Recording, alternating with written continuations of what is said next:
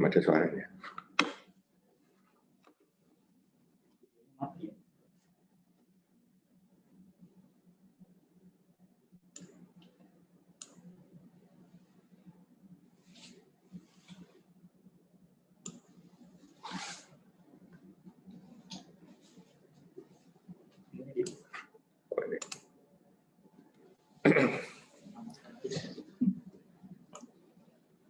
Enggak, mereka yang bikin kayaknya. Oh iya. Suaranya belum maksudnya.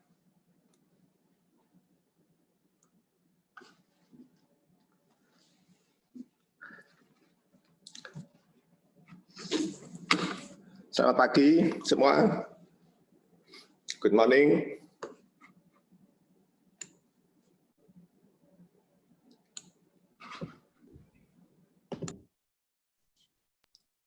Kok volume ini ya.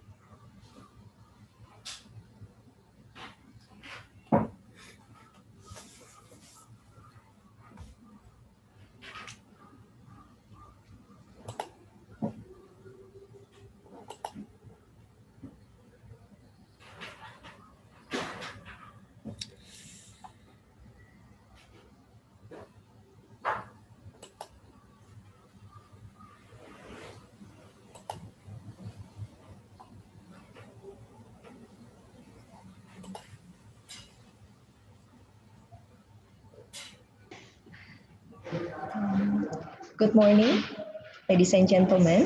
Can we start today's international workshop?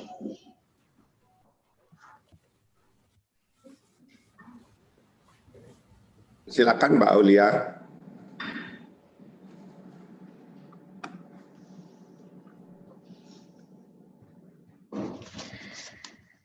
Ladies and gentlemen, may I have your attention? We would like to initiate the agenda in a few moments. The Honorable Dr. Laksana Trihandoko, Chairman of Indonesian Institute of Sciences, Ms. Michiko Enomoto, Head ASEAN and Pacific Center for Transfer of Technology of the United Nations Economic and Social Commissions for Asia and the Pacific, or APCTT UNSCAP. Honorable distinguished speakers and moderators, representatives from ministries, R&D institutions and technology-based enterprises, universities, and all distinguished participants. Good morning. It is a great honor for me to welcome every one of you in the International Workshop on Intellectual Property Management and Technology Transfer. This international workshop is organized by Indonesian Institute of Sciences jointly with ASEAN and Pacific Center for Transfer of Technology of the United Nations Economic and Social Commissions for Asia and the Pacific, APCTT UNSCAP. Today's workshop will gather policymakers and experts in deliberating policy issues, challenges, and opportunities in the field of IP management and technology licensing for commercial exploitation. The workshop has also a role to promote regional cooperations for cross-border technology transfer and commercialization. The international workshop today is conducted virtually live from Zoom meeting and also official YouTube channel of LIPI. Distinguished guests, ladies and gentlemen, please be prepared for our first agenda, National Anthem Indonesia Raya.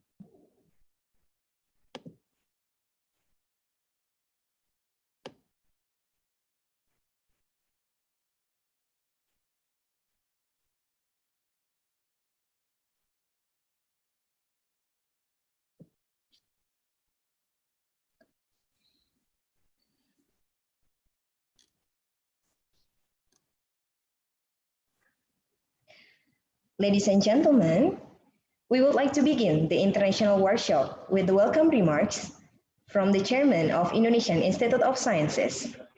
Please welcome Dr. Laksana Trihandoko.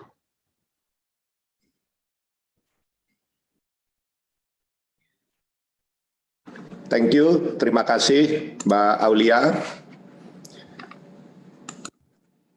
Ladies and gentlemen, Honorable Ms. Michiko Enomoto from UNSCAP, honorable delegates and distinguished speakers, participants, Assalamualaikum warahmatullahi wabarakatuh. Selamat pagi, salam sejahtera, salam sehat untuk kita semua.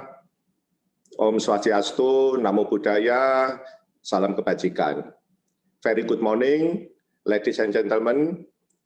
First of all, it is a great pleasure for me on behalf of the Indonesian Institute of Sciences, LIPI, to welcome you all at this international workshop on intellectual property management and technology transfer.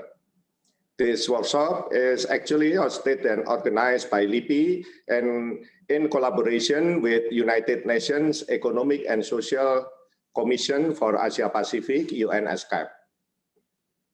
So in today's workshop, the participants are expected to discuss policy issues, challenges, and opportunities that are very, very critical in intellectual property management and technology licensing for commercial exploration.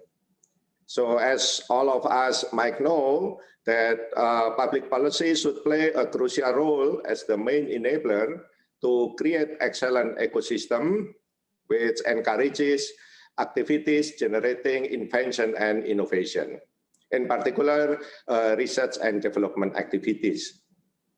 That is quite our interest in LIPI. Yeah. So in this regard, in Indonesia, since I would like to inform you that since recent years, we are also working very hard to improve our regulations, economical, and also research ecosystem.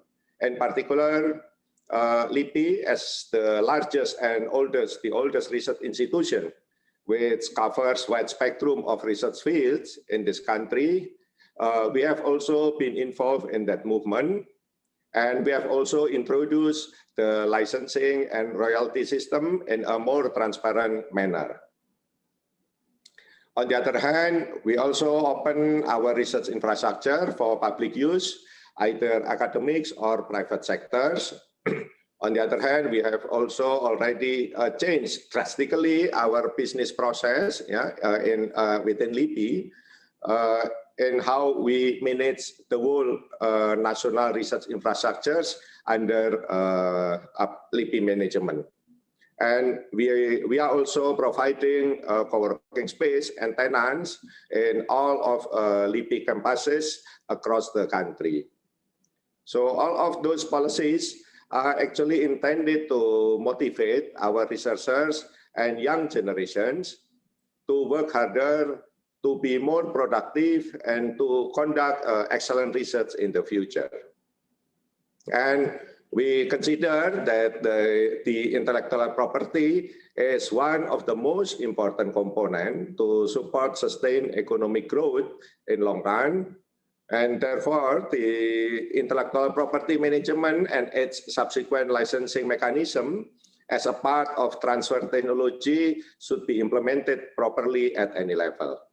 So, ladies and gentlemen, I do believe that this international workshop would provide a precious opportunity and platform for all of you, all participants, either from academics, industries, or decision makers, to share experiences and to learn each others. I would like to extend my sincere gratitude to all distinguished speakers who are willingly join this event to share your knowledge, to share your best practices and experiences.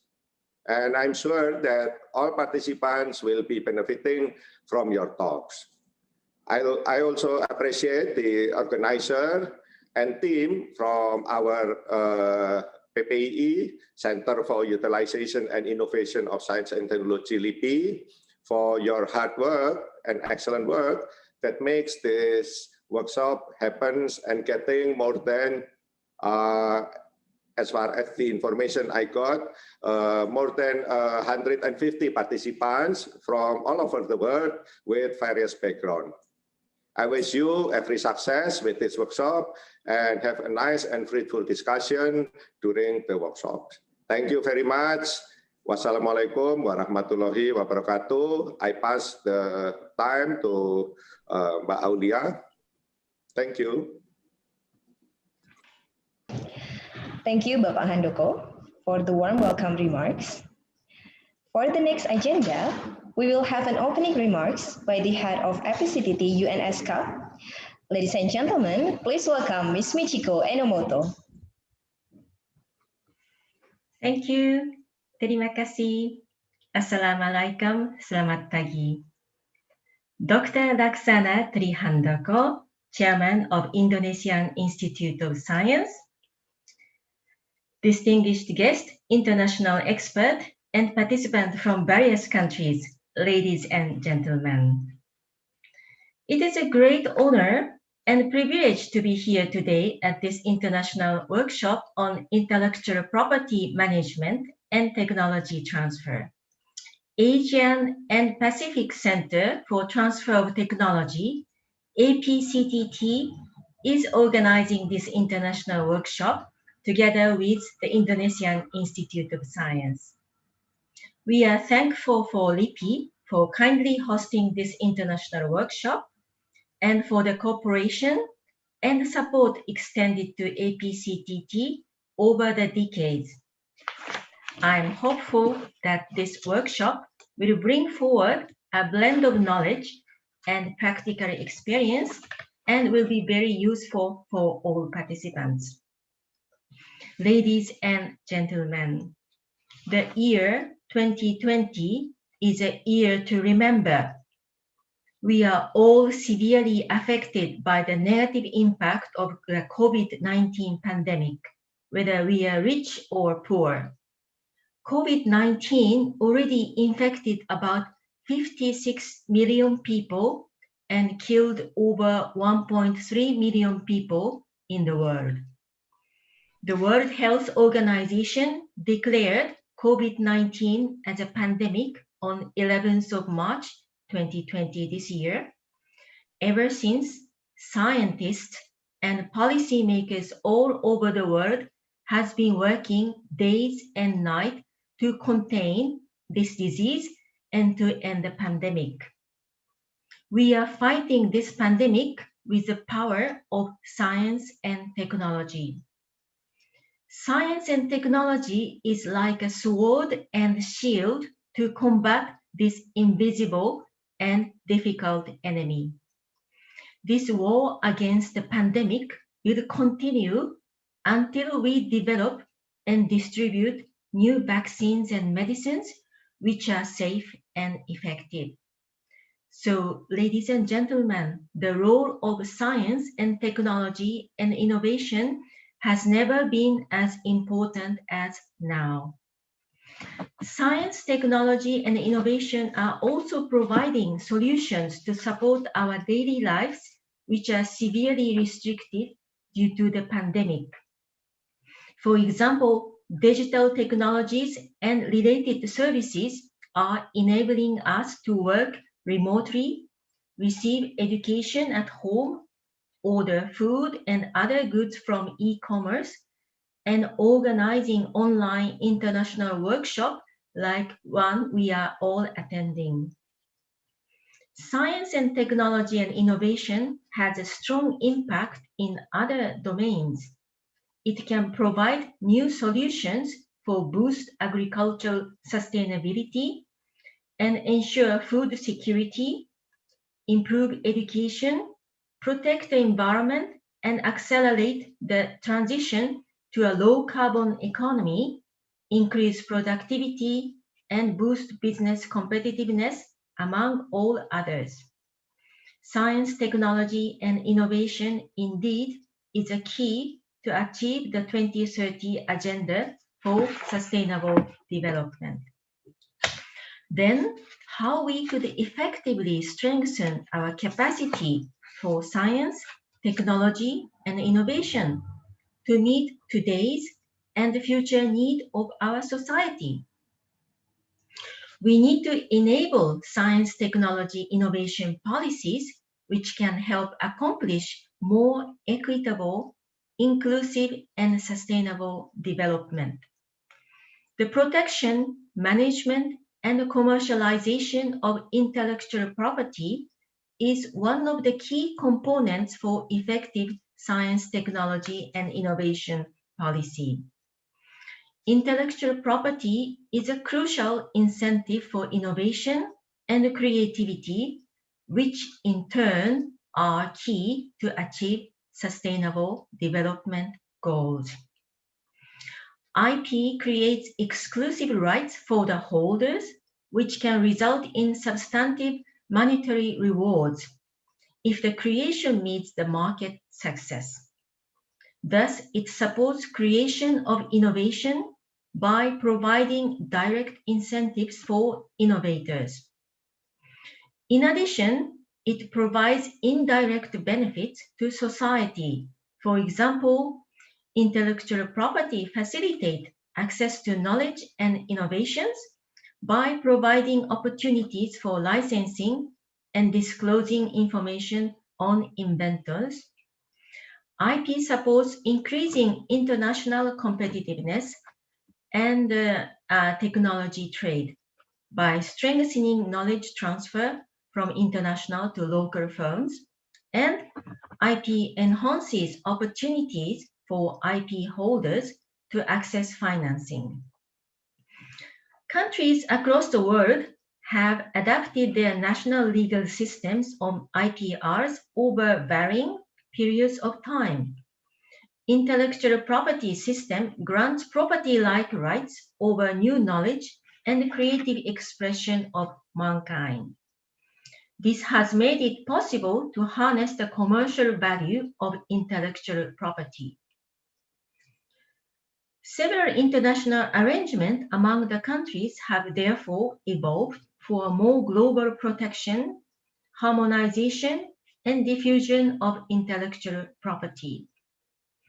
Research and development institutions such as LIPI and innovative technology-based enterprises play a key role in developing technologies and commercializing them into innovations that are needed for inclusive and sustainable development.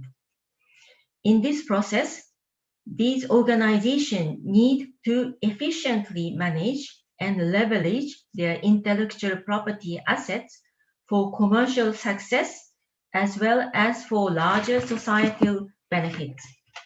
This is why we are organizing this international workshop to increase the knowledge and understanding on intellectual property management and technology transfer. Ladies and gentlemen, Asian and Pacific Center for Transfer of Technology, APCTT, is a regional institute of the United Nations Economic and Social Commission for Asia and Pacific, ESCAP. The institute was established 43 years ago. It has a unique role to support the member states to strengthen their national innovation systems and to help create enabling environments for development and commercialization of technologies. Our mandate has never been more important than today. APCTT supports capacity building of policymakers and other innovation stakeholders in 3 strategic areas, namely science, technology, and innovation policy, including support to technology-based SMEs and startups, cross-border technology transfer, and technology-related information services. Given this background, it is my pleasure to inaugurate this international workshop. I look forward to witness interesting discussions during the workshop and wish you the very best in your deliberations. Thank you very much. Terima kasih. Have a good day. Thank you, Ms. Michiko Enomoto, for the wonderful remarks. Ladies and gentlemen, before we move to the main agenda, please activate your camera because we will have a group photo.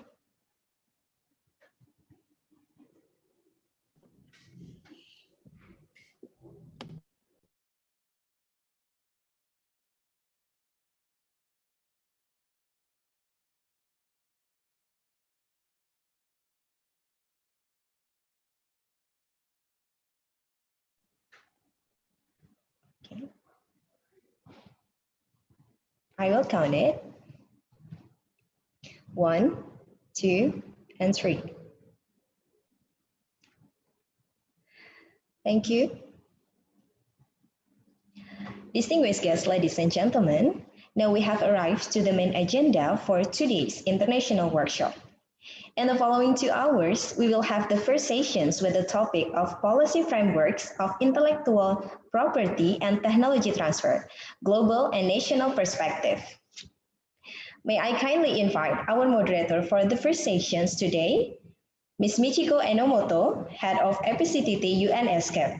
But before that, I would like to read a brief profile of our moderator for the first sessions. Ms. Michiko Enomoto is the head of ASEAN and Pacific Center for Transfer of Technology of the United Nations Economic and Social Commissions for Asia and the Pacific.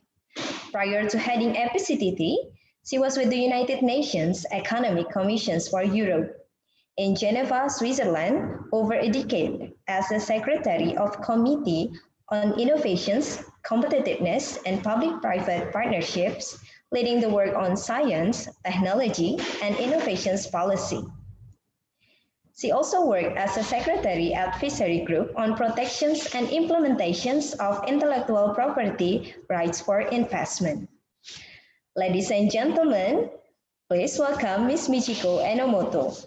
Ms. Michiko Enomoto, time is yours to lead the first session. Thank you, moderator. And this is session number 1. We are going to discuss policy framework on intellectual property and technology transfer, global and national perspectives. We have a number of distinguished speakers. First speaker will be Dra Dede Nia Yansanti, MLS. She is a Directorate General of Intellectual Property, Ministry of Law and Human Rights. We have a Professor Henry Hermansia, who is a Director of Intellectual Property Management, Ministry of Research and Technology of Indonesia. Followed by Dr. Yorimasa Suwa, Senior Researcher, WIPO Green, Asia Pacific Industrial Policy Center, Japan Institute for Promoting Invention and Innovation. And Dr. Oranok Frandaksa. She is a Senior IP Consultant, Technology Management Center, National Science and Technology Development Center of Thailand. So we are going to discuss more on policy aspect today in this session. One of the important tasks of a moderator is also keeping time. So since time is limited and we have a number of speakers to share their experience, I would like to kindly request all distinguished speakers to limit your presentation within 15 minutes. So to remind you, after 30 minutes, I will ring the bell like this to encourage you to finish the session on time, so that we will have enough time to accept the questions from the participant. And after 15 minutes, I will ring twice the bell so that I would request you to stop. Thank you. And the first speaker of this session is myself. I'm going to speak about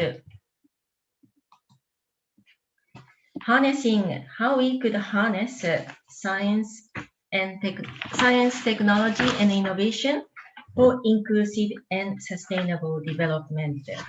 Role of intellectual property. So I will start my stopwatch to make my presentation within 15 minutes. So we are facing a number of global challenges now. We need to fight against the COVID-19 pandemic. This is a once in a century challenge we are facing every day and suffering. We need to slow down the climate challenge and mitigation its effect. We need to develop new efficient and clean source of energy. We need to progress in the domain of sustainable economic and reduce poverty. We need to create employment for all citizens and achieve sustainable economic development. We all have to achieve all these goals with limited natural resources. How we can do that? So innovation is a key toward addressing this challenge. The role of, in particular, science and technology and innovation has never been so important now than ever. For example, we can only end this COVID-19 pandemic if we could successfully discover and develop safe and approved vaccines and medicines. Our society advances through technological innovations as history shows.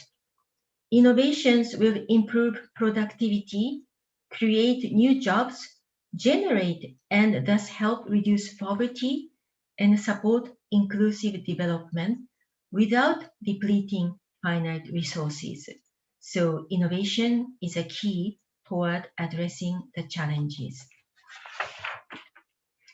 In 2015, all member states of the United Nations, as you know, has adopted the 2030 Agenda for Sustainable Development. The agenda calls on all countries to advance the welfare of citizens in a sustainable manner to ensure the long-term viability by 2030. Science, technology, and innovation have the potential to contribute in multiple areas such as health, education, water and sanitation, food security and nutrition, agriculture, clean energy, climate change mitigation, industrialization, and infrastructure.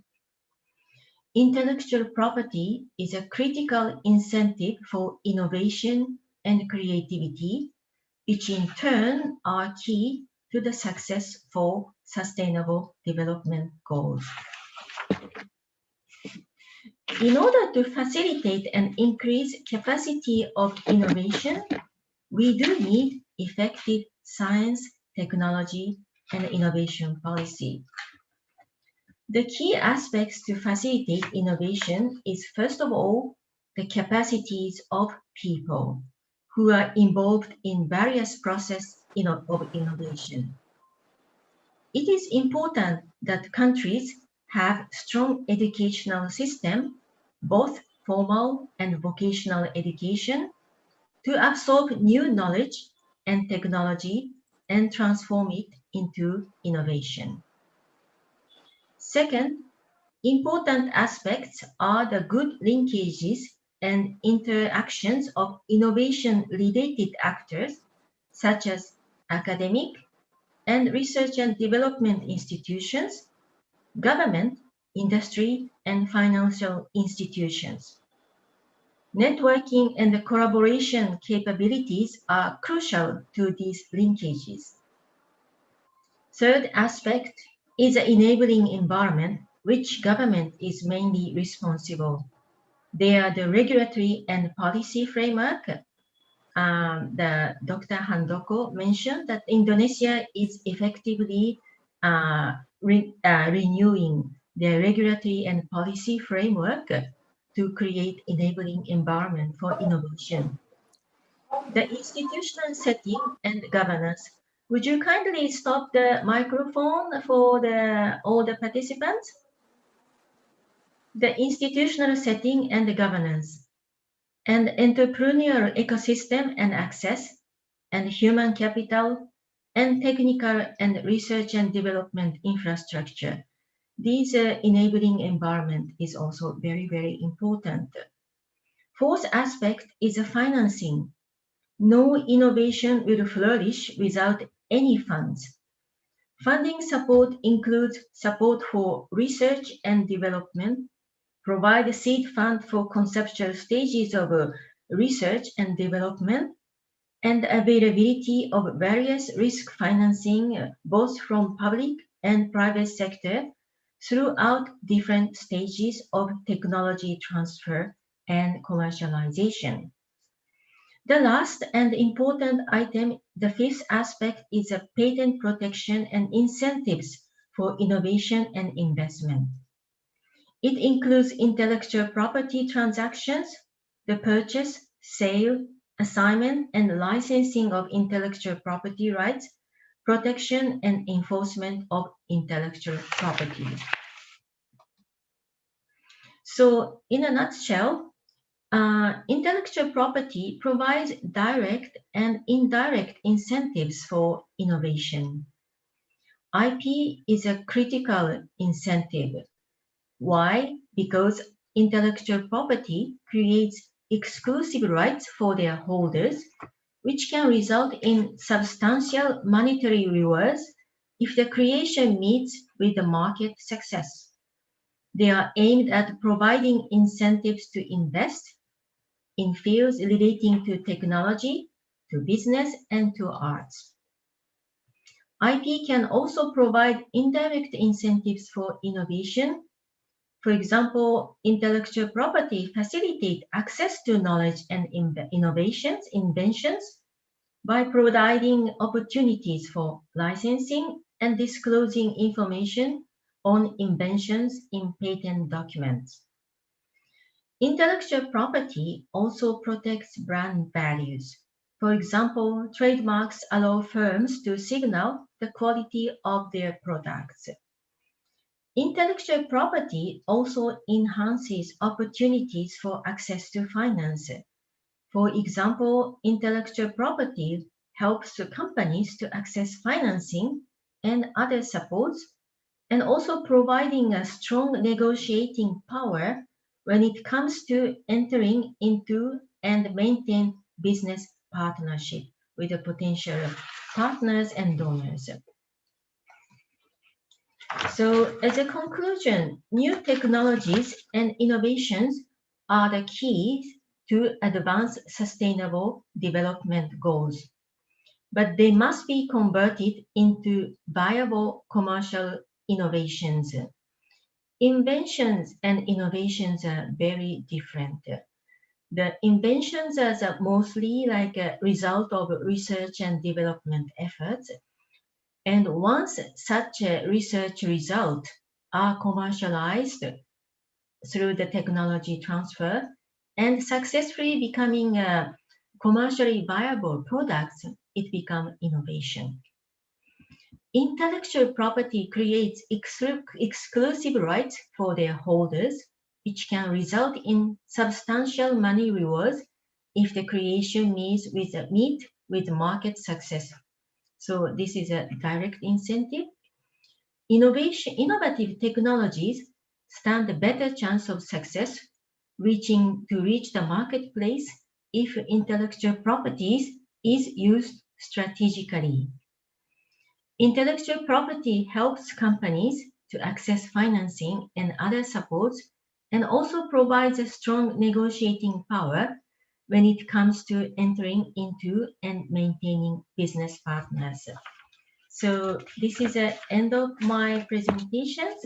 So given we have many speakers today, I will conclude my speech presentation here, and to invite the other speakers.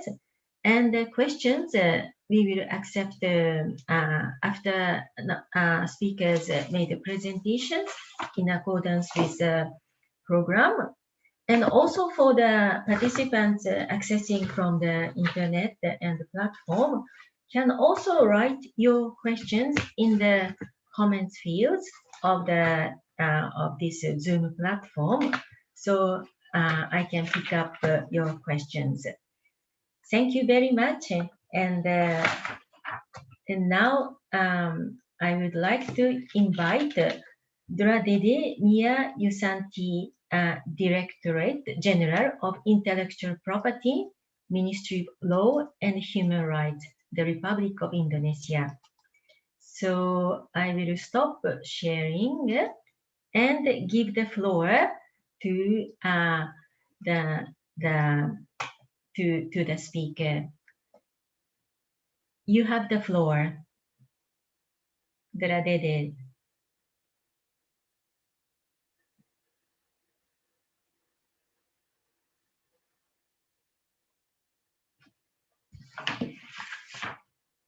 Dradede Mia Yusanti, we cannot hear you. Can you release your microphone and start your presentation?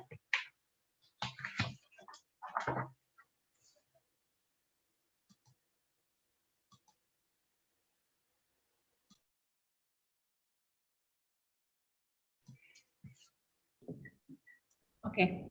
Okay, can you hear me now? Yeah. Honorable Dr. Laksana Trihandoko, Head of Indonesian Institute of Science, Ms. Michiko Enomoto from ESCAP, all speakers and participants in this international conference. I'm from Directorate General of Intellectual Property, actually. Would like to present the policy of national policy on intellectual property, of course, to support the national development. So, ladies and gentlemen, as actually is already a little bit mentioned by Ms. Michiko, that the intellectual property is closely related to the economic development. Is if from microeconomic, we can see that this IP system is protects for money and time investment from the microeconomic, while for the macroeconomic, this is encouraging domestic innovation and foreign direct investment, and therefore it promotes the economic development.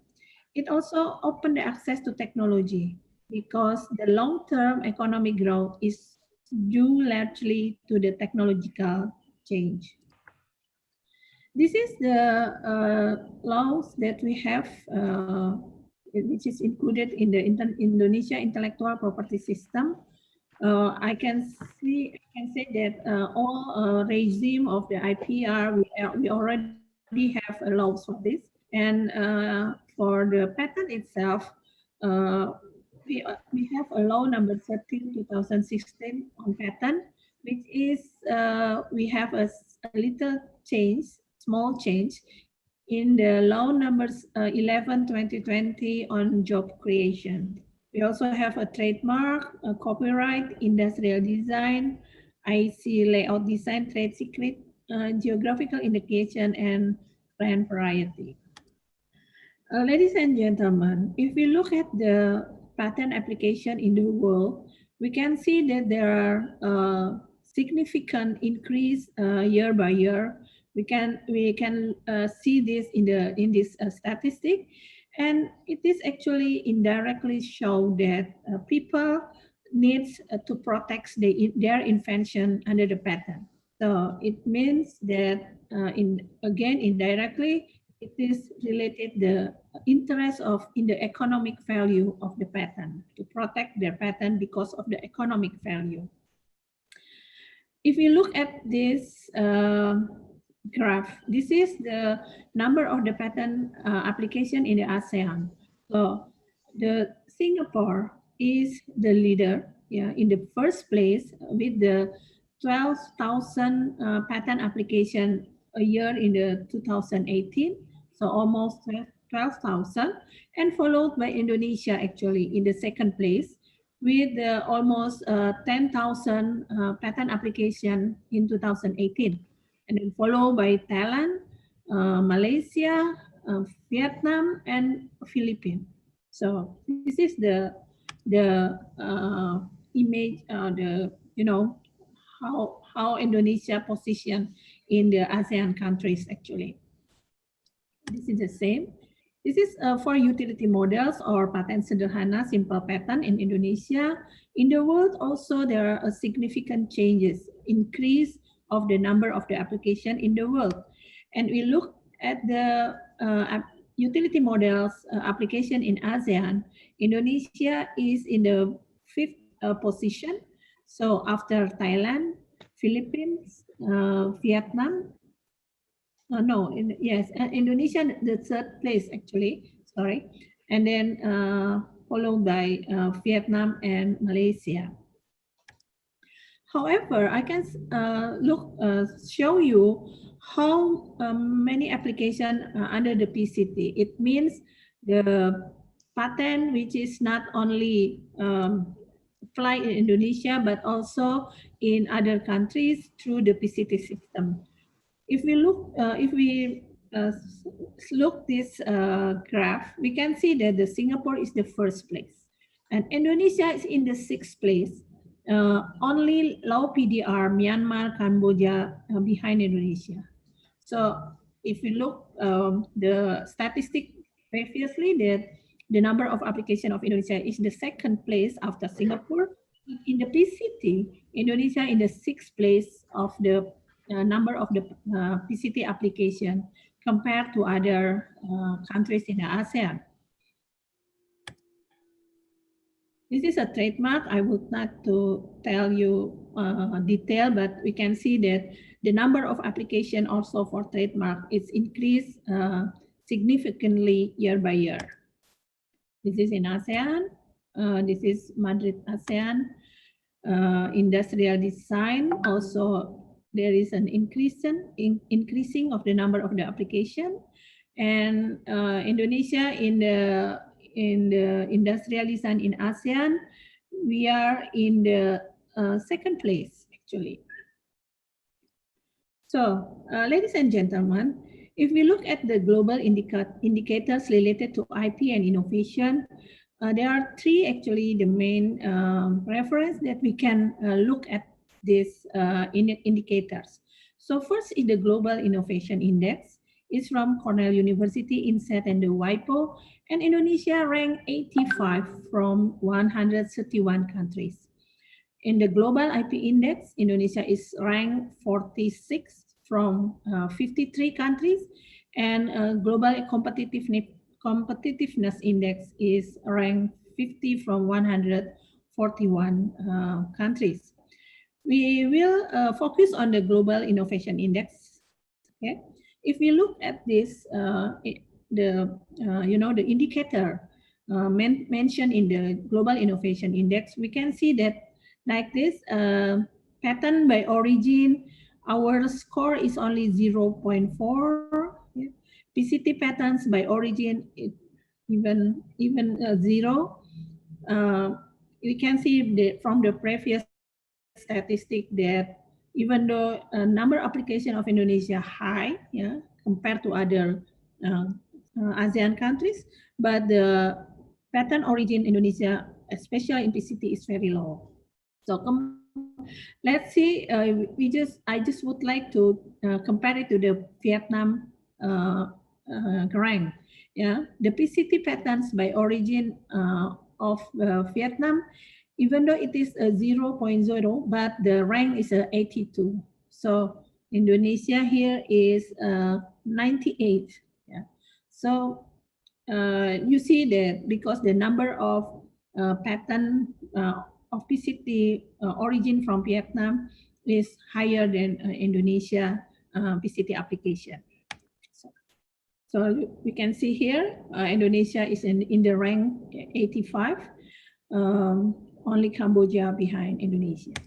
So from that explanation, we can see that actually there are three pillars of the intellectual property. That is, first is filing. Filing is the main task of DGIP, and the commercialization. We do it with the cooperation with the other institution, and also the third pillars is the law enforcement. So for this problem, we have a policy of DGIP. We divide it into four main area. First is the public services, law and regulation, cooperation, and the fourth is the socialization and the awareness raising. So all the policies are proposed to increase use of IP by Indonesian public, while on the other hand, support ease of doing business and attract investment in Indonesia.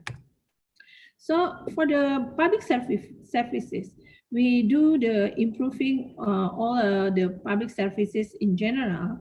With the online application, we receive application all online by online, and communication and online document submission. We don't have so far. We don't open the physical counter anymore. We also have a live chat call center to help the public actually in relation to their application for the intellectual property. We also simplify process and backlog handling. So we continuously improve, avoid unnecessary requirement. We try to finish all application on time, and continuously reduce a number of the backlog documents. We also now have an examination guideline. This is the first examination guideline issued by DGIP for the substantive examination, actually, as a reference for the examiners and also the applicants. For the laws and regulation, we all finished almost all of the implementing regulation of IP laws, especially in the patent. So this is in the implementing regulation of the patent law, we clarify provision in the IPR law, especially in the patent law, eliminating overlapping provision and better in compliance with the international standard. In the law of job creation, omnibus law, we changed some articles in the patent law by shortening examination period of simple patent and trademark application in a certain condition. For simple patent, it's 12 months, and from trademark with no objection, 30 days, and in the normal condition is 90 days. We also now working on the revision of patent and industrial design law to be compliant with international standard. We make the law to encourage innovation, to adaptive with the technology development, shortening also period of examination. And Indonesia also have an intention to accede the Hague system for international Hague industrial design application. We do the socialization and awareness raising actually through the social media. We have also seminar and discussion. We actively active in the Technology Innovation Support Center. We also have a cooperation with a lot of the stakeholders, and we also prepare the modules of patent design, trademark, including also the drafting patent modules for public who want to know about the IPR. We also, given an award to offer achievement of the applicants. We do it regularly. It is a strategy also to increase the, awareness of the public for the intellectual property. So in the socialization and awareness raising, we of course explain about the benefit of protection, disadvantages if not protected, how to apply, success story, and etc. We also give the incentive and other facilitation. We give the reduction fee for the SME, university, or government R&D. We have annual fee incentive. We also have the facilitation for the substantive examination in some provinces in Indonesia, and also cooperation with other government institutions for IP application facilitation. We do it with the Ministry of Tourism, Creative Economy Agency, Ministry of Research and Technology, Ministry of Industry, Ministry of Trade, Ministry of SME, and etc. Other efforts, we are now working on the Ministry of Finance regulation on royalty for government officials. We also have a minimum ministry regulation on special fees. Yeah, so we have a ₹0 annual fee for SMEs, for the universities, and also for the government research and development. Okay. And then law enforcement, also we have online complaint submission that we can be used easily for the public. Okay, that's all my presentation. Thank you very much for your attention. I will stop my share. Okay. Okay, thank you. I give it back to the moderator.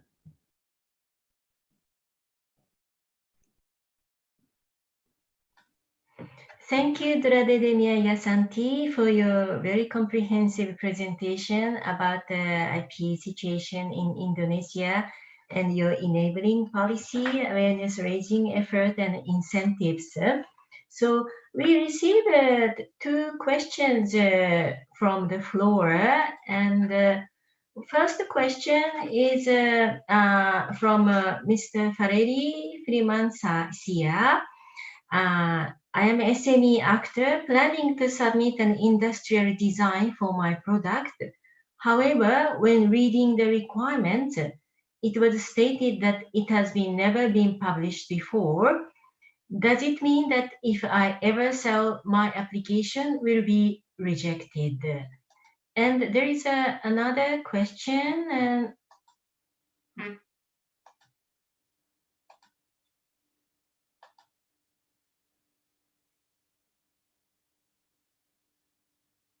There is I saw another question. Perhaps I'm sorry, I cannot see it anymore.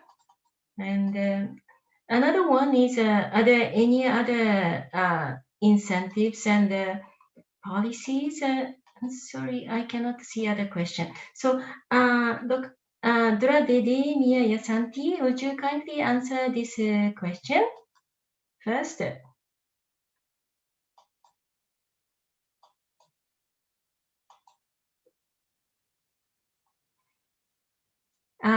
Yes, now I can see other question.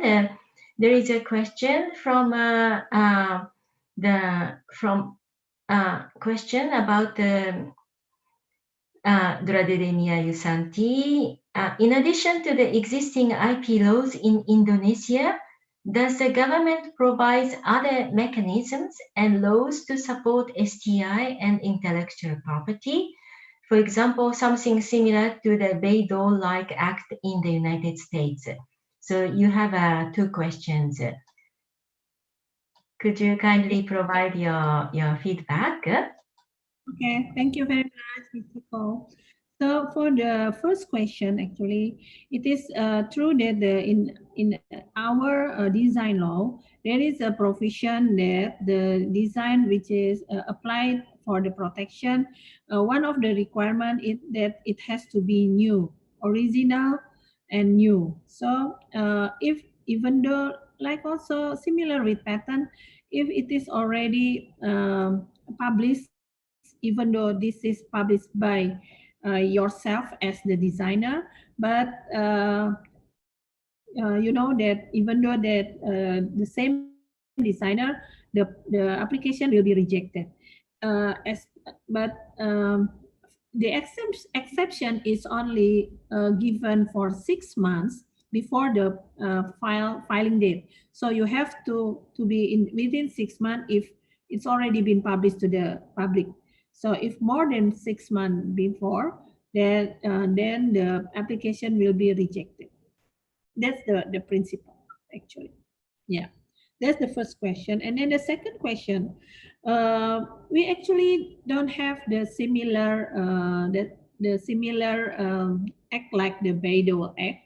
However, there is I don't remember the number of the law, but one of the Ministry of Research and Technology has the policy that the university of the government research and development, they have not only the output of the research and development is not only the journal, the publication in the science and technology journals, international journal, but also they one of the output is including also patent. Yeah, only patent, not other IP, patent, and also I think the copyright.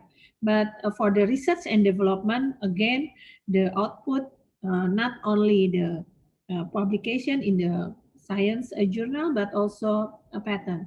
That it is important for the universities to have this kind of the regulation, because they then they encourage to apply patent and to have a patent as many as possible, I think. Okay, maybe the other speaker who work in the LIPI or Ministry of Research and Technology can add, but from that's so far that I know. Thank you. Thank you very much. We received additional 2 questions. So if you could kindly try to answer. How do you decide what inventions needs to be protected by the universities? Another question is more general. May I know more how the impact of intellectual property to national income? So can you provide further comments, Dradedenia Santi? Yeah, I think, as I mentioned before, in the microeconomy, the impact of in the microeconomic, the impact is to the inventor of the designer or the institution itself. However, because of the IP give the incentive reward to the effort that we use for the to have to make to result the innovation, which is Miss Michiko Enomoto said that the invention is different with the innovation. If it's only invention and it is not commercialized, it is not we cannot say it innovation. We can say that it is innovation if it is commercialized. So it means if people have who resolve the innovation, it means they have encourage the others in the national level to have more and more innovation to get, of course, the reward or for the reward for their effort in intellectual property and innovation. Yeah. Great. Thank you. Just hold on. So thank you very much for all the good questions and also for Dradedenia Yasanti for your excellent presentation and all these answers. The session is very interactive, but we are going to continue after the coffee break. So as Dradedenia Yasanti answered, it is very important to convert this research and development result into the commercially viable product as an innovation, so that the real impact of the society will emerge. If the research and development result stays only for the IP at the shelf of the research institute, unfortunately, we are not able to benefit. This is a reason why we need to have a good national innovation system and to support a good science, technology, and innovation system. So that is also the purpose of today's discussion. Thank you very much for attending for the first part of this session 1. And after the coffee break, we are gonna continue. Now I give the floor to the organizer for technical announcement. Thank you.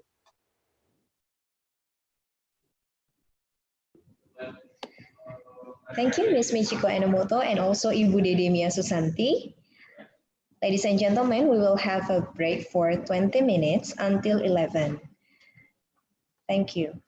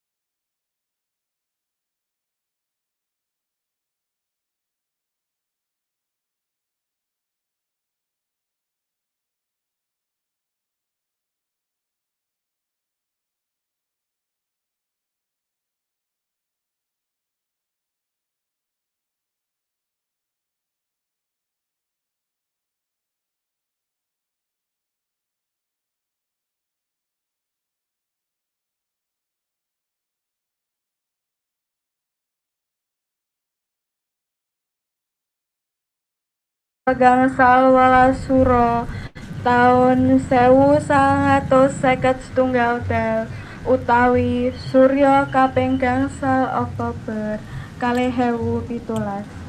Saperlu ngawontenaken hadicara labuhan ing kisehen Samudra Kidul tlatah Parangkusumo Ngayogyakarta Hadiningrat gangsal welas Suro taun 1951 utawi Surya kaping gangsal raos syukur dhateng Gusti ingkang Maha Agung saha ngawontenaken hadicara labuhan ing kisehen Samudra Kidul tlatah Parangkusumo Ngayogyakarta Hadiningrat gangsal welas Suro taun 1951 utawi Surya kaping gangsal raos syukur dhateng Gusti ingkang Maha Agung saha ngawontenaken hadicara labuhan namanipun Roro kisehen Samudra Kidul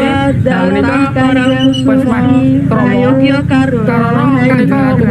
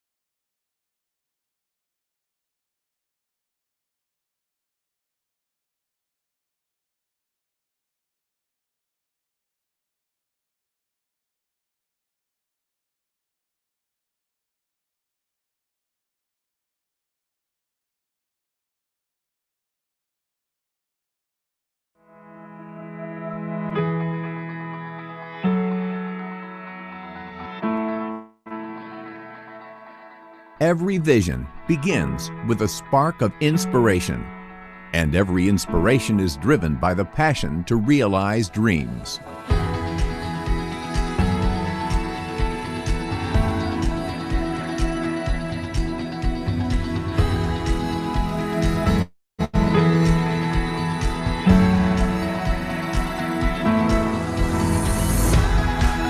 Every vision begins with a spark of inspiration, and every inspiration is driven by the passion to realize dreams.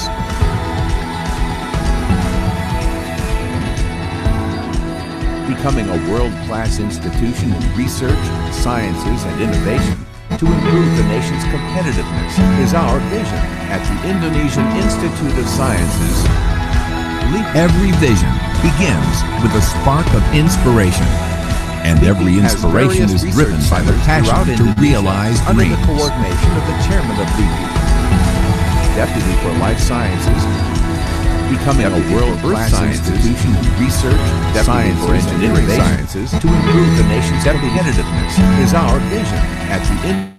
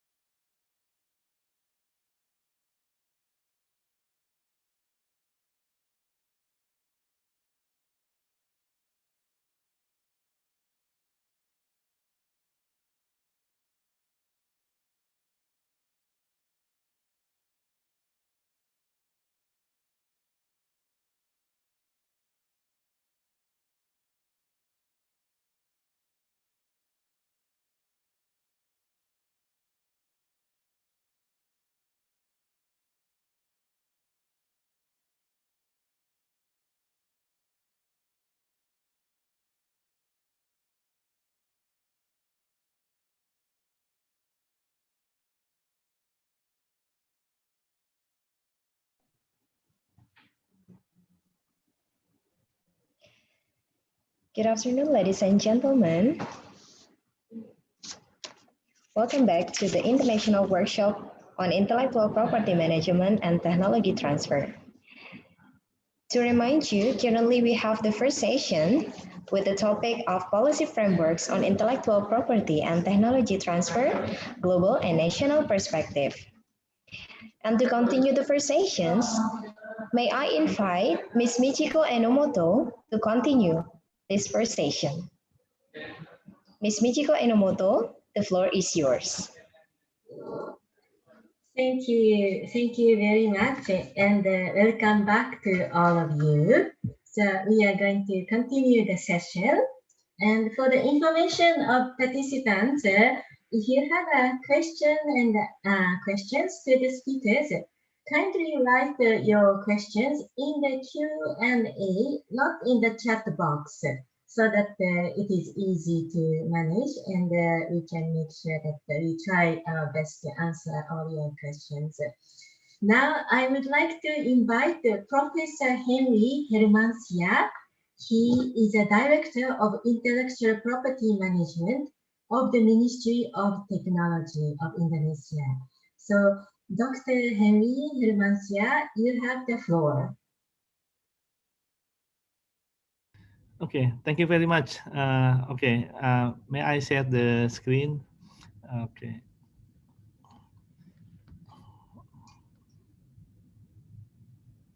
Okay.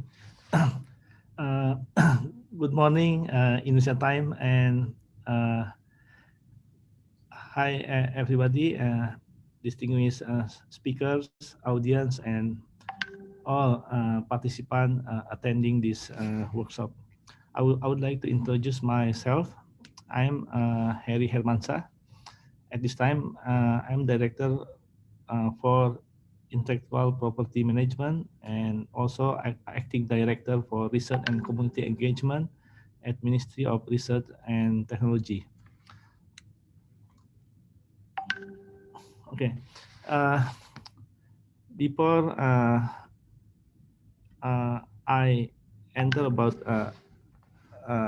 before I talk about intellectual property management, I would like to talk first about the research innovation process, because in Ministry of Research and Technology, we manage the intellectual property based on the research and innovation process. In this research innovation process, we have 5 stages: input, activities, output, outcome, and impact. At least there is 3 input to conduct activities in research and innovation. First, we need researchers. Of course, without researcher, we cannot do any activities related to research and innovation. And then we also need research funding. The research fund can come from everywhere. The research fund can come from government, from industry, from society, and also can come from international collaboration. And the researcher funded by research fund can do some activities. And in Indonesia, for the last 10 years, our research activities still based on activities. So the research report based on the research expenses. And then in the last 5 years, from 2014 to 2019, our research policy become output-based research. And all of researchers funded by, at the time, Cambridge Tech Dicty, funded by some research scheme, is expected to deliver output. And then the research report, not only the activities, but also the output. And then the output of the research was managed, and until this time is managed by our directorate, by Directorate of Intellectual Property Management. The research output, such as scientific publication, books, product, prototype, and then intellectual property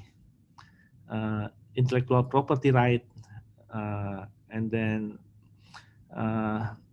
also policy brief, all managed by this directorate. And after the last 5 years focus on research output, and in case of scientific publication, we the scientific publication is increased exponentially. And then in case of the total documents, our scientific publication is increased, and then in case of the ASEAN, our scientific publication is the highest. But if we check about the quality of the article, for example, the article in journal or article in quartile 1, we still in the middle and the lower. So for the next 5 years, we expect not only the output, but the outcome of the research output. For example, if the research output is the scientific articles, what is the outcome? We expect the citation from all of the scientific articles produced by our researcher. Of course, the outcome will proportional to the quality. More quality, more citation, just like that. And then about the IPR, also the same. After the researcher register the IPR, we expect the IPR can be utilized, can be licensed or drive to commercialization. This is very hard. This is not easy, but we expect the output from the outcome. And then furthermore, after the outcome, we also expect the impact. If our researcher can produce research output and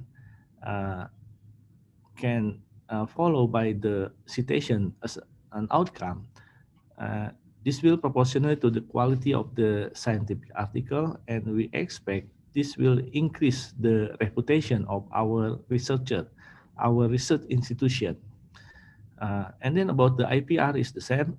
If the IPR output, we expect the utilization of the IPR to be licensed or commercialization. And then the impact will be revenue for the inventors, the royalties for the institution, and at the end, we want to follow all countries which shifting from natural resources-based economic into innovation-based economics.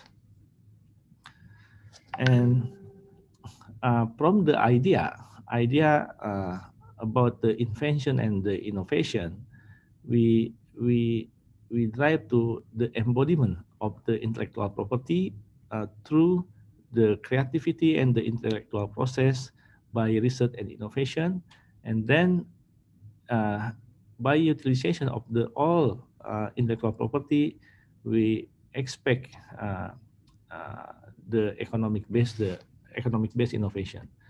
And our country at this time, we have some research focus on food, energy, health, transportation, technical engineering, defense and security, marine, and socio-humanities.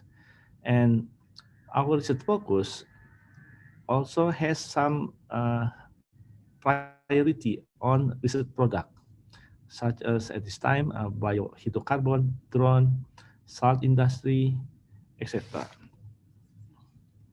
And the orientation of the research and development, we divide into some strategy.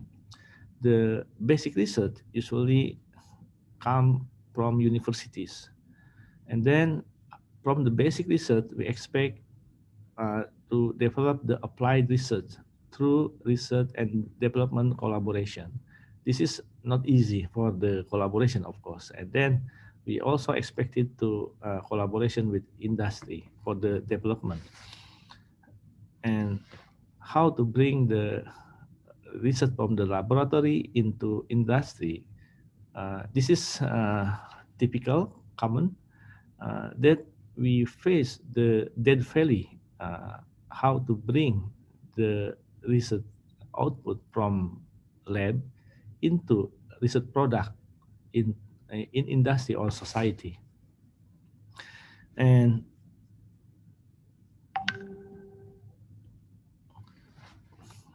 to overcome the dead valley, of course, we need collaboration.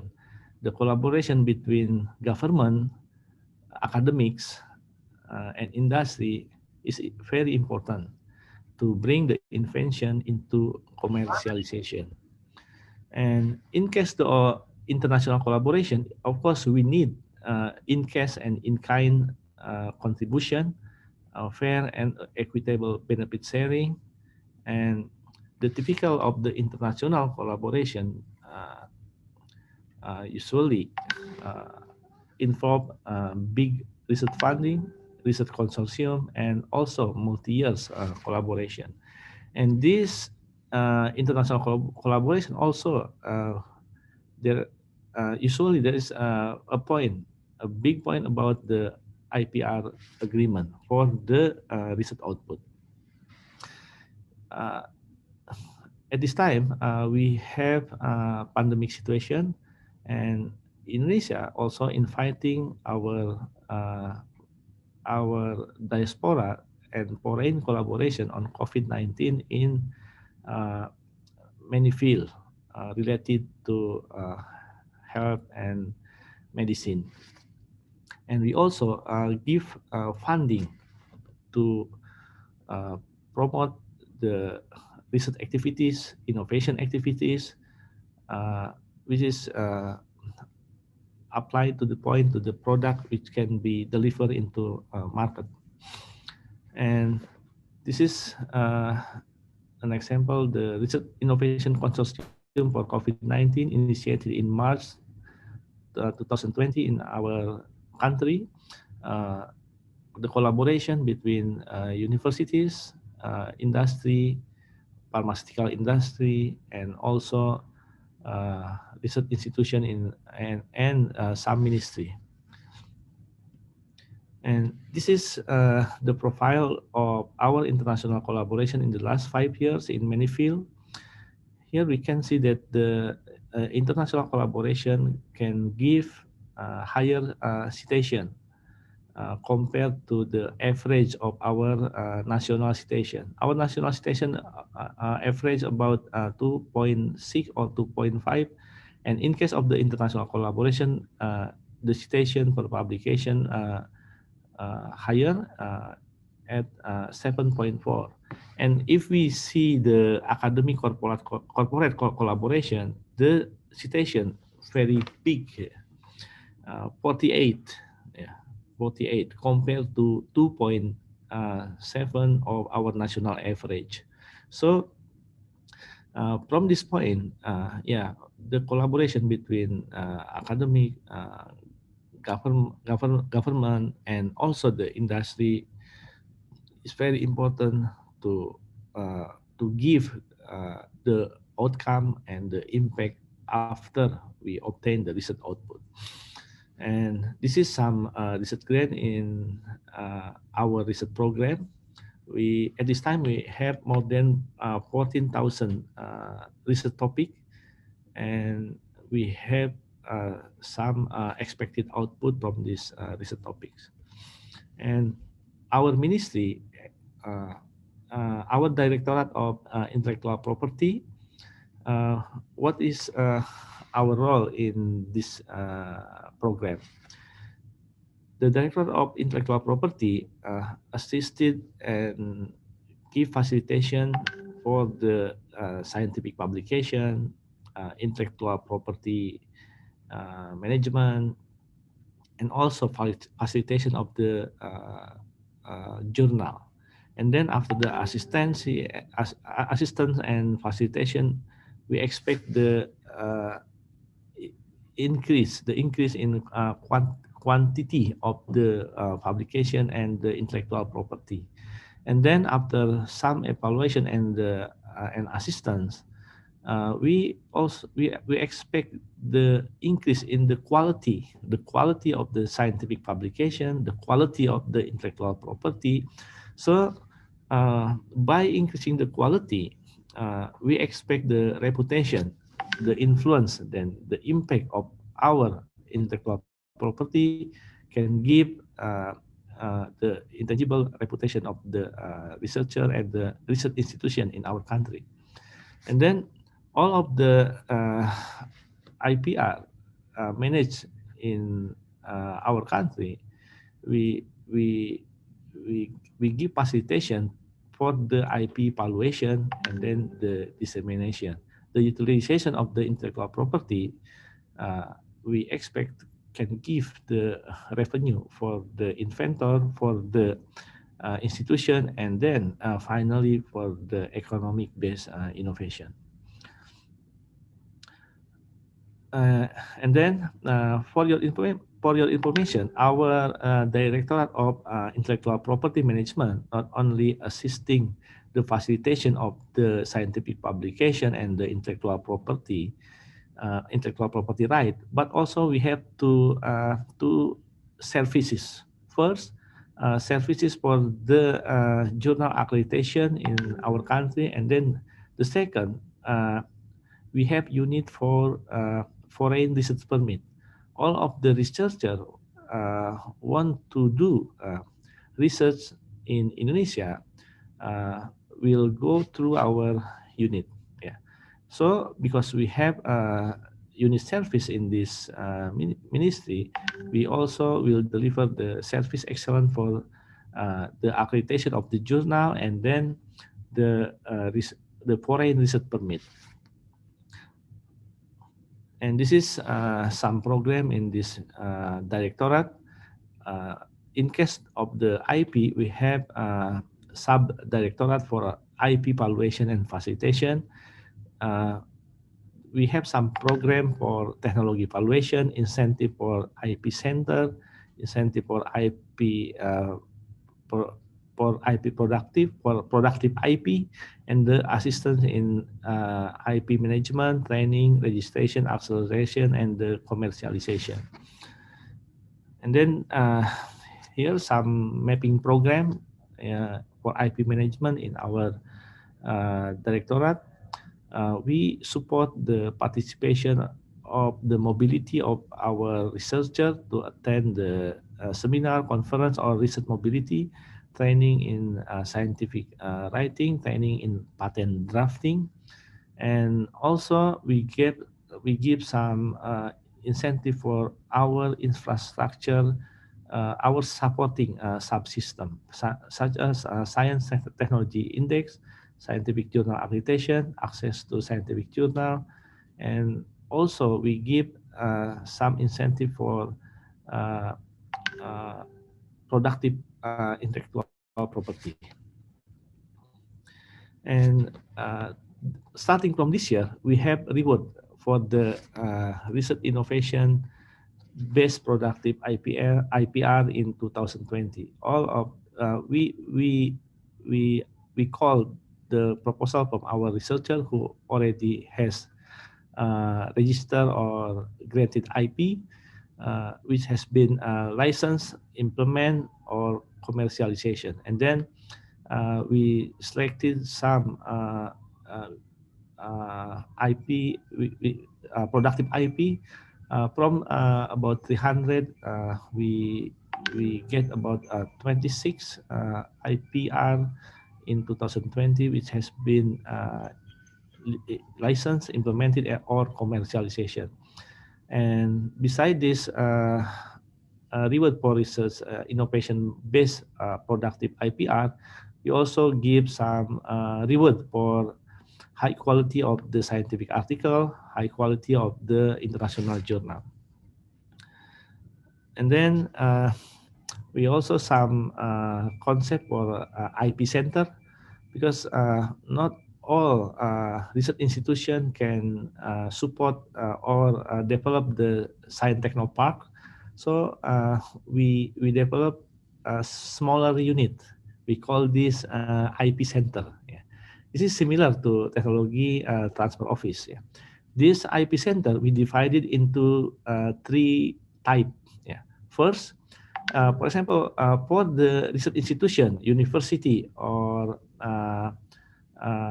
research center, which they still has no big quantity on the IP. For example, we are in the first stage. We set up the IP center for the portfolio management. The activities of this IP center in this stage is for knowledge about IP, training about the IP, and then help the registration for the IP for the researcher, and also identify and manage all of the potential IP in their research institute. After sometimes a few years or more, after they obtain enough number for the quantity of the IP, and then they move into the second stage. The unit extend their scope of work from the management, from the portfolio management of the IP, become the commercialization center. The activity was extended into valuation, IPR marketing, and then regulation about the royalty and the license of their IP. Most of our institution, most of our research institution, university, still in the stage one, still developing the knowledge about the IP, training, registration, and the IPR management. And only not so many in institution in our country, including big university in this country, now already move into commercialization center. Yeah. Such as big university, ITB, Gajah Mada, University Indonesia, they already have some commercialization center about the IP. They start to do valuation, IPR marketing, and also royalty and license for their intellectual property right. And then now the big university, they set up science techno park, yeah, and then they start to do partnership, startup company, and then spin off the company from the startup. Some university has success story about this, but still few success story. Yeah, not so many. Yeah. Okay, so this is the mapping of our IPR center in our country. And then could you kindly wrap up the speech? Okay. Speed up my speech, and then we have some technology valuation, and then this is some product of our research, some product of our research which has been evaluated, and then we promote to market this IP to some our local industrial partner. And from the government, we also give some support for our researchers who already registered their IP and then has granted IP, and also has IP which is utilized in industry here. We give some reward here. And then this is an example, the benchmark from ITB, one of our best institute of technology. They have already startup company starting from 2013, only 3 startup company, and then finally last year they have about 161. And and then this is for the research innovation, and then for the startup business, they have about 125 at this time in their science techno park, and then this is some patent registered and patent granted in their university, and this is some product under some technology readiness level above 5 in 2019. And then this is an example from their IPR utilization in ITB. They have research product, IP product. This is their inventor, and this is their industrial partners, and they have reported some revenue from licensing this IPR. Yeah. And then they also have some best practice how to distribute the IPR royalty. For example, 70% for the inventor, 10.5% for the unit, for the tail, for the IP center unit, and then 10.5% for their faculty, and then for the university itself, about 9%, for example. Yeah. And this is for the last 5 years, we have about more than 5,000 IP registered. And this is one of our research center from Ministry of Agriculture. They have reported the royalty from their IP about more than 11 billion rupiah. And also our ministry engaged with LKPP. All of the research innovation product will go to e-procurement, because some of this innovation product cannot compete in pre-market. Yeah, so we go to e-catalog, and then from e-catalog we can engage with other ministry, government institution to buy the research and innovation product. So this is the end of my presentation about the IP managed in our ministry. Thank you very much. Good afternoon. Konnichiwa, Michiko Enomoto-san. Terima kasih, Professor Henry Hermansyah, for your very comprehensive presentation. Very, very rich in information. We have learned a lot. We also learned the vision of the Indonesian government. You want to transform the natural and resource-based economy to innovation-based economy, and you are doing a lot of important reforms and facilitating innovations. So it is coming with a very impressive result, and I think I hope that in the near future you will have a more outcome and impact for your investment and the good policies. Thank you very much. So we will collect the questions and answers at the end of this session. Thank you very much, Professor Henry Hermansyah.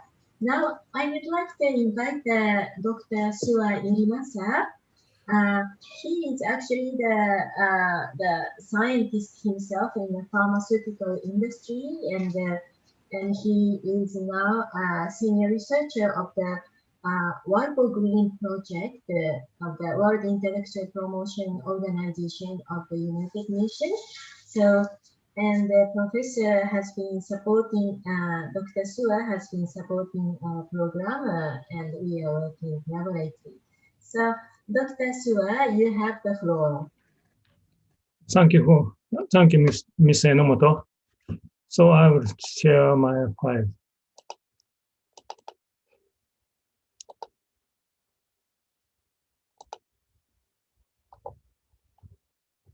Oh, okay, can you see my file? Okay. Okay. At first, I appreciate very much for the organizers, APCTTS Cup and LIPI.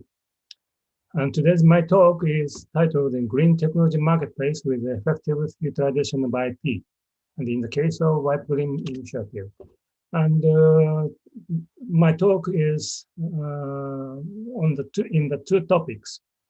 At first, introduction of WIPO Green Initiative, Wipe Green is an initiative managed by WIPO, the UN World IP Organization, to promote the global green technology transfer. And the second topic is issues and future expectations for green technology transfer, mainly aspects from intellectual property and other relating points. So actually, Wipe Green is originally based on the discussion in the UNFCCC COP meeting and in 1990s and 2000. And late 2000, the person in charge of IP, intellectual properties, especially Japan IP Association and WIPO, began to talk about to make a new initiative for promoting green technology transfer globally. So as a result, from 2010, and as a result, from in 2013, Wipe Green has been officially started. So this is two main factors of Wipe Green. One is a database. It is composed of the technology information mainly from the developed countries and also needs information mainly from developing countries. And also not only the database, we had tried to make a network of the relating persons for the development of green technology and green technology transfer. So this is the first page of the Wipe Green website. So currently, database includes more than 3,000 technologies and about 250 technology needs information. A network is consisted of partners and users. Partners is core members of the Wipe Green, and users include technology providers, technology seekers, and experts providing the professional support for technology transfer. So this is the front page of the Wipe Green database.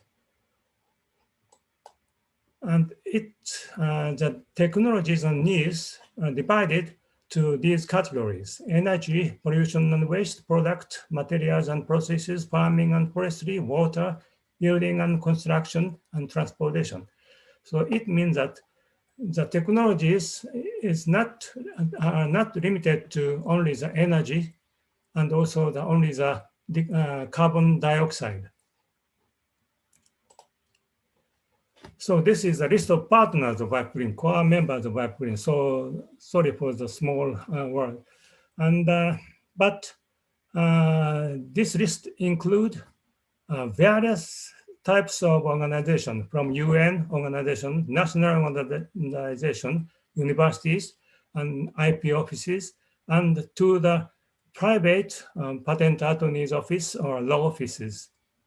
And also one more feature is that it includes half of these organizations are based on the developed countries, and the other half of the organizations are based on the developing countries. So the stakeholders from the both sides, developing and developed, work together in this project. So this list is a Japanese organization which have registered green technologies to Wipe Green database. It includes a lot of large companies, universities, SMEs. And this is also Japanese organization which have registered as partners of Wipe Green. It includes public and expert organizations, universities, and companies. And I myself belonging to JIPII and also Meiji University Center for Polymer Science. So one of the specific feature is we manage the green technology needs searching and matchmaking project every year. It is supported by IP offices of Japan, Australia, or French each year. Actually, I proposed this project. I myself proposed this project in 2014 to JPO, Japan Patent Office. And 2 or 3 technologies fields, such as water treatment, each year, and specified 2 or 3 countries are selected in each year. And in the case of 2018, technology fields are energy, water, and agriculture. Geographical areas are Indonesia, Cambodia, and the Philippines. And as a result, around 40 new needs were identified, and matchmaking event was held at a headquarters of ADB, Asian Development Bank. And 7 letters of intent were exchanged.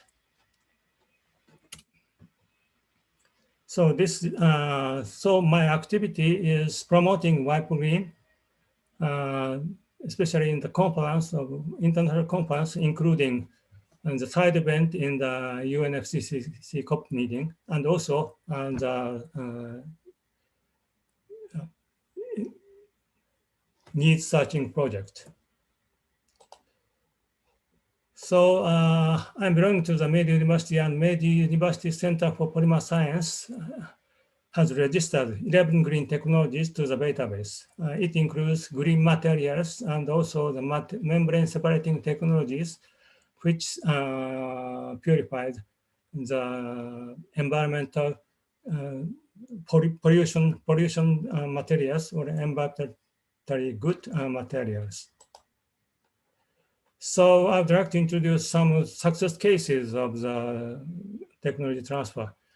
But currently, the success case is relatively low level. The stages for green technology transfer, I suppose that the primary application, expansion, upgrade, and efficient co-development of system. And first case is French NGO is supporting for the Indonesian company, which provide a smart microgrid technology in Cambodia. And second case is also the Cambodian French NGO active in Cambodia has exchanged the information with the Japanese water treatment company for the future collaboration. So this year, WIPO Green started a new era. And the new Director General, Mr. Darren Tan from Singapore, has also declared that they support the green technology transfer through WIPO Green. So I would like to move to the second point. So I suppose that there are various aspects on the contribution of IPR, especially patents, to green technology transfer. At first, access to existing patent. So there's a need to support for easy access to green patents and efficient licensing agreement. And second is a co-development of new patents between developing and developed countries. And it needs improvement of IP system and also the development of IP awareness.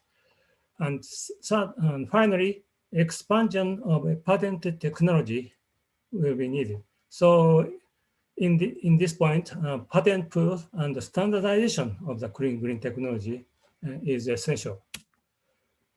And at the first point, this is a case of Japan Patent Office. They manage the Human Resource Development Training Program.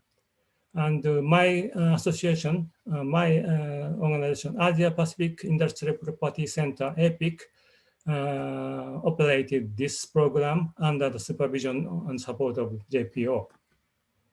And I have been working as a supervisor of the research of the long-term researchers in this program. And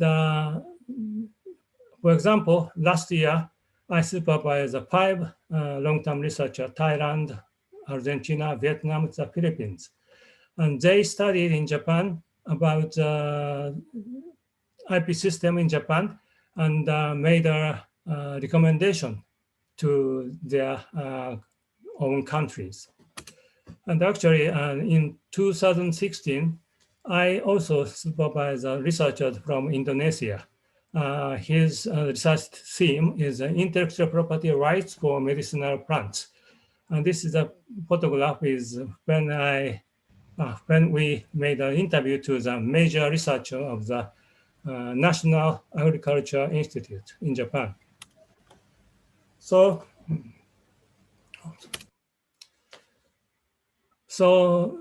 go back to the wipe green system. We offered the support on licensing matters for the stakeholders in the developing countries.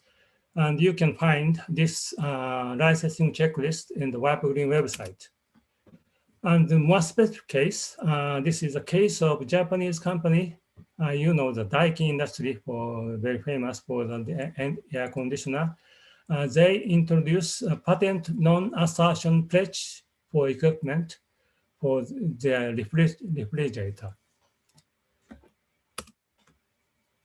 And also, this is an example of the Japanese company, Fujitsu.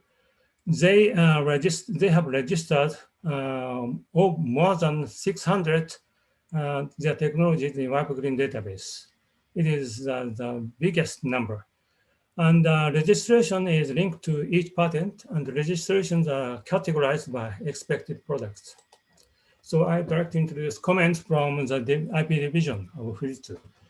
So in such registration, their researchers became possible to understand their contribution to the environment through what type of the product. And a lot of inquiries through wipe green, maybe several tens in a year come to them. And finally, they and the members of Japan IP Association is now considering on the possibility of patent pool in the field of environmental technologies.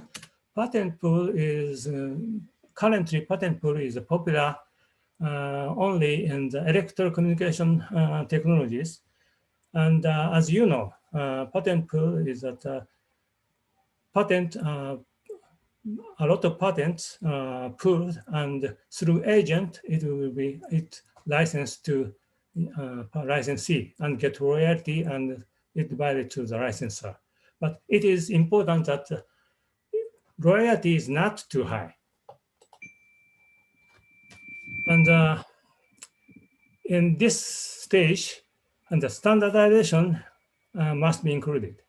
And the potential for conflict between patents and standards arises.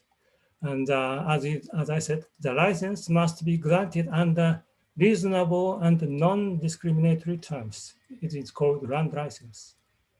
And one way to address the situation is to set up a patent pool. So as to the standardization, there are so many standards relating to green technology has already established. In this figure, ISO TC is a technical committee of various technologies. So a lot of committees are relating to green technologies.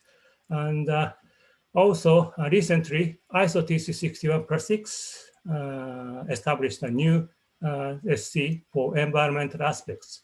And I am also working for this SC as an expert project leader. So I'd like to make a final word. So first, wipe green is a flexible global network for accessing green technology from both of the developing and developed countries. So it has been getting some outcomes, but there are some more considerations, I think, needed. And various aspects from the intellectual property rights and systems are quite essential in how the technologies will contribute to society. I strongly hope that stakeholders in Asian countries will work together in this field. And last, trust. And currently, I and my colleagues in Meiji University are preparing the International Symposium, Green Technology Marketplace 2021, which focuses on wipe green and will be held virtually on Friday, 15th January next year. So it will be very much appreciated if you would be interested with wipe green and also this symposium. So the speakers in this symposium includes Mr. Sen Chan of the Asian Professional Engineers Association from Singapore, and also the Miss Marion Dietrich. She is the head of the Whitening project from Geneva. So thank you for your attention.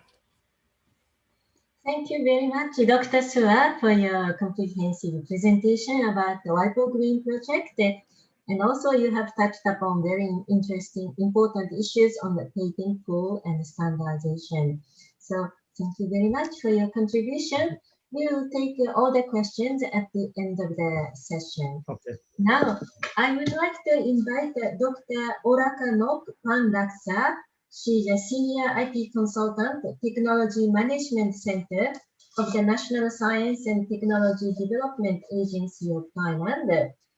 And since 2010, she has been working closely with the Office of the Higher Education Commission, and she has played a very key role for policy framework to promote and strengthen technology licensing offices and IT professionals in the academic institutions in Thailand. And Dr. Orakanok, apart from her professional experience on the IT regime, she was the past co-chair of the Global Young Academy, a non-for-profit organization with 200 top young scientists from all disciplines from all around the world. So during that time, she was leading the Global State of Young Scientists of ASEAN and ASEAN Science Leadership Program. So Dr. Orakanok, you have the floor.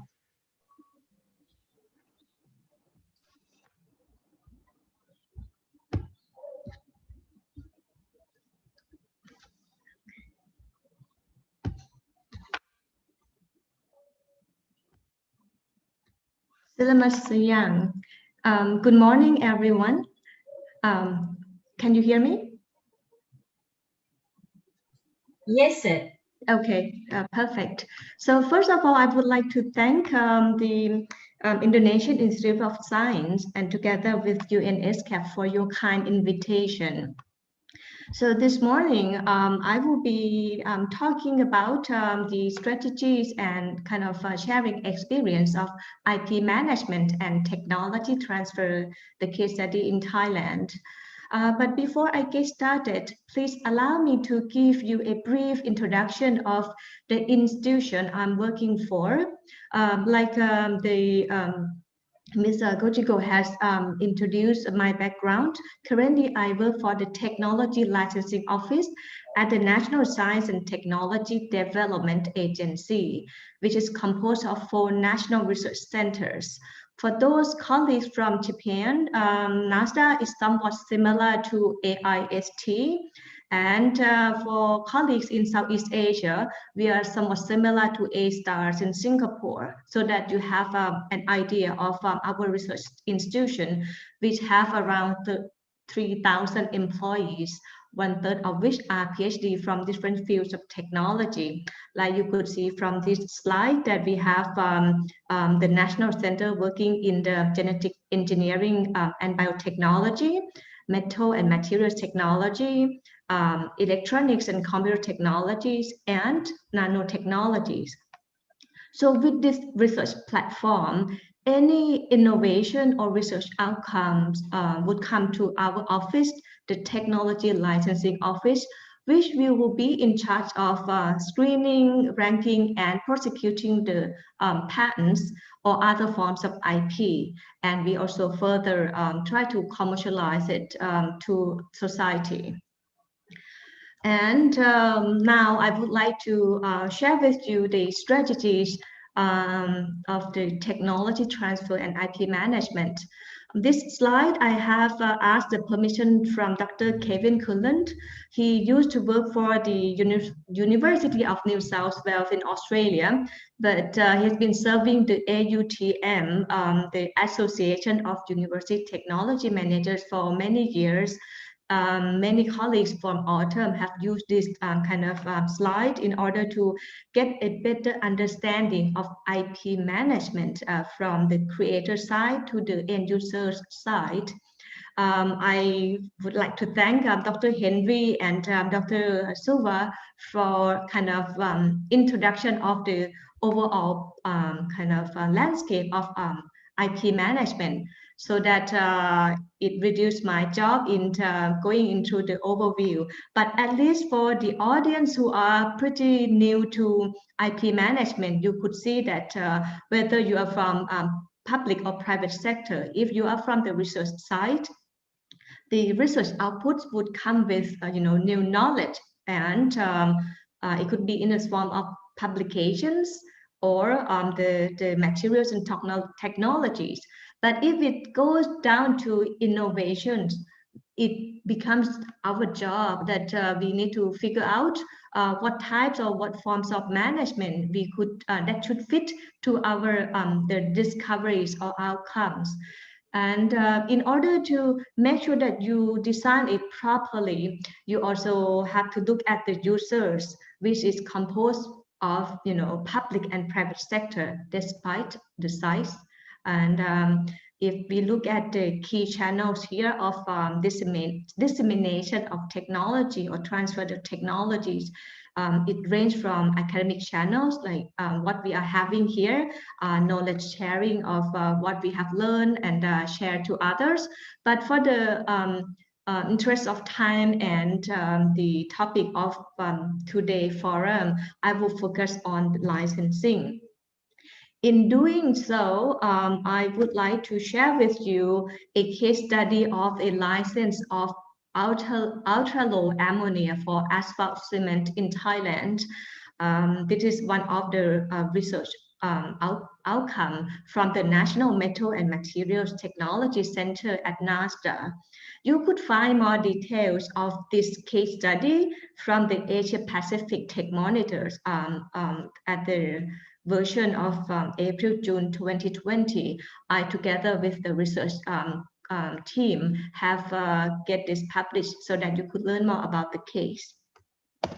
One of the reasons I have selected these cases is because if we look at the market size in Southeast Asia, we are all aware that Thailand, Indonesia, Malaysia are a kind of global exporters of the natural rubbers, right? And even though on this slide here has indicated the statistic of 2018, but if we look at the the International Rubber Study Group, they have indicated whether it's 2018 or 2020, the statistic is not that a big difference.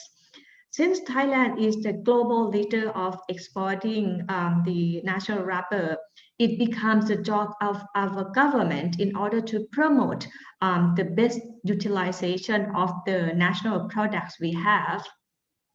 And this is one of the examples that having been encouraged by the government, that we need to figure out how we could best use the residues of the natural rubbers in Thailand. So the research team have to try to identify the research problems. For this morning, I have selected the natural rubber modified asphalt cement production. As you could see from the photo here, that to produce the asphalt cement is going to be the mix between natural rubber together with the asphalt.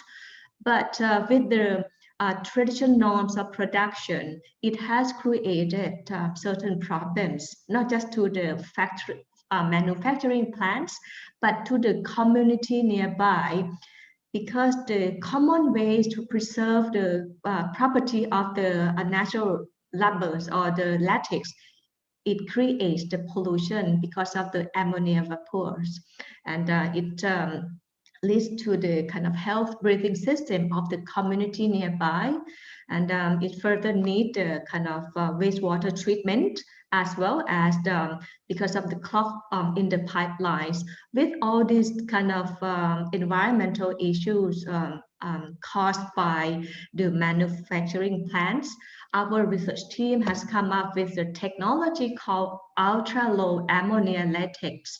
So when the invention was disclosed at our office, we also have to kind of go through what Dr. Headley has mentioned earlier, that you need to evaluate the patentability and as well as the feasibility of the market, whether what would be the better forms of protections. So in this case, we have decided to go for patent protection for the method of increasing the stability of the latex. And as for the formula of this alkyl ammonia, we decide to go for the trade secret. So with these two types of IP to protect the alkyl ammonia latex, we learned that when we mix with the asphalt concrete, it would yield this 7 kind of property that make the road constructors happy. It yields a high rutting resistance, a high fatigue resistance, decreased revealing, anti striping, long lifetime, safe maintenance costs, and high skid resistance. These are the technical matters where scientists and the road constructors have confirmed the result of our technology. So here comes the business model, which is the highlight of this case study.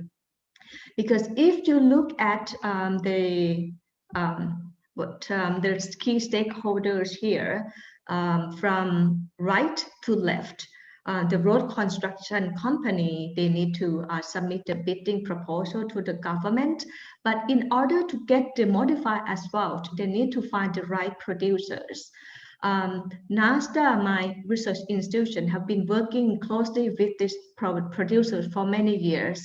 But we also learned that the producer, no matter how big you are, but if you have limited experience in IP management, you may feel reluctant to work with us. So the producer of the National Rubber Modified Asphalt felt that they are not keen in managing the trade secret. And therefore, we are working together in order to look for the proper licensee. In this case, we found out the alkyl ammonia latex producers as our licensee. So you see the first two boxes, finally it became a licensing agreement between NASDA and a company who is a licensee in order to produce the modified asphalt to the producers. And regarding the impact of this case, as we are speaking at the UN ESCAP forum, so I would like to emphasize that with this technology, we have supported the 2 main goals of UN SDGs, including goal number 9, industry innovations and infrastructure, as well as goal number 12, responsible consumption and production.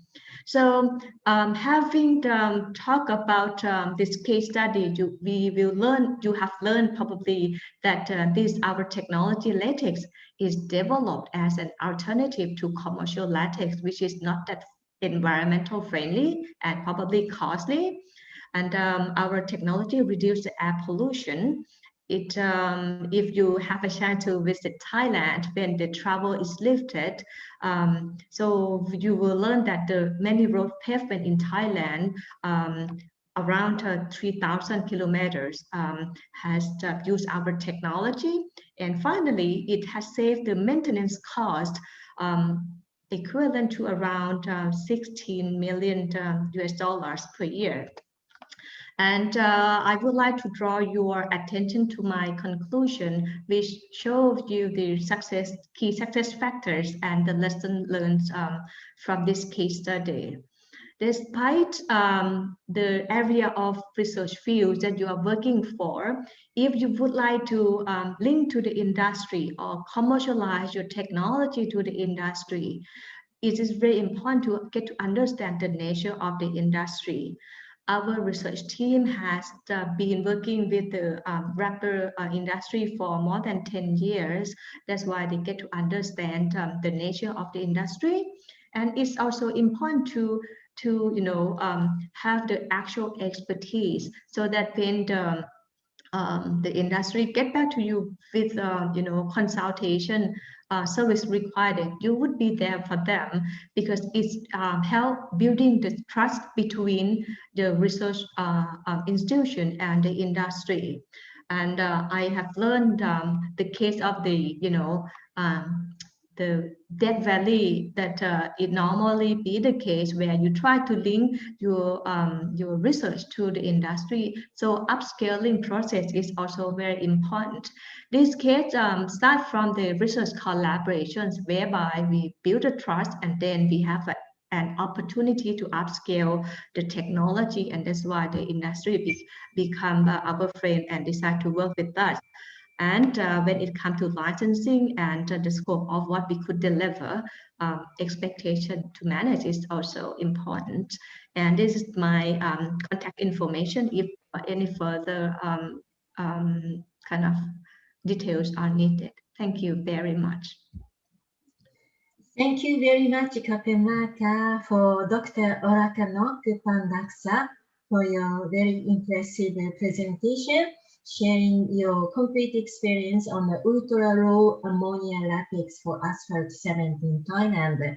The case study is, as she mentioned, issued in our quarterly publication, Asia Pacific Tech Monitor of the APCTT. Now, I would like to move for a question and answer session. There are a few questions from the floor for each participant. So first question, which was not really answered earlier, was can also Dradedenia Isanti and also Dr. Herman Sia and perhaps Dr. can answer. First of all, in Indonesian setting, internationalizing Indonesian origin patent to other countries may increase global innovation index positioning of Indonesia. Are there any specific support to facilitate by the government of Indonesia? This is the first question. And the second is, what percentage of patents are actually commercialized in Indonesia? If you have a statistic in past 5 years or 10 years, we would very appreciate if you could share such information. It also can go to Dr. Orakanok Panaksa. If you could also, if you have some information of the percentage of the Thailand patent, how many percentage are actually commercialized. So, Professor Dr. Hermansia or Doradeda Nia Isanti, do you have any feedback on the question?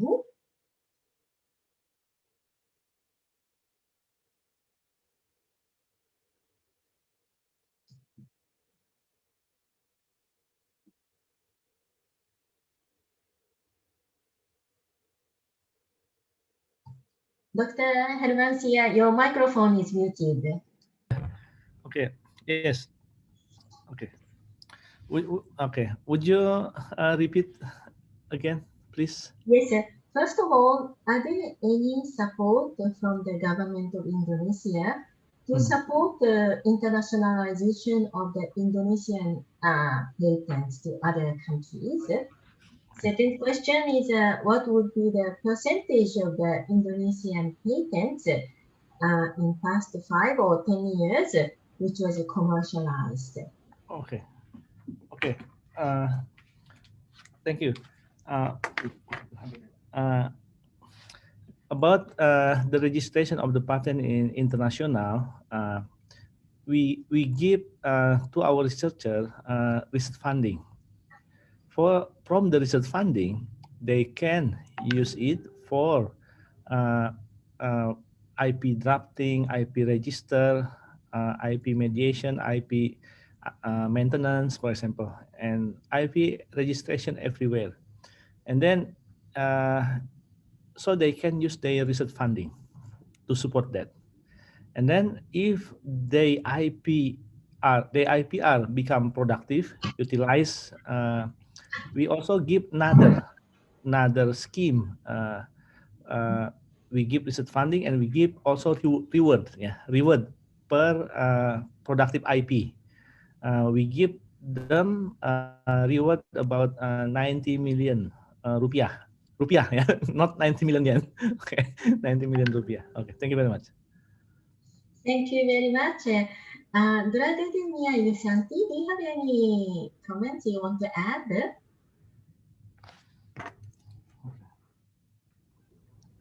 Can I share you a bit of the kind of the percentage Sure. of the licensing? Yes, Because I saw the second question regarding the percentage of the kind of the commercialization of technology, right? It would be great to learn from Indonesia as well.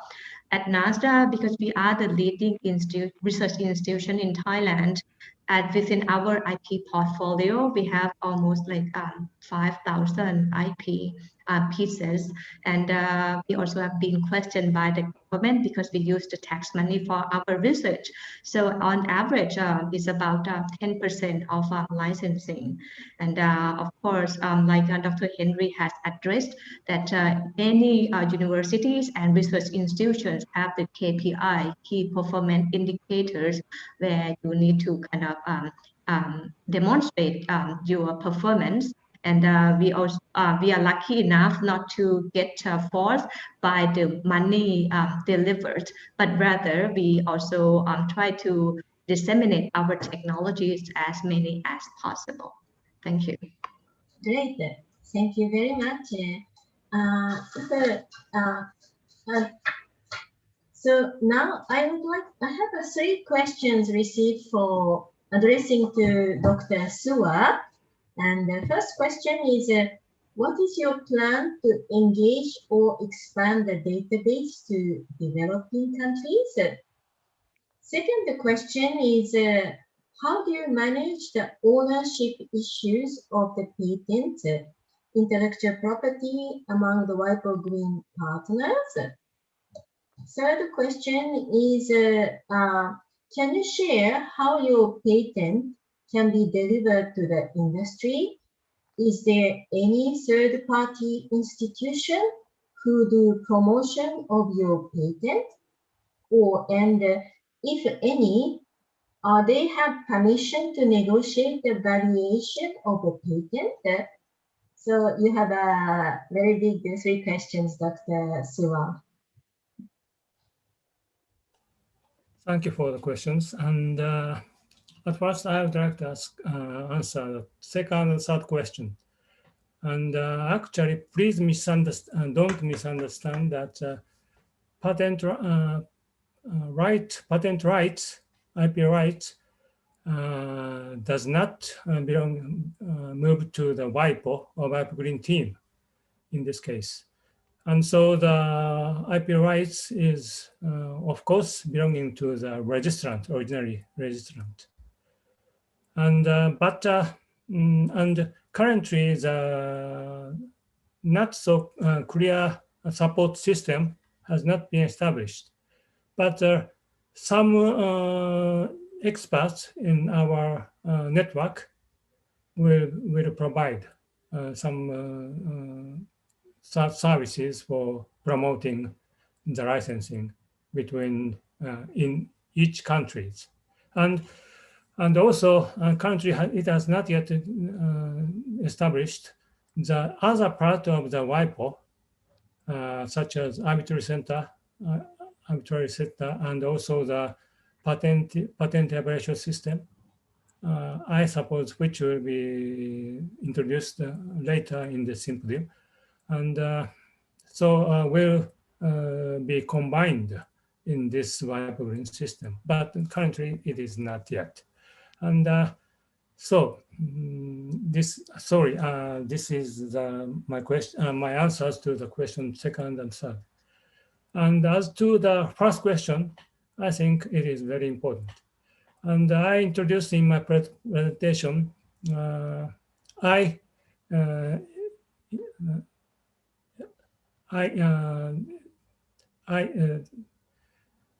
said that it is most important to know the exact needs information in developing countries precisely and exactly. And we made a needs searching project each year. And but the situation had been changed from our start point of white green. At first stage, we saw that white green is mainly active in the north to south transfer, this technology transfer from developed countries and developing countries. But through these, for these several years, the scene has actually changed. There are a lot of technology transfer between the developing countries, south to south technology transfer. And there are a lot of activities of the experts in developing countries. So currently, I think that most useful information for the technology needs in the developing countries is the information from the technology sees information from the experts in the developing countries. So actually, the registration to the white green database is not limited to those from the developed countries. The experts from developing countries also have registered a lot of technology information. Thank you very much, Dr. Sura. For the first point, I can also add the perspective of the Asian Pacific Center for Transfer of Technology. APCTT also have several dynamic technology website. For example, technology for SMEs. It is participated by numbers of developing countries, and so you are most welcome to join and also to post your technologies to our technology for SME database, because APCTT has been promoting not only North-South but the South-South triangular cooperation on the technologies here. So this technology database has been long time with us, and we have many countries from developing countries has been participating. Yeah. And also APCTT is extending our support to the also least developed countries like Bhutan. We have last year helped them to develop the technology need database of the Bhutan. So this information will also be integrated. So, and our database has actually less information from developed countries, and also Wiper Green is very strong in green technology, so we find it is also a good complementarity between us. Yeah. So APCTT is also cooperating with UNESCO to develop a new database on the SDG ready technology. So I think the opportunities we are going to offer will be very interesting for you. And as a UN organization, we collaborate together and to deliver good platform for all of you. So I would like to take this opportunity to thank all the great speakers today for this session 1, for sharing your valuable experience and also for the information facts. It was really wonderful to have you and to share experience. And we look forward to working with you directly, face-to-face, hopefully at the end of this COVID pandemic. Thank you very much. Now, I would like to give the floor to Ibu Awidia for technical announcement. Thank you. Thank you, Ms. Michiko Enomoto. Thank you to our speakers and moderator in this first sessions. Thank you for the insightful informations. Distinguished guests, ladies and gentlemen, now before continuing to the second sessions, we will have break for around 45 minutes, and we will start the second sessions at 13 or 1 p.m. Jakarta time. Thank you so much. See you at the second sessions.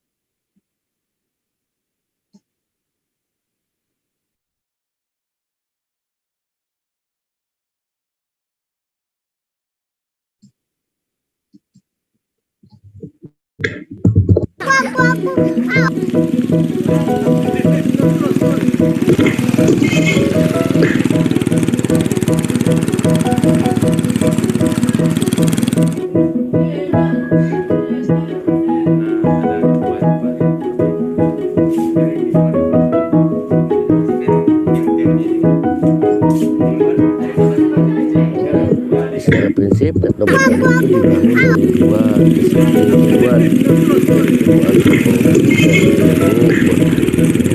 gabungan dari dua disiplin ilmu ini melahirkan satu disiplin ilmu, yaitu petani.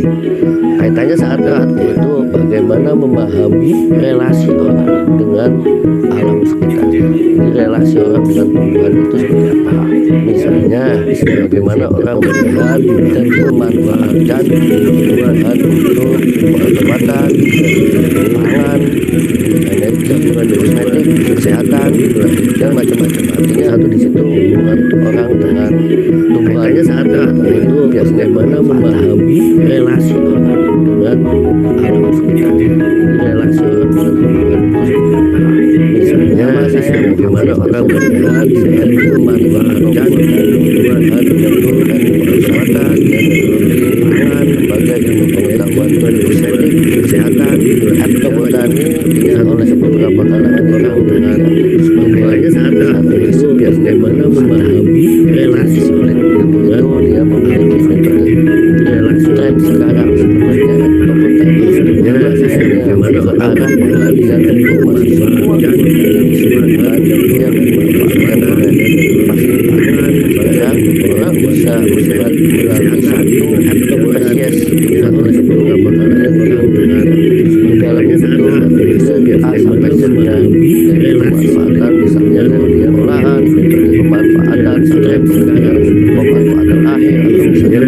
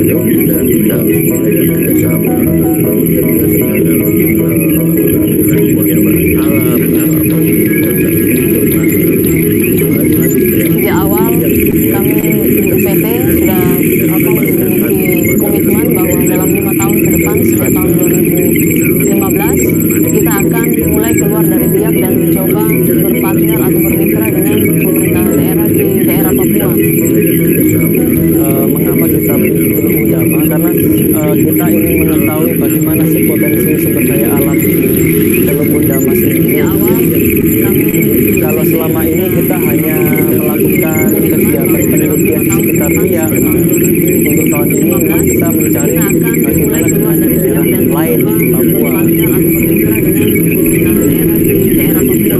juga dan orang teman-teman di barat Jawa masih sangat sedikit yang mau eksplor ke daerah Papua karena biaya besar dari daerah barat ini kita dan keuntungan kita itu sangat strategis. Jadi kita berada di Biak dan kita bisa mengeksplor dari Merauke sampai Raja Ampat.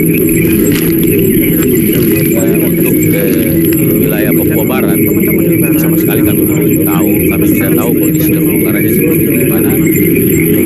Dengan adanya kegiatan besar dari daerah barat ini sebuah kegiatan saya sebagai strategis merasa tertantang kira-kira ada nggak punya spesifikasi khusus tentang sebaran sekarang jalur damai. Kebetulan dalam kegiatan ini sama sekali kami merupakan kegiatan yang awal perempuan damai. Kebetulan Kabupaten ini kan Kabupaten Perempuan Damai, Kabupaten Utara. Jadi memang untuk sebuah kabupaten baru mereka membutuhkan data-data pesisir yang lebih lengkap dan mungkin lebih spesifik begitu. Jadi dari situ berangkat dari itu dan kemudian ada beberapa stakeholder kami juga yang sangat membutuhkan data-data kami terkait dengan keadaan ekosistem pesisir yang ada di wilayah Papua. Maka kami mencoba menggali potensi itu dari kegiatan ini.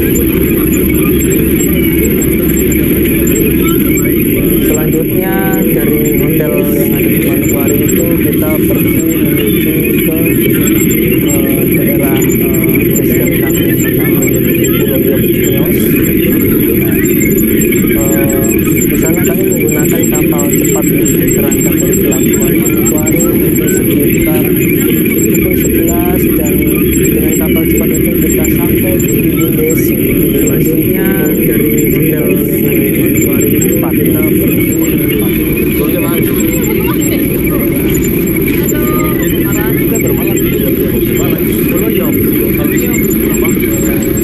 sebenarnya pada saat itu kita sudah mempunyai kontak person orang Indonesia untuk menjemput kami di Windes.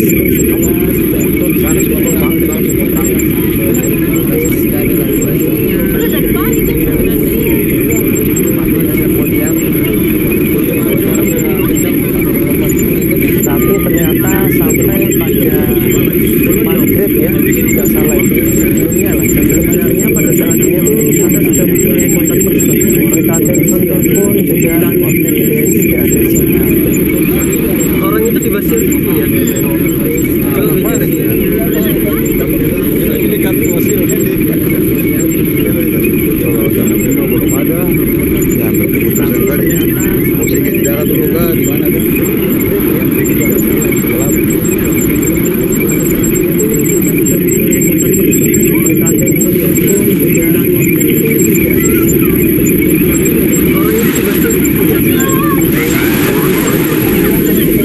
Akhirnya kami berbicara dengan Kapolsek di sana, dan kenalan orang di sana, orang ini yang tinggal di sana itu mempunyai kapal yang cukup besar, sehingga kita menyewa kapal itu untuk mengantarkan kami ke tempat tujuan kami, tujuan kami yang pertama yaitu di Pulau Yogyakarta.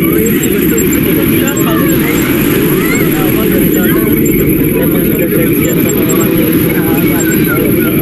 ketemu di sini.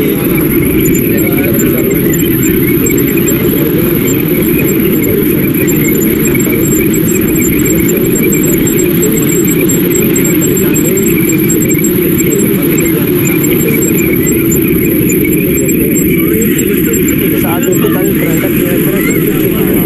Keadaan sudah gelap ya, dan hujan juga, gerimis juga.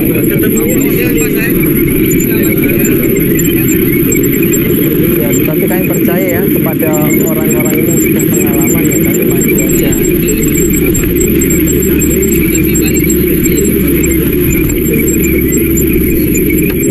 Apa nyampe? Saat itu kami berangkat gelap ya, dan hujan juga, gerimis juga.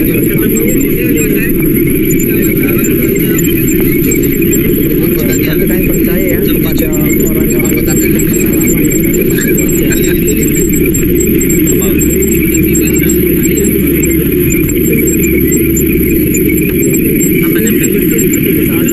Sampai di Pulau Yogyakarta waktu itu hujan dan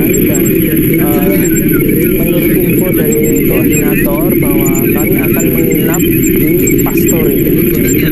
Tetapi waktu kami ke sana, kepala desa ternyata tidak ada, sehingga kami melakukan nego dengan penduduk sekitar dan ada penduduk sekitar yang menawarkan rumahnya.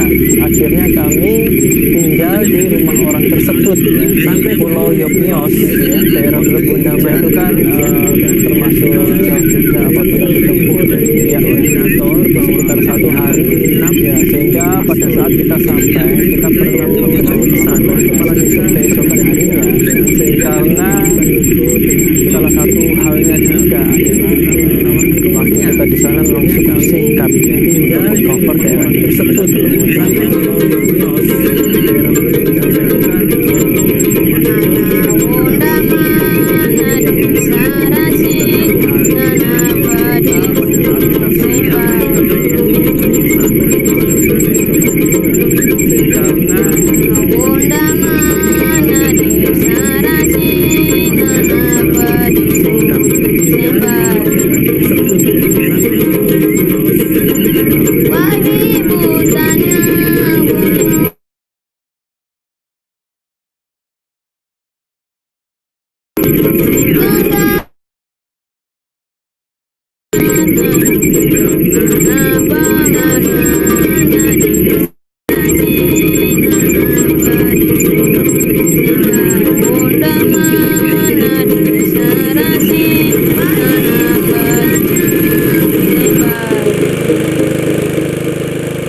Iya, jadi memang dari rapat pertama, malam pertama kita akan turun, kita sudah sepakat bahwa titik-titik ini akan kita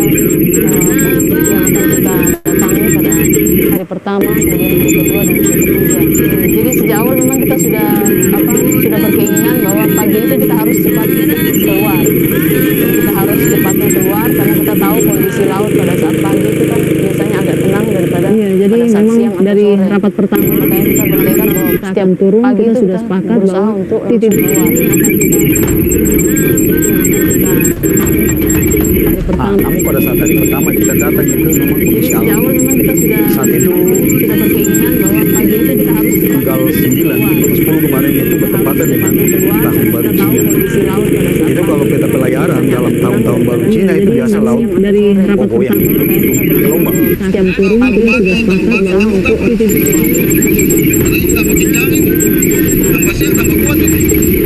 pada hari yang pertama itu kondisi laut agak sedikit tidak bersahabat sehingga kami dari khusus kami dari tim karangnya tidak bisa menembus ke lokasi yang telah ditentukan. Itu kalau peta pelayaran dalam tahun-tahun baru Cina itu biasa laut goyang. setiap turun kita sudah sepakat bahwa untuk titik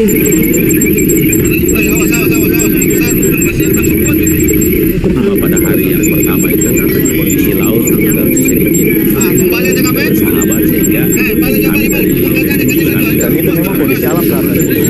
Nah kemarin yang telah ditentukan kita sudah perjalanan sekitar 1 jam lebih. Cina itu biasa laut goyang dengan kondisi laut yang gelombang sampai 3-4 meter. Kemarin saya pada keputusan kemarin untuk memerintahkan nakoda kita balik karena mempertimbangkan keselamatan kondisi laut.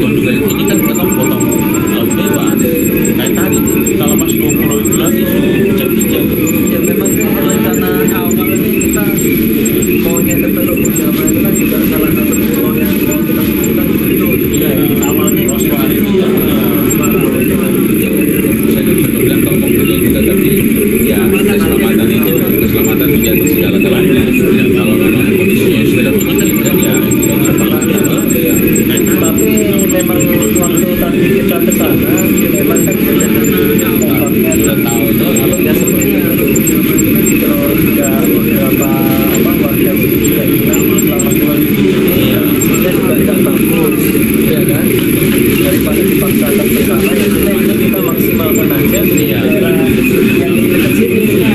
Di sini pun nanti kita bisa dapat banyak di pulau ini. Terus memang jadi menurut saya sih, saya setuju sih sama Pak juga, Pak Wayan juga, ini nggak usah itu 40 kilo juga, terus kondisinya kayak tadi, nanti nggak usah, mending kita fokus ke daerah-daerah sini.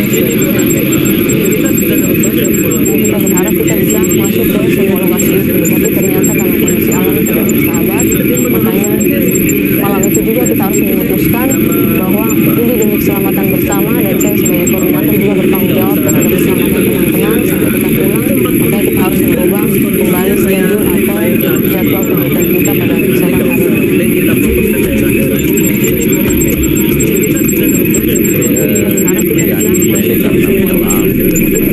Turun ke lapangan, dari peralatan yang kami siapkan.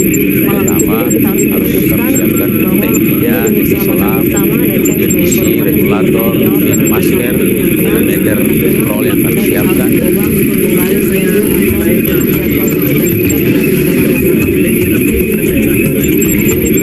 Kemudian setelah ada di perahu, kita juga di posisi di mana ada sebuah peta. Setelah perahunya buat jangkar, kita memasang peralatan selam. Kemudian yang pertama dulu adalah yang memasang meter petrol yang kami siapkan.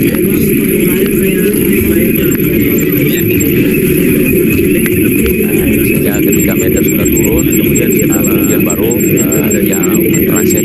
Jadi kita pakai metode transek, jadi kita yang mencatat ikan turun menjadi mencatat karang. Jadi kita mengamati kondisi terumbu karang yang berada di sepanjang meter.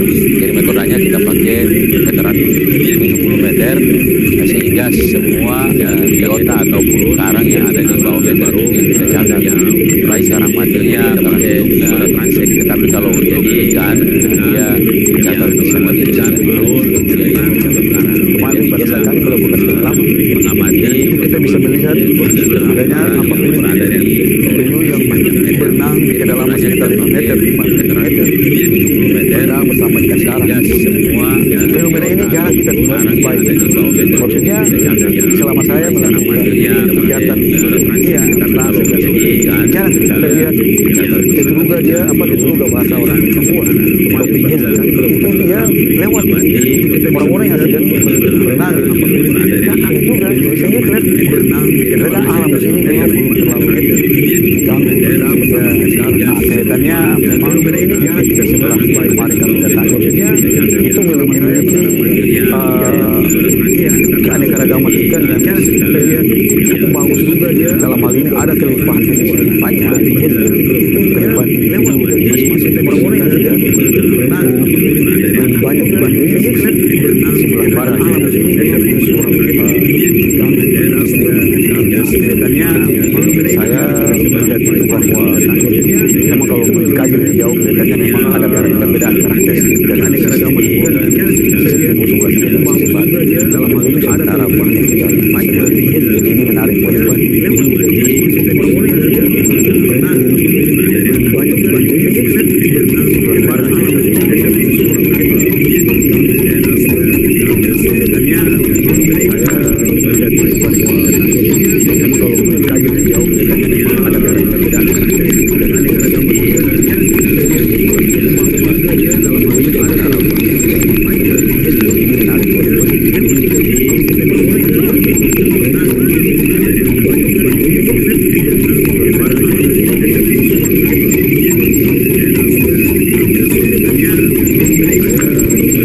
Setelah kita melakukan penyelaman, pertama ada dari suatu kita istirahat makan siang, ada kita beli satu tempat yang berpasir putih dan itu pasirnya bagus, dan saya sangat senang karena lihat itu rata-rata pasirnya putih.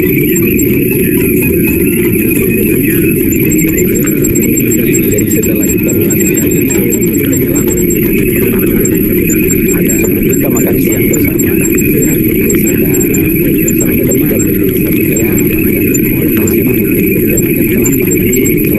lagi job sedangkan kenapa tujuan dia itu rata-rata pas waktunya siang pas orang haus dan airnya cukup segar, kelapanya juga manis, jadi setelah itu pas seperti kelapa di siang karena rata-rata kelapa di pantai kan biasanya manis.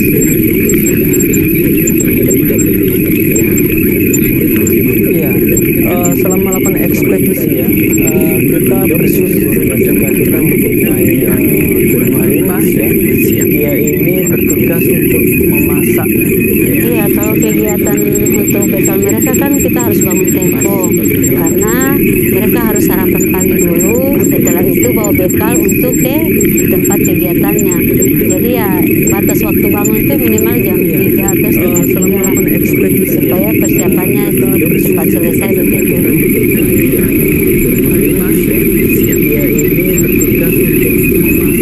Kalau masak biasanya kan kita masak ikut keadaan aja yang maksudnya kita tidak berlebihan kalau di tempat kegiatan karena memang kondisinya juga tempat kegiatannya sesuai dengan keadaannya di sana ya. Jadi kita hanya masak itu setiap pagi itu hanya nasi goreng sama telur. Kalau bekalnya itu ikan, kadang-kadang ikan itu digoreng, disos, sayur, digoreng juga. Kita masak kalau ada kerupuk ya kita taruh kerupuk, gula-gula. Kalau bekal mereka yang kalau untuk asli orang sini ya kita siapkan pinang, sirih, kapur, rokok, sana ya, sama air minum. Setiap pagi itu hanya nasi goreng sama telur. Kalau bekalnya itu ikan, kadang-kadang ikan itu digoreng, disos, sayur, digoreng juga. Sebelum kita turun ke lapangan, tentunya kita sudah memiliki peta yang menggambarkan letak dari lokasi-lokasi atau yang terdapat di tsunami. Jadi dari peta ini kemudian kita akan bawa ke lapangan dan kita bisa menentukan titik-titik mana yang kira-kira bisa kita ambil sebagai titik pengambilan sampel kita. Jadi dari peta tersebut kemudian kita tentukan kira-kira hari pertama kita akan kerja di daerah mana dan hari kedua kita turun di lapangan, seterusnya seperti itu sehingga kita bisa cover semua daerah atau lokasi-lokasi atau yang terdapat di tsunami. Jadi dari peta ini kemudian kita akan bawa ke lapangan dan kita bisa untuk tim Lamun sendiri ya, kita ingin mengetahui keanekaragamannya ya. Dari peta tersebut kemudian kita tentukan perairan laut Tentang. Kita juga ingin mengetahui apakah di Teluk Bundama ini ada jenis yang lain yang selama ini kami belum pernah temukan di dia ya, dan bagaimana keanekaragamannya untuk apakah lebih beraneka ragam. Kita ingin mengetahui keanekaragamannya ya.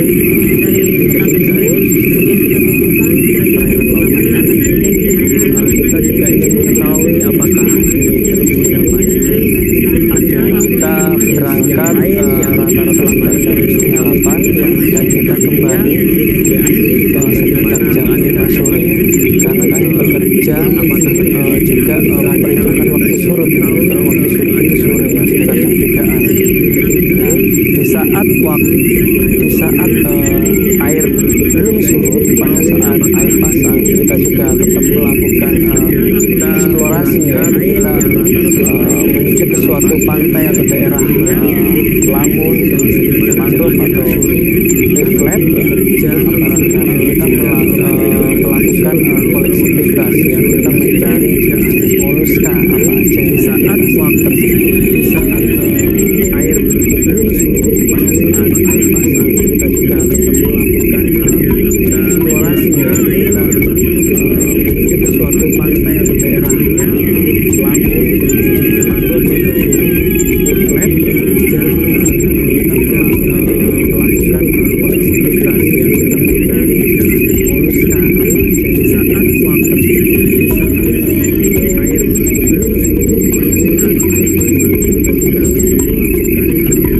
kemudian kami juga melakukan pencarian moluska yang hidup di mangrove.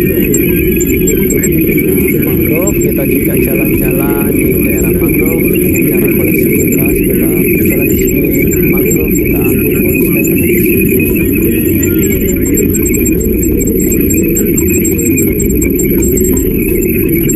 Kemudian sebagai kemudian kita juga bertanya ya ke kampung setempat, mungkin ada dari mereka yang mengumpulkan ya kulit-kulit kerang ya, cangkang-cangkang kerang, sehingga kita juga langsung lihat apa yang sebenarnya ada di situ ya.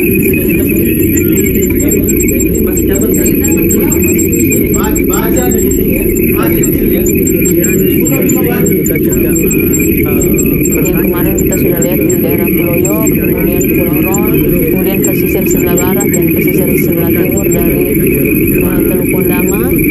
Jadi dari kegiatan itu kita melihat bahwa jenis-jenis yang ditemukan memang hampir mirip dengan yang biasa kita temukan di Biak dan juga Nabire, Ngupor, itu memiliki kemiripan yang hampir mirip. Yang kemarin kita sudah lihat di daerah Pulau Yok, kemudian Pulau Ron, kemudian pesisir sebelah barat ya, pesisir sebelah timur dari Teluk Pondama. Jadi kegiatan kita melihat bahwa jenis yang ditemukan tapi pada saat itu dengan lapangan ada juga kendala-kendala ya, dan juga seiring ombak, memiliki hujan. Terus ada juga yang pulaunya itu lamunnya sedikit, tidak tutupannya tidak manusia, tutupannya itu tidak merata, tidak 100%. Dan pesisir sebelah barat ya, pesisir sebelah timur dari Purnama. Jadi kegiatan melihat bahwa tapi pada saat itu dengan lapangan ada juga kendala-kendala ya, dan juga seiring ombak, memiliki hujan. Dan kita selesai kira-kira setengah 6, dan pada saat itu hujan lebat dan bergelombang. Pada saat itu kami waspada karena pulau sendiri saat itu tidak kelihatan. Dan itu memang betul-betul menjadi satu pengalaman yang mendebarkan juga ya. Jadi karena kita harus keluar dari pulau dan itu sudah agak jauh dan tidak mungkin kita akan kembali. Kita sudah berada di tengah, itu harus kita maju saja terus. Tentunya dengan pertimbangan bahwa kita memang sudah siap dengan mempersiapkan diri sebaik mungkin khususnya untuk keselamatan kita masing-masing.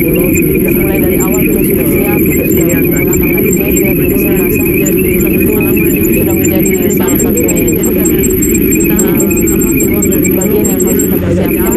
Dan saya pikir setelah kita berkonsultasi dengan Torres, ternyata dia bilang kita bisa maju terus. Akhirnya kita sampai ke timbangan bahwa memang sudah siap dengan mempersiapkan diri sebaik mungkin khususnya untuk keselamatan kita masing-masing. Mulai dari awal kita sudah siap. Ya, kalau di Pulau Yopnya sendiri, memang Pulau Yopnya sini lokasinya cukup strategis Pak ya. Dia ada di tengah-tengah teluk ya, dan bisa menjadi tempat persinggahan. Menjadi tempat persinggahan sementara kita bisa melarikan ke daerah-daerah lain. Mungkin apabila mereka habis mencari ikan atau mau pergi ke tempat lain untuk berjualan, apabila kondisi alam kurang bagus, mereka, saya rasa Yopnya cukup strategis, bisa dijadikan tempat eksplorasi. Dia ada di daerah sekitar ini memang dia subur. Kalau saya katakan daerahnya subur, karena apa? Di sini memiliki ekosistem tadi yang saya katakan, ekosistem terumbu karangnya ada, lamun ada, dan padang lamun ada. Ini memberikan sumbangsi terhadap kesuburan daerah itu sangat tinggi ketika posisi.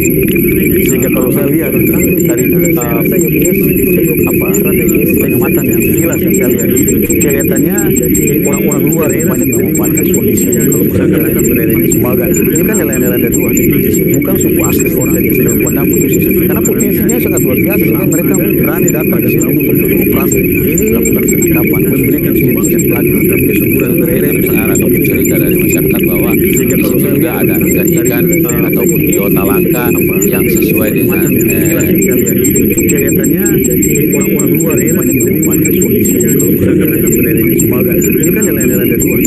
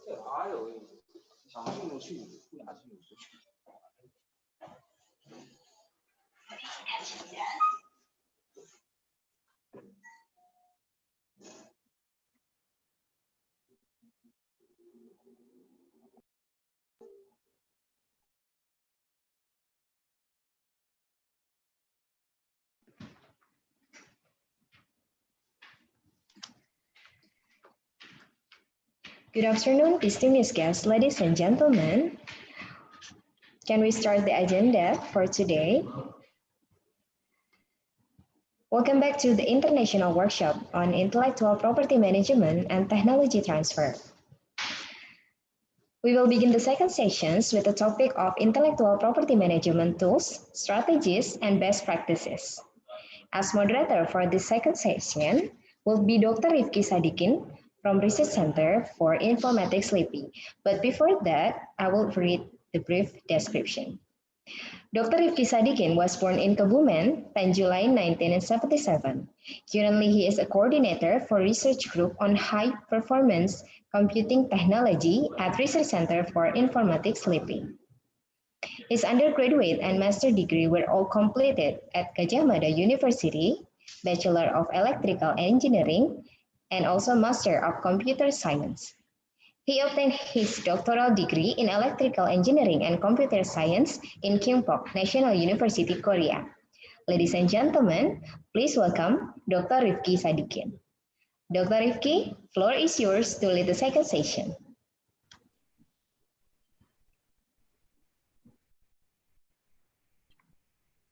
Thank you, Mrs. Aulia. Can you hear my voice? Yes, it's already clear. Okay. Yes, thank you.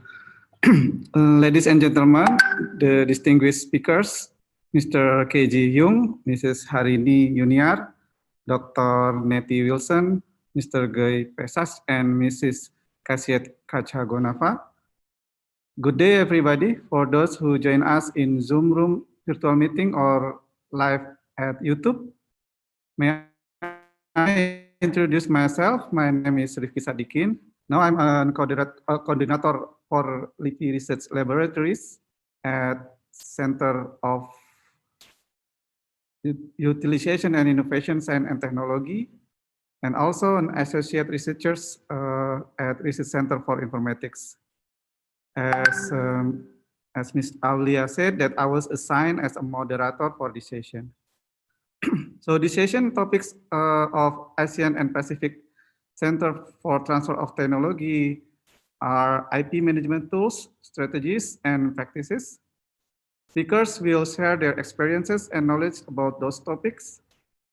The rules are as follows. Every speaker has 15 minutes for delivering the speech, with the first speaker, Mr. KG Hyung of Korea Enterprise Innovation Promotion Institute, Republic of Korea, will deliver a topic on intellectual property as a tool for financing innovation and technology transfer.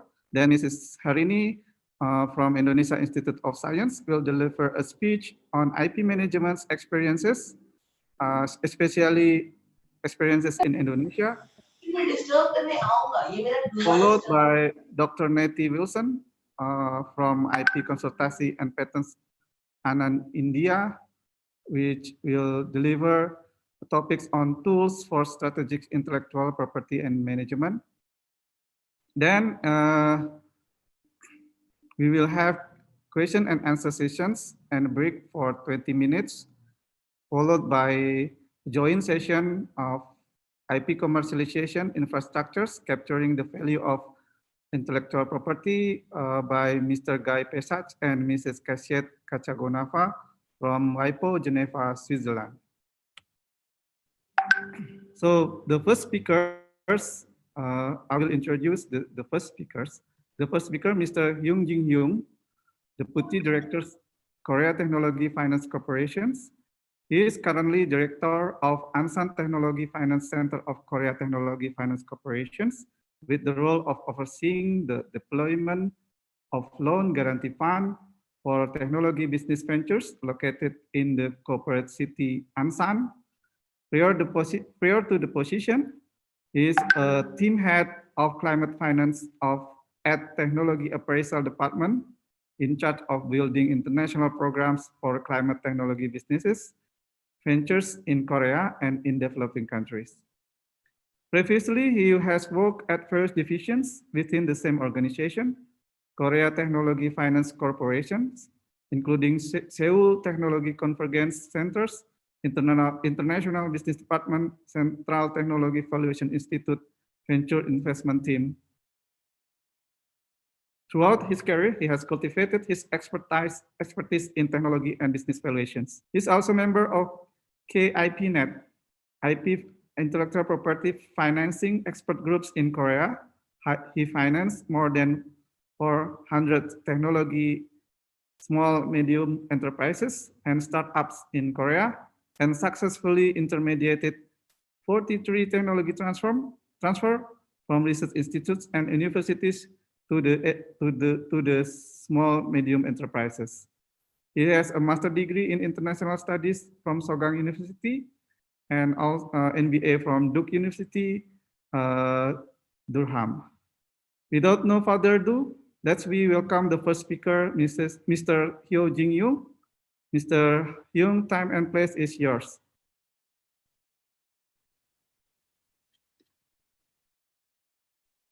Hi, thank you for the introduction. Can you hear my voice? Yes, can you hear my clearly. Okay, great. So as I'm using my phone, please run the slide on behalf of me, because I'm not using my laptop, I'm using my phone. So whenever I have to flip the slide, I'll say next slide, please. We'll go that way. Okay. Can I see my first slide? Can you run the slide on behalf of me? Can you hear my? Okay, great. So as I'm using my phone, please run the slide on behalf of me, because I'm not using my laptop, I'm using my phone. So whenever I have to flip the slide, I'll say next slide, please. We'll go that way. Okay. Can I see my first slide? Can you run the slide on behalf of me? Can you hear my? Okay, great. So as I'm using my phone, please run the slide on behalf of me, because I'm not using my laptop, I'm using my phone. So whenever I have to flip the slide, I'll say next slide, please. We'll go that way. Okay. Can I see my first slide? Can you run the slide on behalf of me? Can you hear my? Okay, great. So as I'm using my phone, please run the slide. I keep listening to what I have I'm not using my laptop, I'm using my phone. So whenever I have to flip the slide, I'll say next slide, please. We'll go that way. Okay. Can I see my first slide? I keep repeatedly listening to the same thing that I have said. Hello. Can the host? Who is the host?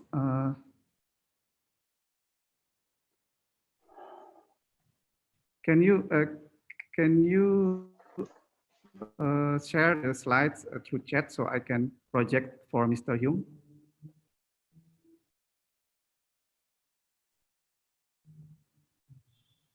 Okay, Dr. Rifki, please wait. We are still trying to solve the problem. Please wait. So you can send your slides. Maybe I can project it for you. You can send it to me somehow. Email it. I already have sent my slide to the UNAPC. Edwin, okay. Yeah. Edwin, you can send it to me as well if you want to.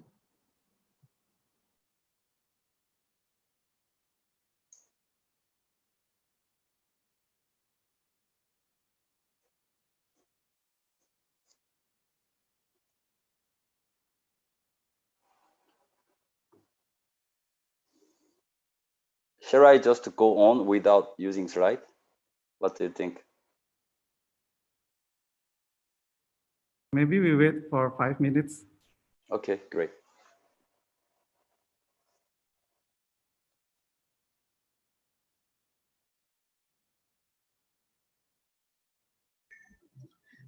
While we are waiting, perhaps the speaker could share with us about the background of your institution so that we get to know better. Yeah, my institution does technology financing and IP financing for like the startups and technology and innovation driven small and medium sized enterprises in Korea. So we do use not credit rating but technology rating system to finance like those innovative SMEs and then startups, and we do support those companies very in a very massive manner. So I have cultivated like good skills over like this good skills over like seeing the early stage startups and then business ventures with a highly technology driven business ventures. We also do. Yes. Actually, I think the share is ready. If you want to. Okay. Thank you very much. This is Kyung-jin Hyung, and thank you for the nice introduction. Let me start with my presentation. Today, I'm going to discuss briefly about like intellectual property as a tool for financing innovation and tech transfer, which is actually a very like robust practice in Korea, and especially with my institution, with my current institution. Next slide, please.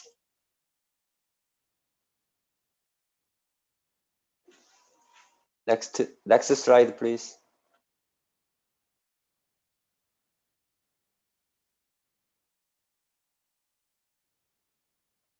Okay. Recently, intangible assets, as we all know, growth and value driver for the national economy and the enterprises as well. And if you look at my slide, S&P 500 market value is estimated 84% driven by intangible assets. This figure was calculated back in 2015. So by now, I'm sure it is higher. It is higher. Proportion of the intangible assets in terms of the value, market value, is even higher now, I'm sure. Next slide, please.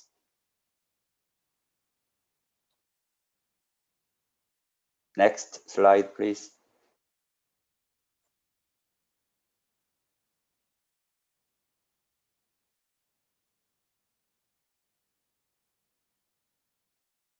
Yes, when it comes to the IP, intellectual property, it falls down to the two categories: how to motivate and incentivize creative people to take securing IP into account from the ideation stage. This is one thing, how to incentivize people to think about securing IP from the early stage of their ideation. Second is how to provide financing for the value, deserved value, for the value of the IPR. IPR means intellectual property, right? And especially these days, securing innovation in the form of intellectual property right is crucial because strong IP-driven competition, global competition is on the rise. And IPR provides legitimate sense for the business development and cooperation. And it helps communication among different entities domestically and abroad. I'll further delve into this part in the later slides. Thus, policymakers stresses the importance of IP financing, in which banks should take intellectual property right as collateral. Next slide, please. Yeah, however, IP financing is the use of IP assets to gain access to credit from the corporate perspective or any entity, like a business entity perspective. Now, having said that intangible assets are increasingly higher value driver, we tend to think IP should be treated as a legitimate class of asset to be collateralized. However, in reality, it is difficult for bankers to take them as collateral as they do with the plant, property, and equipment, which is a tangible asset. Following is the reasons. First of all, the valuation of the IP is very difficult and expensive. First of all, you need to have expertise to tell the value of the IP, unlike plant and property, where the well-established market price is already there. But in contrast, in terms of intellectual property, you need to have a very high skill to guesstimate the value of the those IP. And secondly, if banks cannot perform those things like those like very like highly difficult like valuation. So they have to hire external party. When external party is hired, they normally come in the team. They need to have a technology expert. They need to have also the patent lawyer. They also need to have like the market valuation expert, such as a CPA, certified financial accountant type of people. So normally like 3 to 4 people work together to come up with the reasonable valuation of the IP. This is very expensive. When the big company does the IP financing, yeah, it's possible for them to pay such a like a high price because loan size is normally very big.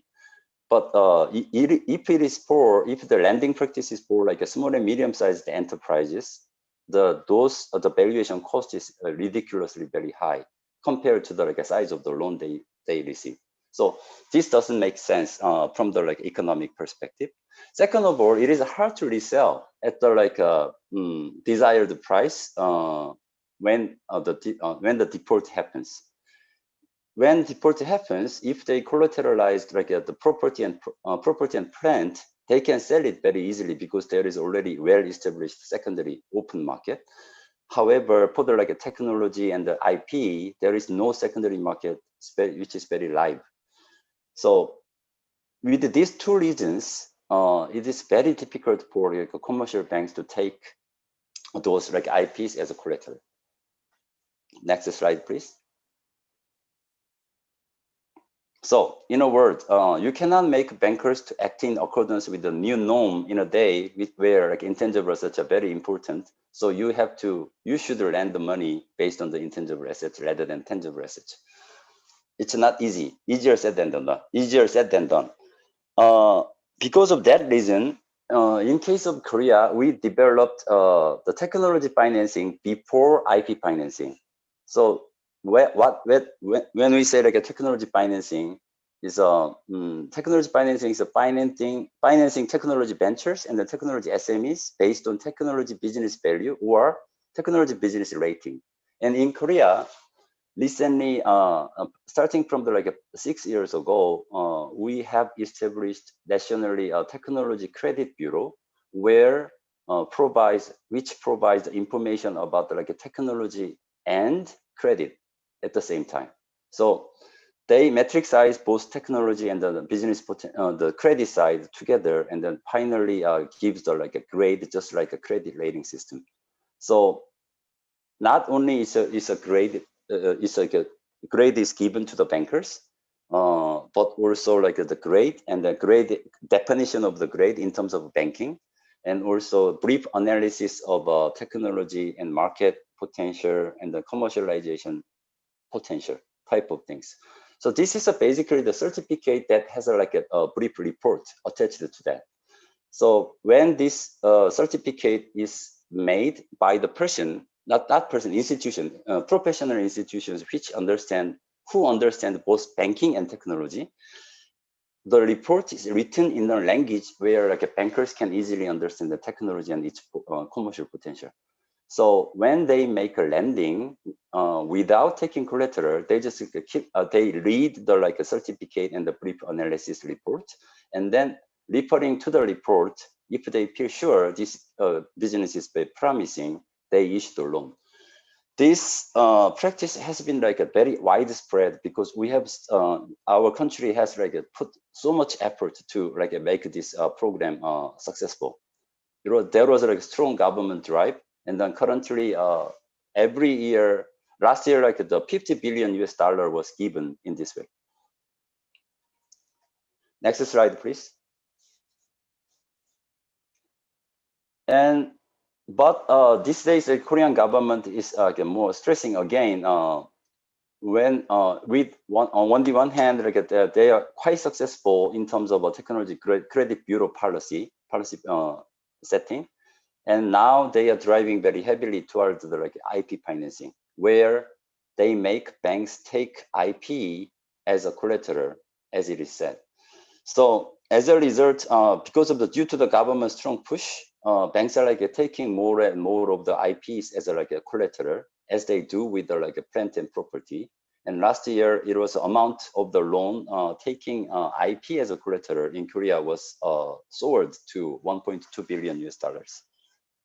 And in addition to that, government is trying to make support system where IP-backed lending can be very easier.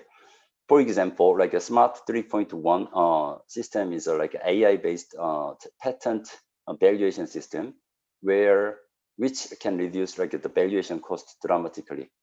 So because we do have a lot of like market practices of evaluating the IPs, those valuation data is machine learned, and then finally like we have established based on those like big data, we have like established the AI-based the automatic value calculation system of the patent.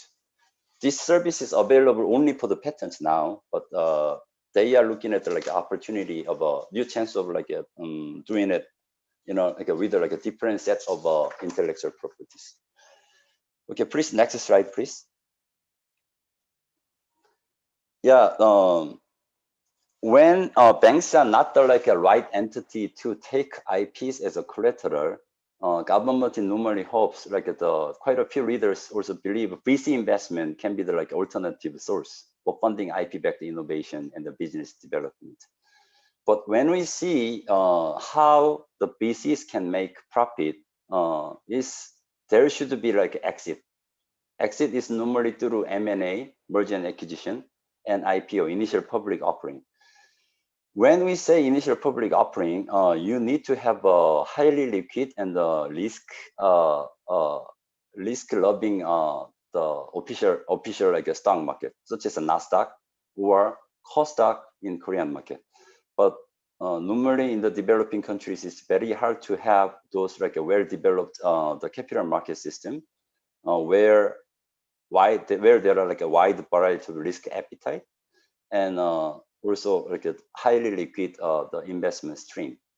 So without those market, you cannot really convince venture capitalists to take desired risk because there is no like route for the exit. Next slide, please. Here's the one message. Throughout my 20 years of experience in this field, I figured out finally, recently, if you think IP as a asset to be collateralized, normally IP-backed financing is not successful because it is not really like a collateral type of asset. IP valuation is based on the IP financing is more of the cash flow based lending. You should understand this part because it's not really like asset which can be resold at the like a bought price or even below. It's more of a cash flow like a projection based lending practices.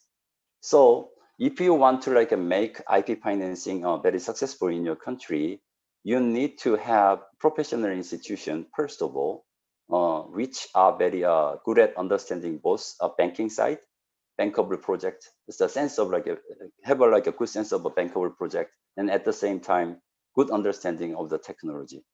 And if those institutions, characteristic of those institutions is somewhere between like VCs and the banks. And if you look at this like a diagram that I drew, this is like the practices these days, like which is burgeoning in Korea by the like professional market institution. Professional market institutions like specializes in the like IP investment. How do they do the like investment is that like if there is a company, the company wants to draw the money, but the banks cannot lend the money because they have no collateral, but they have the IP. And professional institution evaluate the value of the IP, and then based on the valuation, they buy the IP from the company, and then company now have the money. But you may question, then company now they lost their IP. No, it's not, because they license it back with the like exclusive usage right to the like a company. So company can proceed with their commercialization process with the money. And when the commercialization is successful, company has the like a call option to buy it back, buy the like IP back. This is what we call as a sale and license back practice. This is the final eventual the form of IP investment, I believe. And fortunately in Korea these days, finally with the like a discipline, market discipline, long history of the market discipline, quite many institutions are trying, and they are quite successful with this scheme. So one more thing, let me like stress like the importance of the like understanding how we see the IP financing. It's not really like a taking for the like a banks take IP as a collateral. They think like the IP as an asset to be resold in case of default. Instead of that, like we have to like know, like we have to understand the IP financing as a cash flow based lending practice, basically. So this is the one message that I want to like convey through my presentation. My last slide, please. Next slide, please. Yeah, no, please go back to the previous slide, please. Yes, this is what I have explored the opportunity of explore the like a new chance of like the communicating between the emerging country enterprises and the Korean enterprises with the technology. So firstly, what I did with the UN UNIDO, UN Industrial Development the organization. UNIDO has a GCIP program, the Global Clean Tech Innovation Program. Through the program, they have cultivated quite many good startups, clean tech startups. And I collected demand, technology demand from those like emerging country startups. And then with the demands, with the well-written demands, I started to look for like the IPs in Korea held by the Korean small and medium-sized enterprises. So finally, I found from out of like our database, and then I did a practice of the optimal matching, which company is like willing to cooperate with these emerging country clean tech companies, and also they are capable of doing it. So I selected like 6 demands from the developing emerging country, 5 different nations, and like I matched those companies. What I want to say with this slide is that well-written IP, which is like a searchable, can be a good source for the like a global communication, for the like a corporation entity, the business cooperation between the like companies residing in the different countries.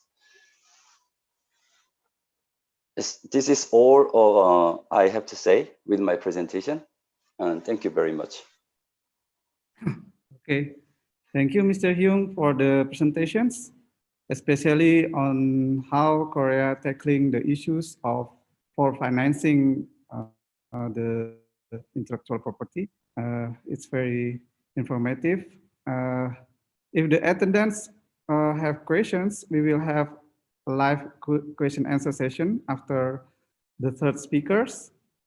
And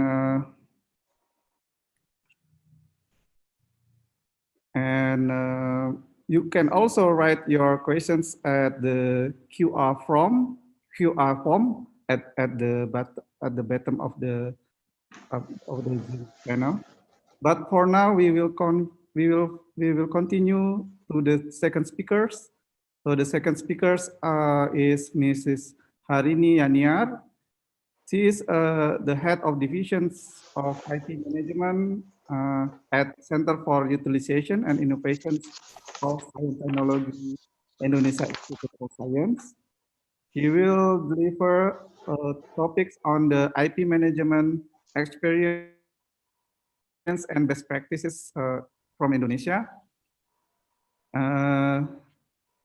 She has many experiences at IP,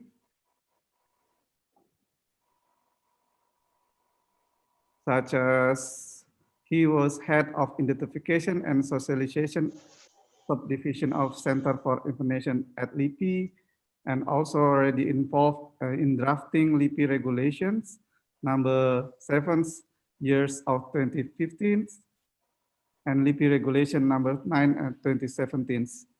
regarding the procedure of counting and recording of intangible assets in the LIPI. Without no further ado, let's welcome Mrs. Harini Yuniar.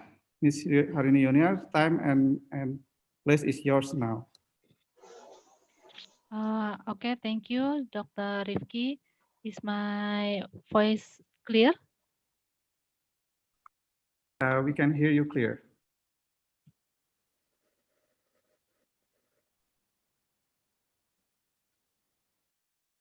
Okay. Honorable to Ms. Mijiko and all the speaker. Good afternoon, ladies and gentlemen. This is a great honor for me to be here sharing with you all participants in this international workshop. Let me briefly introduce myself. My name is Harini Yaniar. I'm from Center for Utilization and Innovation, Science and Technology, LIPI. Let me share. Okay. My objective today is to share our experience, our institution experience regarding the process to increase the amount of IP and commercializing it. There are 3 points here. First is about our institution. The second is tools and strategies to increase the IP. And finally is IP commercialization. Okay, now I would like to give you some background information about LIPI.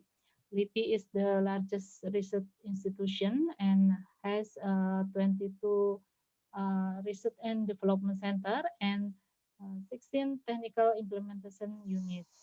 LIPI has about 2,000 researchers and adequate research laboratories and facilities in field of life science, earth science, and then engineering science, social science and humanities, and scientific services.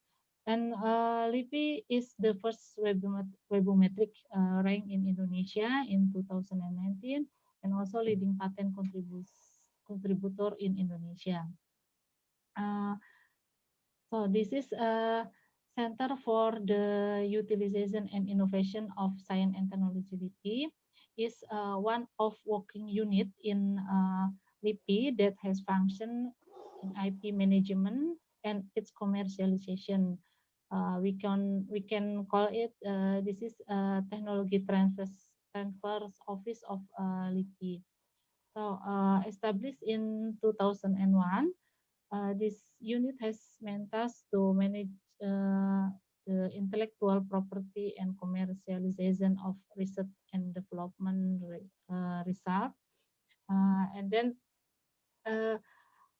equipped with National Technology Business Incubator since 2013, and also manage management of research facilities in LIPI. Okay, let me use this picture to show you our business process to bring LIPI's result to the market. Starting from IP facilitation, what we do is to facilitating the IP protection, and we provide the patent drafting assistant, IP training and workshop, and also the IP consultation. And IP evaluation, this is also very important part for we can analyze the technology readiness and calculated how much its value, and this value will later be used as a reference in negotiation in the context of commercialization of IP. And we use two methods here, cost-based and income-based method. In commercializing technology, market seeking is required. We carry out promotion through the exhibition, introduce product through the social media, and expose the technology or business meeting by inviting the potential partner such as industry or SMEs. And talk about technology transfer is not only for commercialization, but also include technology dissemination to the public. Sorry. And we are doing technology based business incubation also. This program for SME and startup. We provide training that SMEs needs such as legality, branding, product packaging, and many else. So SME or startup can develop their business as well. Okay, this graph shows us demographic of the intellectual property of LIPI. As you can see, LIPI's intellectual property is dominated by patent as much as 92%, and 5% is copyright, 2% industrial design, and plant varieties protection is about 1%. And the right graph, in the last 5 years, the number of patent application has increased significantly.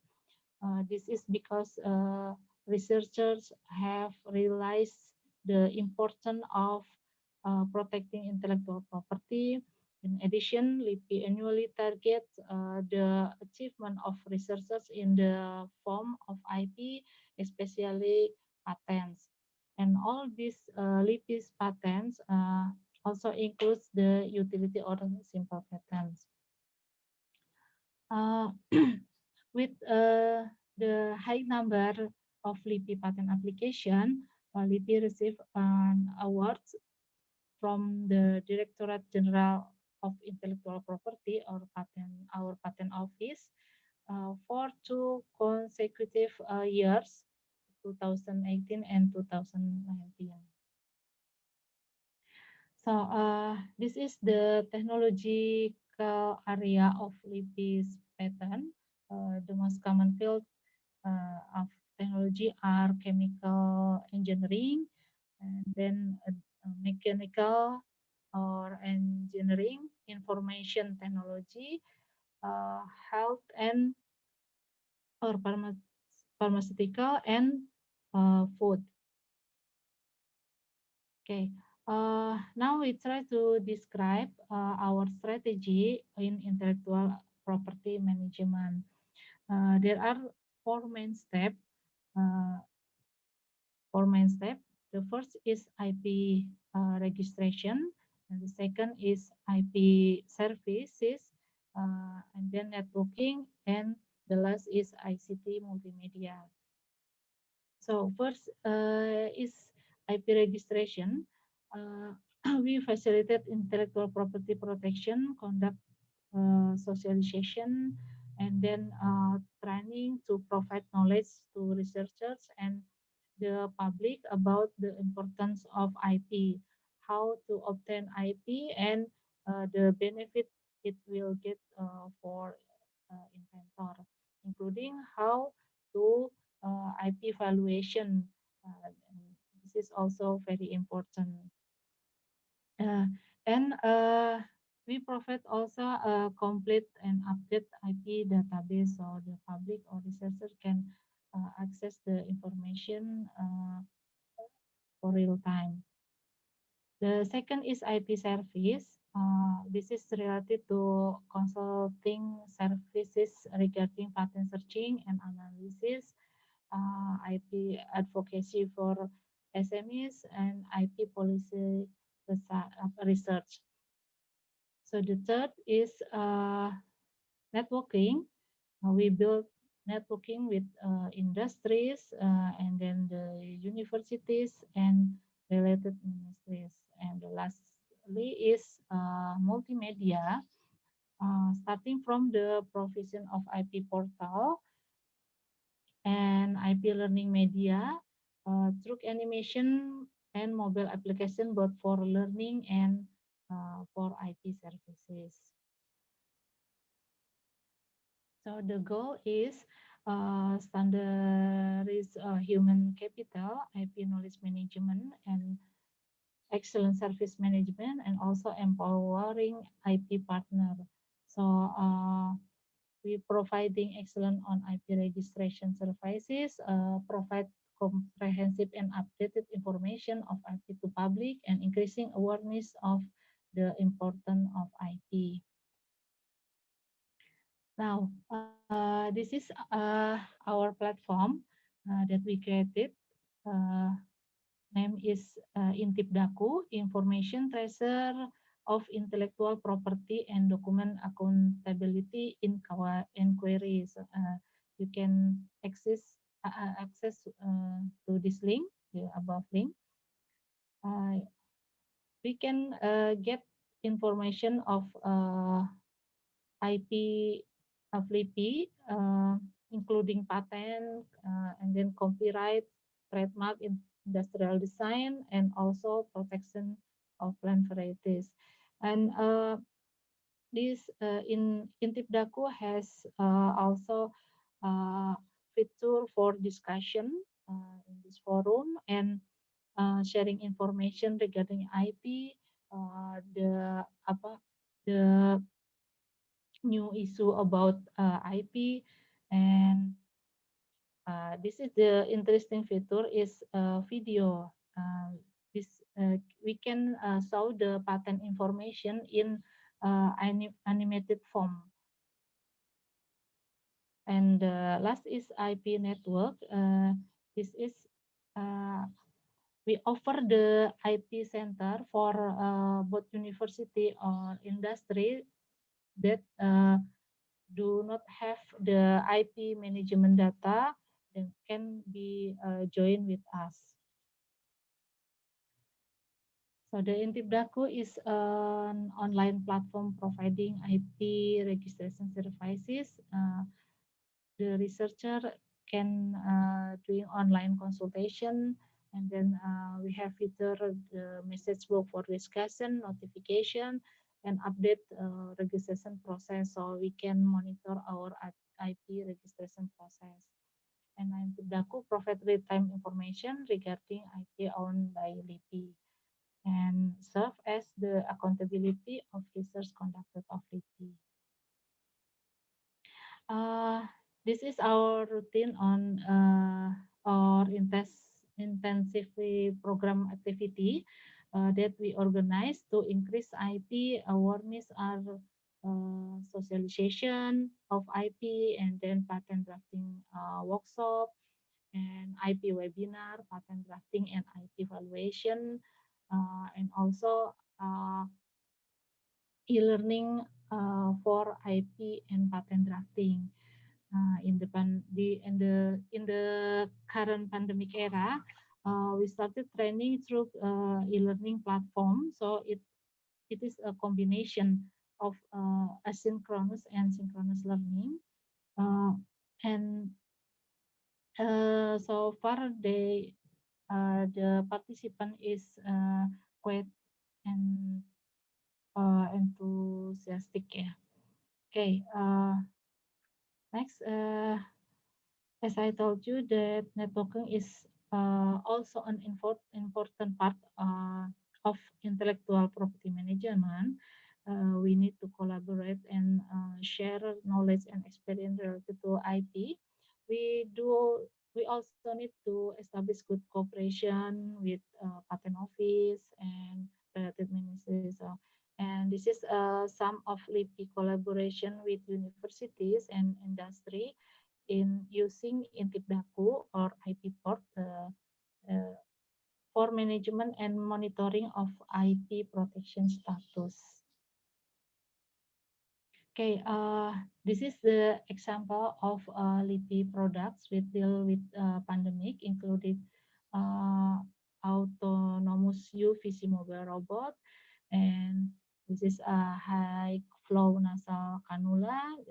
This tool is very useful for COVID patient in early stage.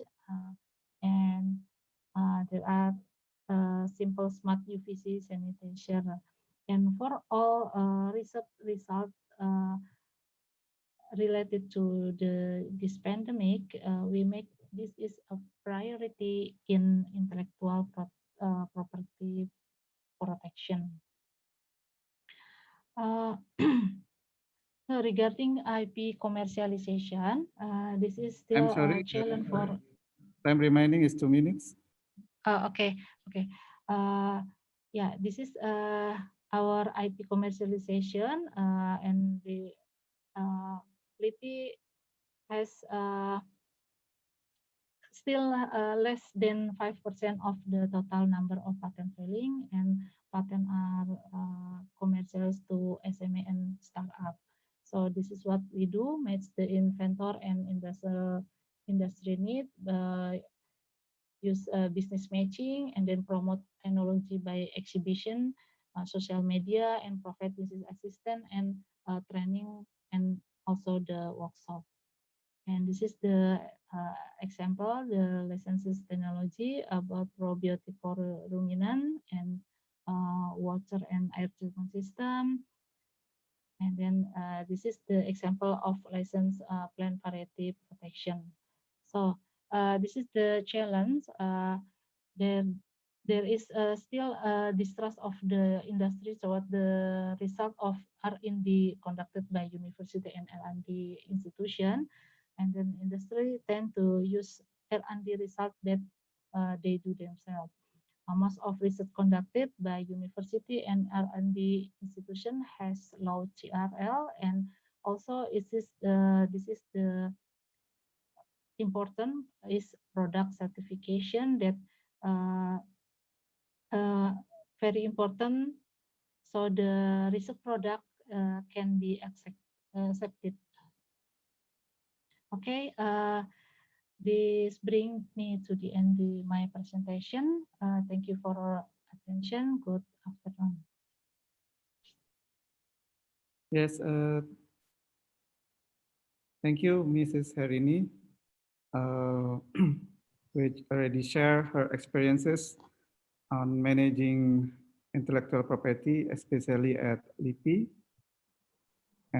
Let's continue to the third speaker. The third speaker is Dr. Neti Wilson from India. He will deliver a speech on the tools for strategic IP management. Dr. Wilson is at Intellectual Property and Biological Diversity Law specialist at Anand and Anand Advocates, the top IPR law firm in India. Her expertise is in strategic planning for IP portfolio management and monetization of the IP assets and regulatory advice for biological resources. She representing clients before different IP forums in India, such as Patent Office, Plant Variety Authority, Biodiversity Authority, Intellectual Property, Appellate Board, and India Patent and Design Office. Dr. Wilson has a PhD in Applied Science and Master degree in Biotechnology. She started her career in research at Tata Energy and Resource Institute, New Delhi, and thereafter was a scientist at the Technology Information Forecasting and Assessment Council, and works at the Patent Facilitating Center. She moved to the legal industry and earned the Bachelor of Law degree, and is currently registered to practice as an advocate before the Indian courts. Dr. Wilson serves as a board member of the Zonal Technology Management and Business Planning and Development Unit of the IARI, and was part of the Indian Council of Agriculture's Research Committee for developing guidelines for IP management and commercialization of technologies. She is also a member of various international and national associations, including the International Bar Associations and Licensing Executive Society. So we will welcome Dr. Neti Wilson. Time and place is yours now. Thank you, Dr. Sadikim, panelists, all the participants. I thank the organizers for providing me the opportunity to present in this workshop of today. And my topic given to me today is the tools for intellectual property management. And I'll just share my screen to start my presentation.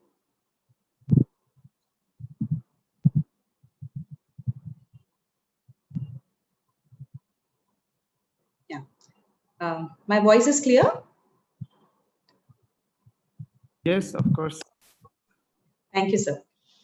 Well, we all know that in 2015, the Sustainable Development Goals were set by the United Nations, and the 2030 agenda has taken a setback in view of the COVID-19 crisis. However, we have to be continuously moving towards this goal, and that's the requirement for today more and more. These three particular SDGs are most impacted through the innovations of the intellectual property area. Especially when we talk of innovations in various green technology areas. They also affect other SDGs related to climate change. When we talk of production related SDG, then we are talking of the 100 million doses of COVID-19 vaccine, which is being produced by an Indian biotech company, Serum Institute, to be distributed in India, abroad, all over the world. When we talk of partnerships, we are not only talking about partnerships for patent licensing, for the health sector, but also in the agriculture sector, where the genome editing tool, the CRISPR-Cas technology related partnerships and the patent pools have become essential to meet another SDG related to removing poverty and hunger. So intellectual property rights, we come to them, which are considered to be the assets which is to be used for moving forward in these directions. And the most important thing which I want to highlight here is, because everybody knows the different types of intellectual property rights, is that these rights are territorial in nature. Some of them, yes, like copyright, could have international recognition even when they are created and not registered, but their registration is usually required to help in territorial enforcement. So this has to be kept in mind, that they are territorial in nature, and also they have criteria for getting registered. Like somebody asked whether a design would be registered if the product is already in market. That would not be possible in most of the jurisdiction, because novelty is the criteria. An exception to the territorial rights are, of course, the well-known trademarks which come into picture. And I'm just taking the example of the kangaroo trademarks of stationeries from Indonesia, just to highlight it, that there are exceptions to what are already there. Now, coming to the IP management tools, which will help in gaining success. The 4 points which I wanted to take up were mainly the IP portfolio management, the IP audit, due diligence, and valuation. Now, good for me that valuation has been covered by both the speakers of the panel, so I don't need to get into it much. I would just like to highlight a bit on the others. Besides these management tools, not using IPS tool, but managing the IP, so the tools for managing the IP, there are other points like IP analytics. There are several data analytics tools. There are several patent search tools, which are also essential, though I'll not be covering it in my presentation. Besides that, more importantly, there are important ones like IP policy, doing a SWOT analysis, creating an IP roadmap, so ultimately reaching an IP value proposition for commercial exploitation. When the product has to be brought out, giving an example of an air purifier, if you bring out this in a beautiful island, which is having a completely pure air, it will not make any sense. But if you put it out today in Delhi, where the air pollution level is severe to very severe, this is the time where strategic IP management comes into picture, that the trademarks, the designs, the copyrights, everything needs to be in place, and correct market timing has to be there. IP portfolio management. Now, what is an IP portfolio? An IP portfolio is basically a bundle of all the IP which an organization has. Now, I'll just move to the next slide. The IP assets first need to be identified. They need to be sometimes generated based on the requirement of the market and then protected. So the identification, generation, protection can all be divided into how the assets are classified. Either they are classified just like the IP rights, or they could be classified as innovation assets, which will include your patents and trade secrets.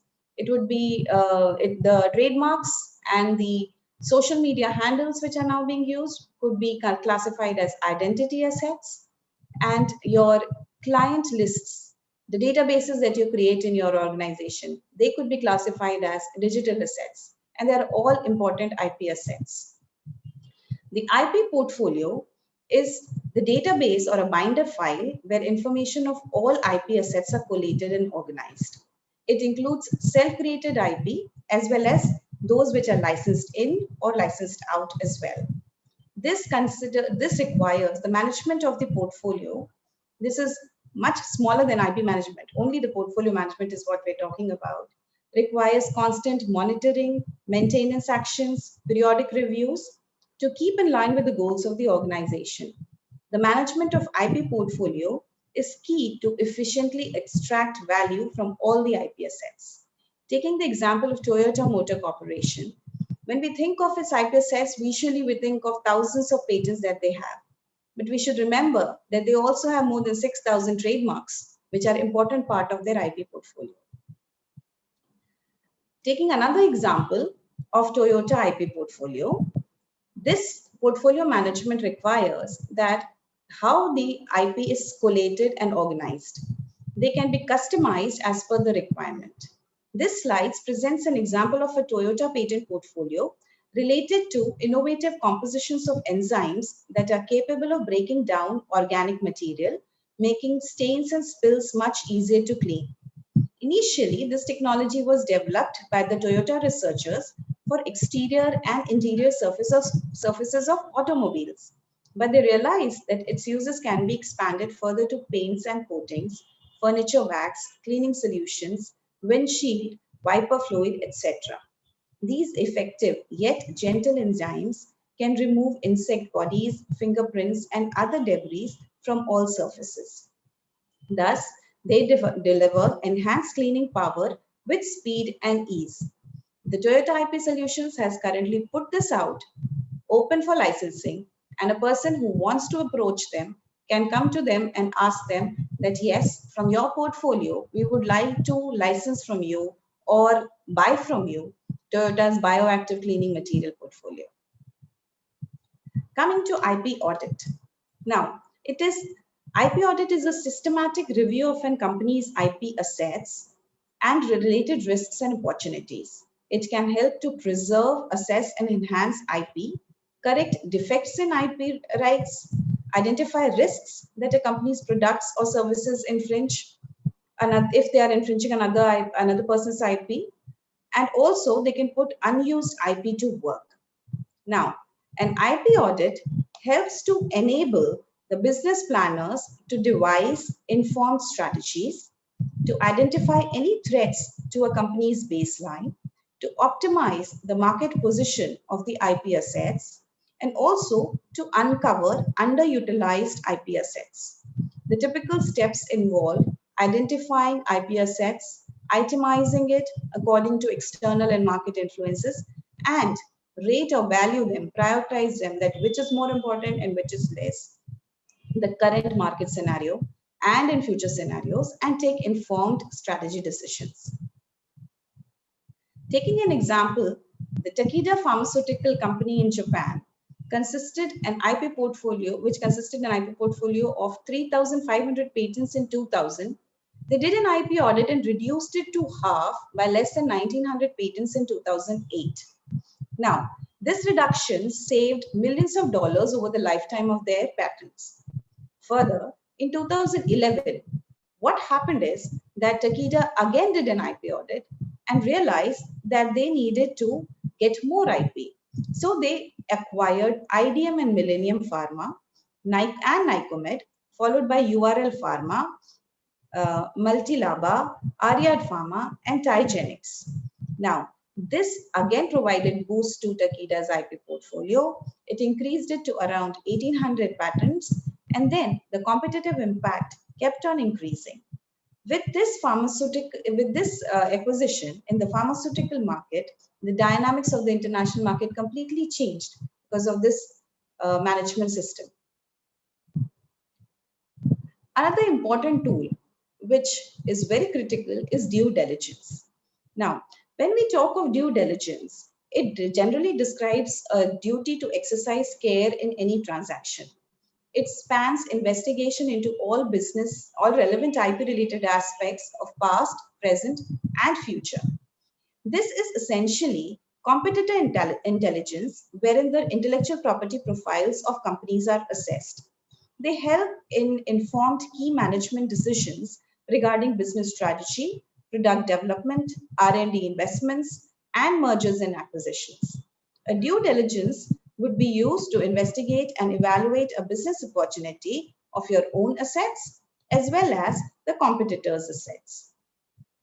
Now, taking the example that if an IP due diligence is done, especially for IP ownership, then what happens? I'll give you an example from one of my favorite IPR, which is trademarks. I know this is technology transfer, but I keep on highlighting that trademarks are equally important. This was a case in which the trademark Gitanjali, as you can see, the number 1 of the search result, was trademarked, registered by an individual. The company Gitanjali Jewels had recently started and they wanted to acquire this mark. One of my colleagues went to negotiate with this person, and after careful negotiation, within few 100,000 rupees, Indian rupees, this mark was purchased. As you can see, the status here, it shows that this first mark is now abandoned because Gitanjali Jewels owns this mark. Once in 2003, Gitanjali Jewels registered the mark Gitanjali Jewels, it started growing its brand as per its business plan. And slowly, it went ahead and created sub-brands, Jili, Nakshatra, Asmi, so many. And Gitanjali Jewels became the top organized jewelry sector in India. 50% of this organized jewelry sector was controlled by Gitanjali. Now, coming further down the line now, if we have to assess its asset value, in 2003, its asset value was considered to be more than 5,500 crores plus for the brand value itself. Now, coming today, if I have to go there and ask and negotiate, my colleagues to negotiate there, 100,000 rupees would not do anything. But then the due diligence does not stop at the intellectual property stage, because the trademark registry does show it registered to Gitanjali Jewel, but the market due diligence shows that this asset is not viable anymore because this company has gone bankrupt. The reason is that the fraud, the biggest fraud in India, one of the biggest, conducted by Mr. Nirav Modi of Punjab National Bank fraud, is related to the owner of Gitanjali Jewels, and that's how the company also got into that fraud and is now currently bankrupt. So what starts goes till the end, and we have to reach the end of the market to see that the due diligence report is carefully prepared based on what is your reason for doing it. Coming to IP valuation. Now, I need not say much about it because most of the panelists have spoken about it, but I just want to highlight it that it is a process to determine the monetary value of the subject IP. And there are various benefits of IP valuation. Again, I'm not going into it, but one of them is that the stock prices of companies keep changing based on how the IP asset is being valued by the industry. There are several methods. I'm again not going into it. And just giving an example, again, this was a case where this particular mixer grinder, I took this photograph from Indonesian website of Philips. And Philips is a Netherlands-based company. And they have been selling these mixer grinders since years. And when they came to India, they found that the main market was in North India and not in South India, because South India was mainly dominated by another brand called Preeti, and it has its own mixer grinder range.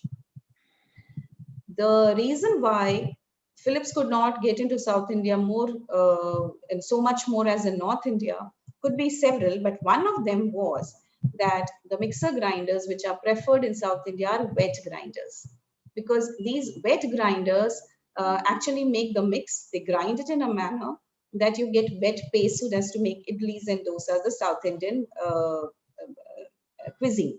So this is a patented technology of Preeti, where it's a bidirectional grinding technology, and it allows both clockwise and anti-clockwise grinding, so that the wet grinding is 25% faster and also uniform.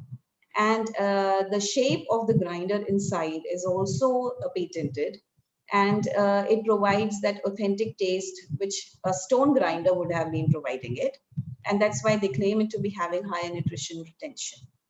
Now, Preeti and Philips 10 years back went into an agreement in 2011, and finally Preeti was acquired by Philips by 350 crores Indian rupees. And the deal was such that the Preeti brand would be continuing to sell its own. It's not that it will not, it will stop its work and it's been acquired, so only Philips will do it. Preeti continues to have the same thing, the same mixer grinder, and Philips also sells the same thing. So, but then they have in logistics and they have worked each other, came to a value proposition and decided that this was the best fit. Preeti continues with their mission to use sustainable technology and material to focus on continuous and meaningful innovation. So, in case we neglect the management of intellectual property, there could be several economic consequences. And the example of Camrock is usually cited because it's a multi-electric board, which many people use and it's very familiar. And the first product was not patented and caused a huge loss to the innovator. And though they have a lot of patents on the improvements, but they still continue to believe that if the first product would have been patented, the profit margins would have been really high. Coming to my last point, which I just wanted to touch upon, was this, that a value chain model, as shown here, is a logical framework for IP management, which follows the formulation and development of intellectual property, acquisition through portfolio management, and commercialization. Now, IP monetization usually means generation of revenue or the attempt to generate revenue by an organization by selling or licensing the patents it owns. However, the term has been used herein for other forms of IP exploitation as well. Prior to proceeding with monetization of IP, assessment of its strategic and commercial value and determining the best course of action to be taken is a critical step. This would depend on various factors such as patent owner's goals, business model, risk tolerance, financial ability, willingness, etc., as well as future predicted effects. IP commercialization is the most important aspect of overall IP strategy of the organization, as it leads to revenue generation and growth of organization. So innovation creation, capturing, managing, and protecting critical inventions to build IP portfolio is the base of IP management. This is a nice saying. If you want to enjoy the rainbow, be prepared to endure the storm, because there could be several times that your IP would not lead into commercialization, as we hear only 5% or 10% of the IP actually gets commercialized. However, I'd just like to add in here that if you use IP management tools strategically, you would be able to calculate the storm probability, minimize the risk, and also enjoy double rainbows. Thank you. Thank you, Dr. Wilson. Very nice presentations on the IP management tools. And I saw the one of the slide showing Shahrukh Khan as the jewelry Gitanjali, and then you also share the case of the blenders at India, which is very interesting cases. Now we have Q&A sessions. We will have two parts. The first part is questions from text at the chat. I will read it, and then the second part, if there is no question again from the or the chat, I will have a live QA by raise your hand at the Zoom participant list. So the first question is from Orakanoke from the National Science Technology Development Agency. His question is for Mr. KJ Hyung. The question is, you have emphasized patents in your talk. Just wonder if you have experience with copyrights, in particular software patents, if available in Korea, or else typical copyright software for collateral. So please, Mr. Hyung, you can answer these questions. Please unmute your mic first. Okay. Yes, there are like some several rare occasions where our institutions, financial institutions, take copyright as a collateralizable asset in terms of IP financing. But normally, those copyrights should be very strong ones. Once again, which future cash flow is reasonably estimatable. Yes, there are a lot of cases that we do to provide funding. Not so many, but the strong cases that we do provide funding for the copyright. For software, government is very pushing hard for the taking software copyright as a the collateralizable asset, which is the subject for the IP management. So due to the government incentives and the government program, the software, based on the valuation of the software, we do provide IP financing practices based on a software is very rampant here, very strong here in Korea. But other copyright, for example, songs and those songs and other artistic copyright are still in a development stage. But however, because Korean songs are very popular these days, and quite many songs, especially from very famous actors and actresses, quite estimatable in terms of cash stream into the future. So we do that a lot in these days. We do have the strong cases, yes. Okay, thank you for your answer, Mr. Hyung. The second question is from username is Ririn. Intended speaker is Mrs. Hanyar. The question is, what the difference between LIPI's IP port and DGIP database of IP? Please, time is yours, Ms. Haridi. Okay, thank you for the question. This is the difference. IP port provide only database of IP intellectual property of LIPI, and IP port helps the IP center for monitoring the process and helps some TTO office to get a smart report, likely statistic of patent registration and all the process. And the GIP database contains all IP data registers in Indonesia, include the LIPI's IP. Thank you. Thanks, Ms. Arini, for the answer. The third question is intended for the Ms. Dr. Wilson. It's from Ririn. The question is, in India, how long the India government give granted or present patents applications from the first filing? Usually, what time it took until it will be granted? Okay. Yes. In India, the filing of patent application earlier would mean that you would have to wait for a patent to be granted for 5 to 7 years. But currently, with a lot of changes in the Indian Patent Office, the backlog has been cleared by recruitment of almost by doubling of the examiners and controllers, and also a lot of changes in the Indian patent rules, which have provided the expedited examination proceedings, though with additional fees, especially for the small and medium enterprises and small entities. The grant of patent has the time for grant of patent has reduced to, in a general manner, 2 to 3 years. And in case of expedited patents, there have been situations where patents have been granted within a year of filing itself. Okay, it's similar to Indonesia actually.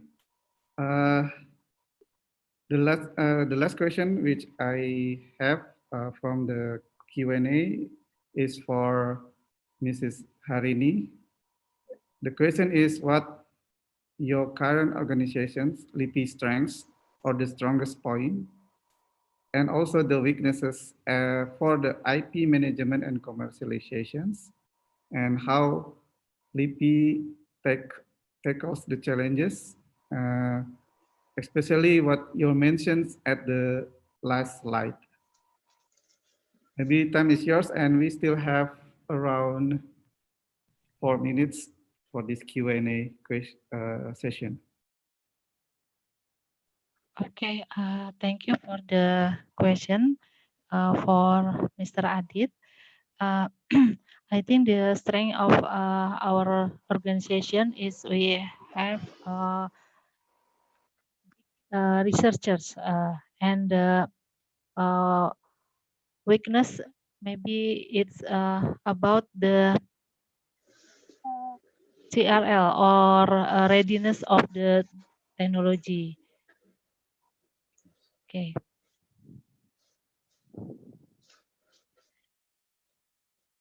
Okay, thank you. Thank you for your questions. We still have 3 minutes. If the attendees have live questions, please raise your hand, and host can.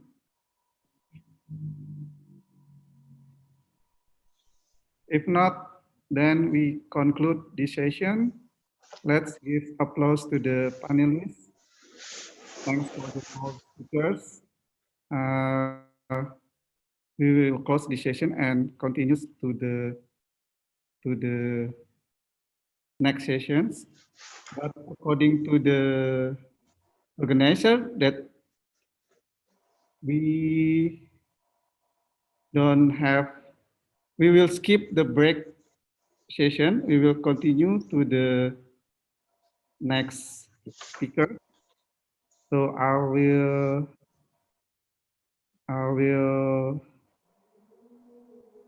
read the next speakers are Mr. Guy Pesach.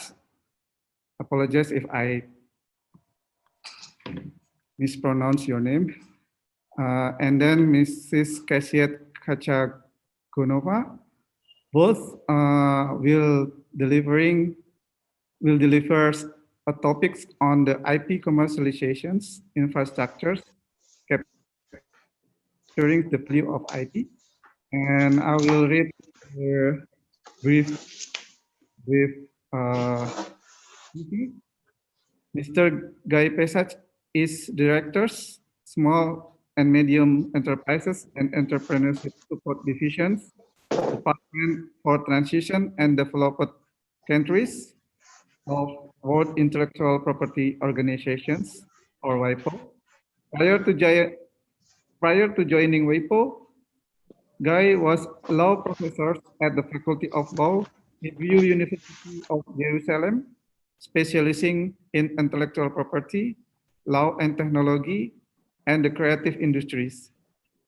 Mr. Guy was a Fulbright Scholar, residential fellow at the Information Society Projects, Yale Law School, a visiting professor at Columbia Law School, City University Hong Kong, UBC, and the Center Center for Transnational Legal Studies, Georgetown University Law School, and also an Erasmus Mundus visiting scholar at the Center for Law, Society, and Pop Cultures, University of Westminster. Prior to his academic career, Guy clerked for Justice Zamir at the Israeli Supreme Court and has worked at the Economic Department of the Israeli State Attorney's Office, the Israeli Antitrust Authority, the Bank of Israel, and private practice. And the second speaker are Mrs. Kasiet Kachagonova. She is an international consultant on IP-specific projects developments for the private and governmental sectors, experience in drafting national innovations and intellectual property strategies. Prior to the WIPO, she served at the State Service of Intellectual Property and Innovation under the government of Kyrgyzstan Republic. Hold a master's degree in economic and development. I will give time and place to the first speakers, Mr. Guy Pesach. Time and place is yours, please. Good morning, good afternoon, everyone. Just for me to know, can you see the PowerPoint? Is it with you? Yes, okay. But it is still not projected. Okay, so wait, I'll try to, before I begin, just so we make sure. Is it okay now? No, it's still.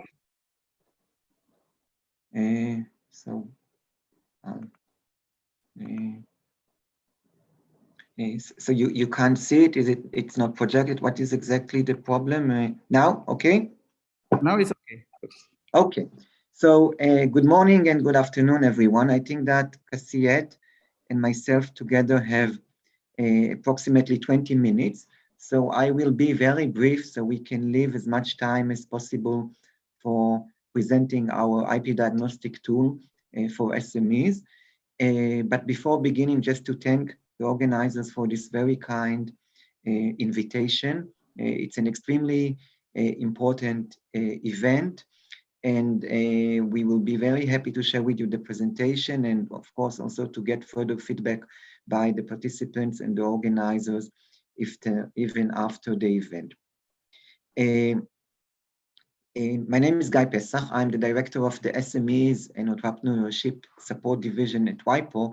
And with your permission, our presentation will be a little bit different than the other ones. We will not focus on substantial dimensions, but just provide you with a very preliminary snapshot regarding our tools, services, and support activities in the context of IP commercialization.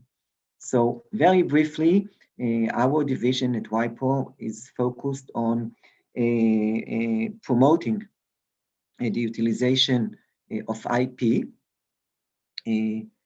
as a tool to enhance innovation and economic growth on a national level. I won't have the time to go into the details, but just very briefly, the point that we wish to emphasize is that while dealing with IP commercialization, we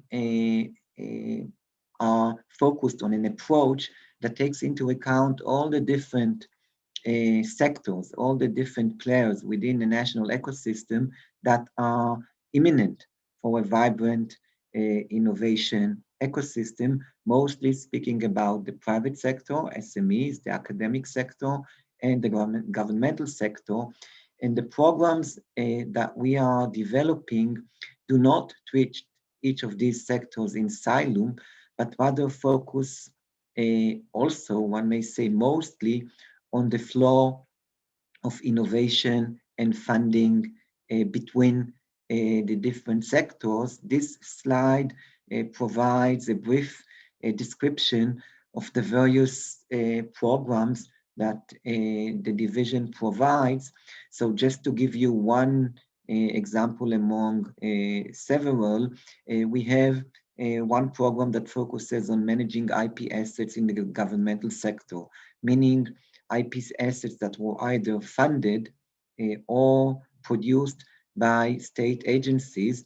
But when we focus on the governmental sector, it's not just about the governmental sector, it's mostly about bringing innovation to markets that is coming up with schemes that would enable governments to transfer their knowledge, their IP assets to SMEs in a way that will also maximize the utilization of the IP assets by the private sector and enable SMEs to have access and to benefit from innovation and technologies that were generated by state agencies. Same thing for the interface between the academic sector and SMEs. If we deal with technology transfer offices, if we deal with the development of IP policies for universities, these are efforts which are also forward-looking towards SMEs and the private market. And this slide, I would say, briefly provides the scheme or the philosophy that lies behind our activities. So on one side of the clock, you see the different stages of IP commercialization, beginning with ideas, going through the different stages, the formation of intangible assets, up until the stage of revenue making. The other side of the clock demonstrates or describes the way we treat IP commercialization. And one way to treat IP commercialization is to look upon the different structures, infrastructures through which IP commercialization can be realized, from the infrastructure of value formation, meaning IP rights registration or other schemes that practically bring into life the IP assets through value creation, schemes such as using IP assets as a source of financing, cross-licensing, going up until the stage of value extraction, that is monetizing the value of the IP assets, either via licensing, via franchising, and so on. So our end goal is to develop sustainable programs and schemes for each of these infrastructure. And in a very brief, this slide also puts into some more details the three infrastructures and the schemes that may fall within them. So very briefly, so I can pass the floor to Kassiet, we are focusing on different types of tools, services, and programs. For example, in the context of the academia and government institutions, much of our work is focused on developing templates of IP policies for universities, which then we work with member states on the customization to the unique landscape of different member states. We also have a variety of programs that are focused on technology transfer and technology transfer offices. Another concentration of the division is SMEs, and in the context of SMEs, the division is investing a lot of resources in coming up with new initiatives. One initiative that Kassiet will further describe and exemplify in a few minutes is a new tool that we have developed, which is an online IP diagnostic tool for SMEs. In addition to this tool, I don't have the time to go over all the various programs, but the main element that I wish to emphasize is that a major attempt of the division is to focus on what we call an industry-based approach. In other words, instead of dealing with the interface of SMEs and IP on an abstracted level, the focus is on tools that are aimed to serve and to interact with particular industries. Because from the SME perspective, IP is not an abstracted element, but is rather just one among many mechanisms to promote business growth and economic growth. So we are constantly focusing on specific industries. Just to give you one example, we began recently to hold what we call IP management, a product-based approach analysis, in which we choose specific real-life products while analyzing the IP management dimensions across the business cycle and value chain of the specific product, from concept via product development and going through cross-country licensing. So we take the specific products, break them into the various IP components, but from a perspective which animates the value of IP to the enterprise. Another area that we are currently focusing on is an initiative which is clustered under innovative IP offices. As you may know, many IP offices across the globe are now going beyond the traditional functions as registries and are also providing support services for the different sectors, including the private sector, to better utilize the IP system. So in this context, the goal is to work with IP offices that wish to expand their portfolio of services beyond their functions and as registries. One additional last project that I will mention before passing the floor to Kassiet is a project which is related to many of the themes that were already mentioned in this event. And this is a project about using IP assets as a source of financing for SMEs.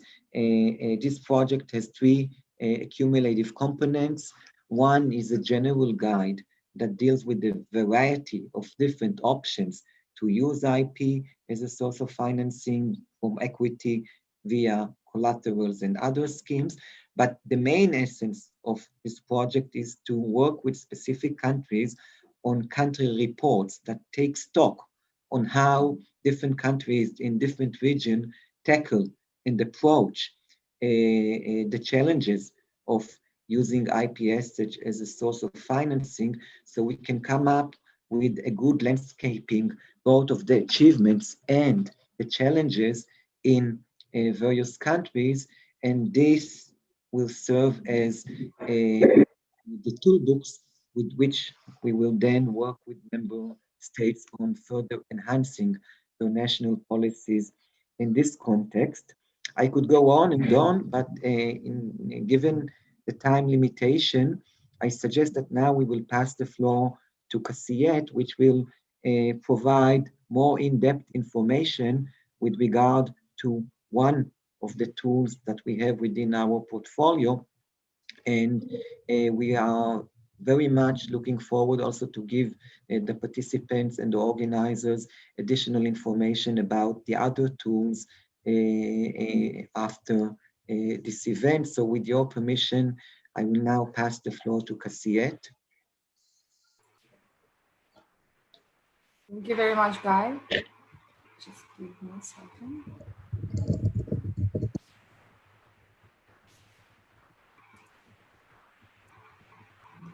So, dear participants, dear speakers, thank you very much for your time. And I would like to join Guy in thanking the organizers for providing us with such a great opportunity of presenting our work.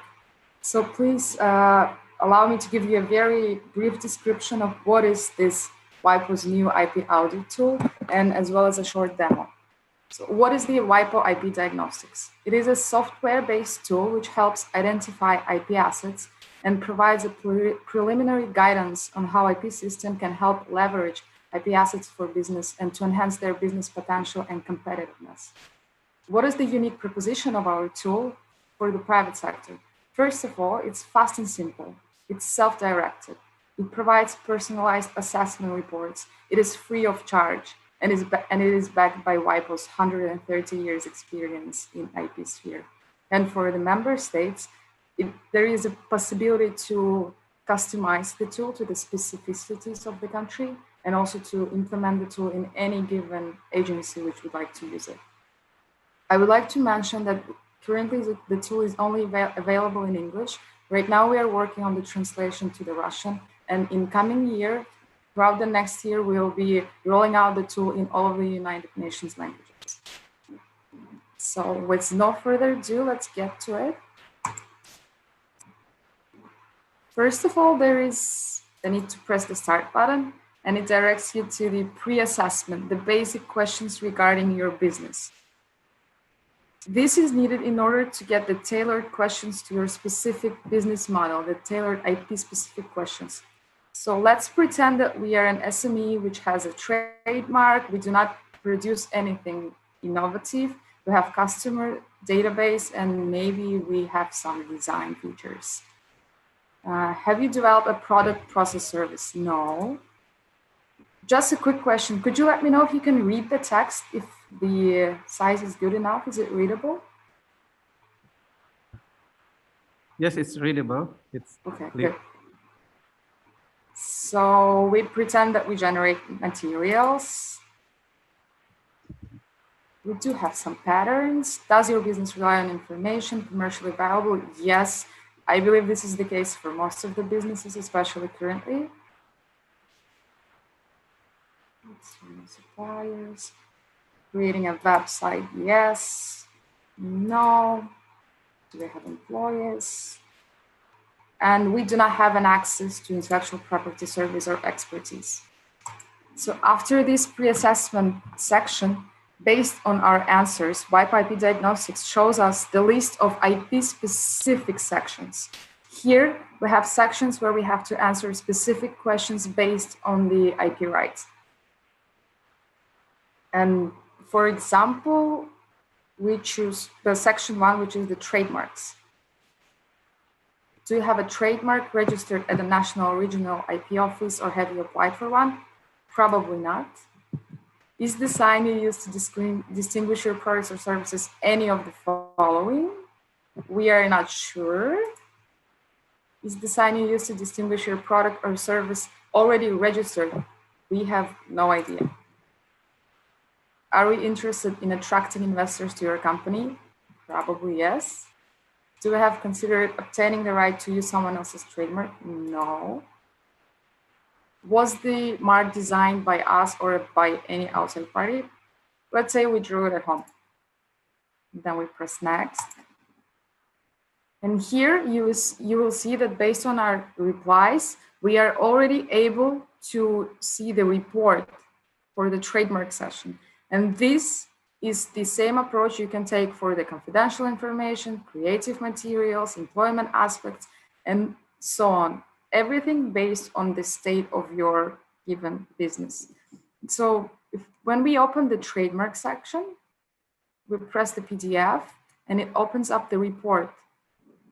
And it is very, very important to remember and to note that those reports are not intended to constitute any legal advice, and that WIPO IP Diagnostic is developed for those SMEs, for those enterprises who do not have an access to basic IP services, to IP information, and this tool serves as an entry point, as an awareness raising tool, and also as the tool that makes the IP work for business. We're bringing IP to life for business, make them engage in our little IP world. And also this tool can be used not only by SMEs, but by TTOs, by incubators, by SME support institutions, and just like I mentioned, by IP offices.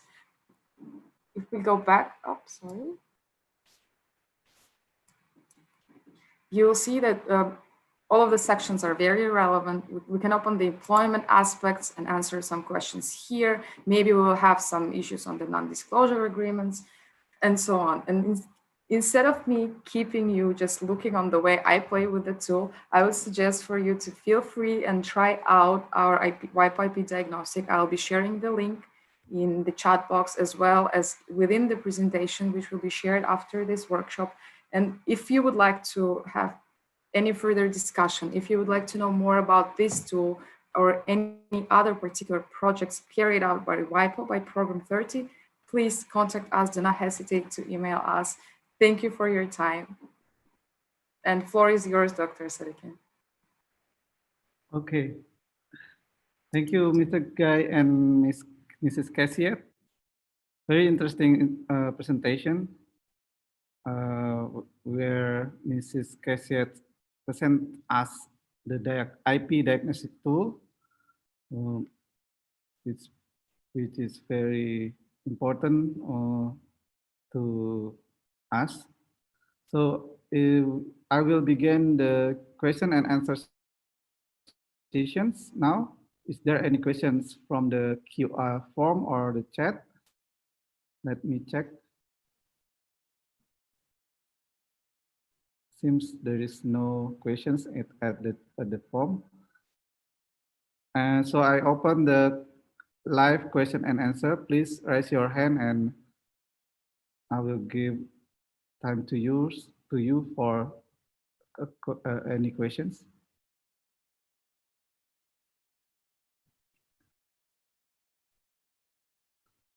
Any questions from the panelists?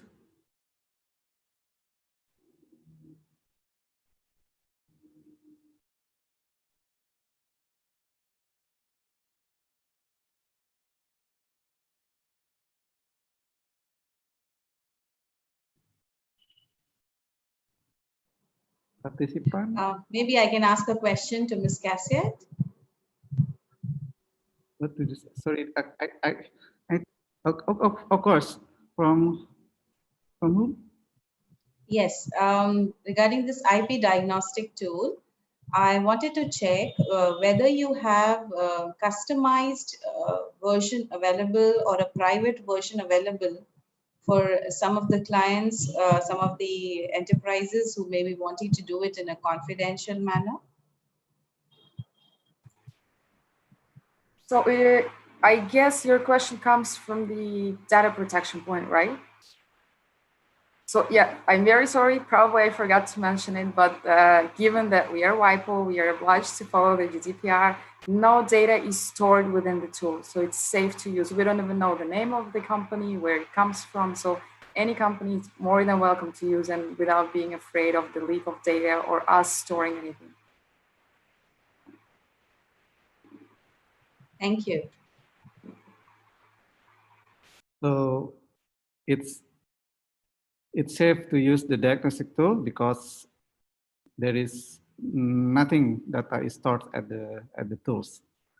So thank you, Dr. Wilson, from your questions. And I read a question from the participants from an STDA, Mr. or Miss Orakanoke Praksa. The question is, what would be the first step for someone to use or to try the diagnostic tools? I think the question is for Ms. Cassiet. So first of all, I've shared the link. I think it is very important to have people within, I guess the question comes from someone from an SME, and it is very important to have someone from the management who knows about the company, who can answer the pre-assessment questions, to be on board, to take 30 minutes of your time, open the web page, and just start the journey into the IP world.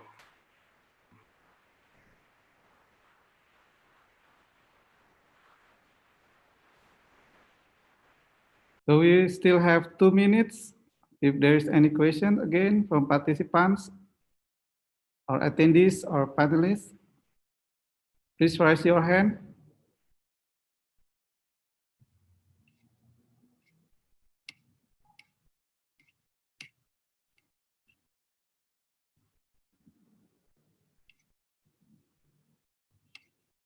If not, then we can conclude the sessions, and let's give applause to the Mr. Guy and Ms. Cassiet. Thank you for your presentations. I will give back to the MC for the next session. And I conclude the session. Thank you for your participations and attention. Thank you.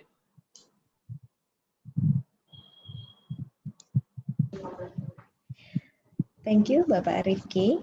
Thank you to all speakers for the informative sessions on the second sessions. Ladies and gentlemen, we will have break for 15 minutes and we will have the third sessions at 3 p.m. Jakarta times. Thank you.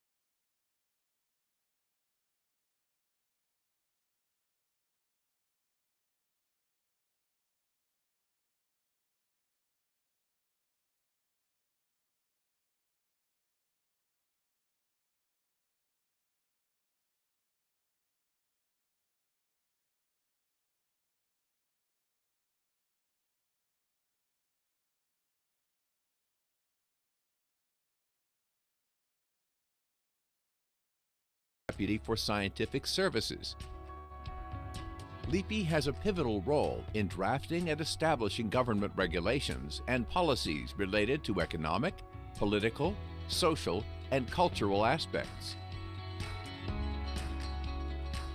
LIPI also manages scientific data and scientific considerations on biodiversity conservation, as well as the publication of global indexed scientific journals,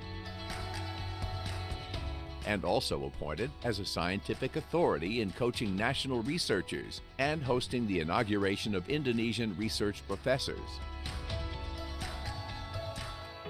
To support world-class research activities, LIPI managed 5 botanic gardens as a center for ex situ plant conservation, 3 museums that have the biggest collection of flora and fauna specimens in Southeast Asia, and regional level and Indonesian natural history, Barunajaya 8 research vessel, Indonesia Cultural Collection, which keeps the largest collection of microorganisms in Indonesia, and 2 international centers, namely Asia Pacific Center for Ecohydrology, APCE, and Regional Training and Research Center on Marine Biodiversity and Ecosystem Health, RTRC Marbest Center. LIPI has produced qualified research results that are beneficial to the society, including biodiversity, environment and maritime, food security, agriculture and farm, health and pharmacy, advanced material, energy, technology, information and communication, social dynamics, humanity and culture, technology innovation and utilization of science and technology, as well as scientific services, testing and development.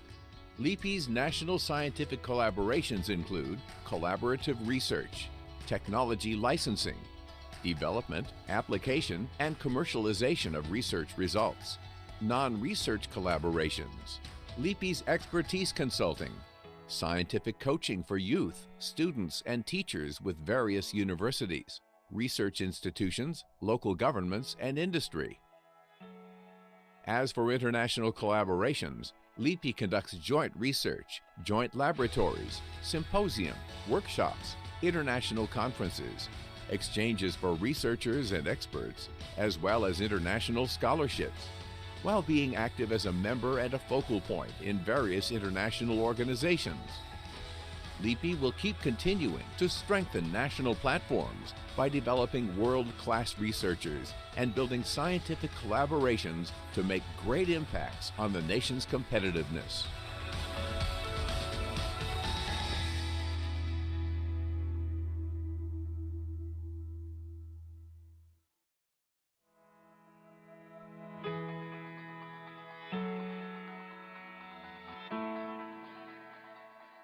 Every vision begins with a spark of inspiration, and every inspiration is driven by the passion to realize dreams.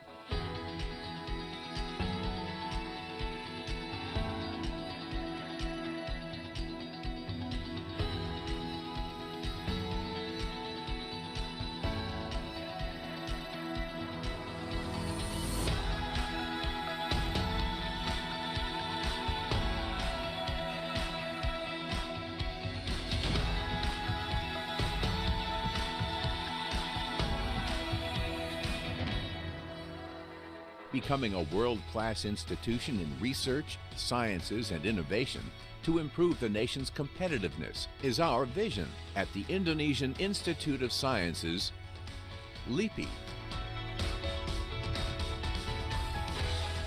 LIPI has various research centers throughout Indonesia under the coordination of the chairman of LIPI, Deputy for Life Sciences, Deputy for Earth Sciences, Deputy for Engineering Sciences, Deputy for Social and Humanities Sciences, and Deputy for Scientific Services.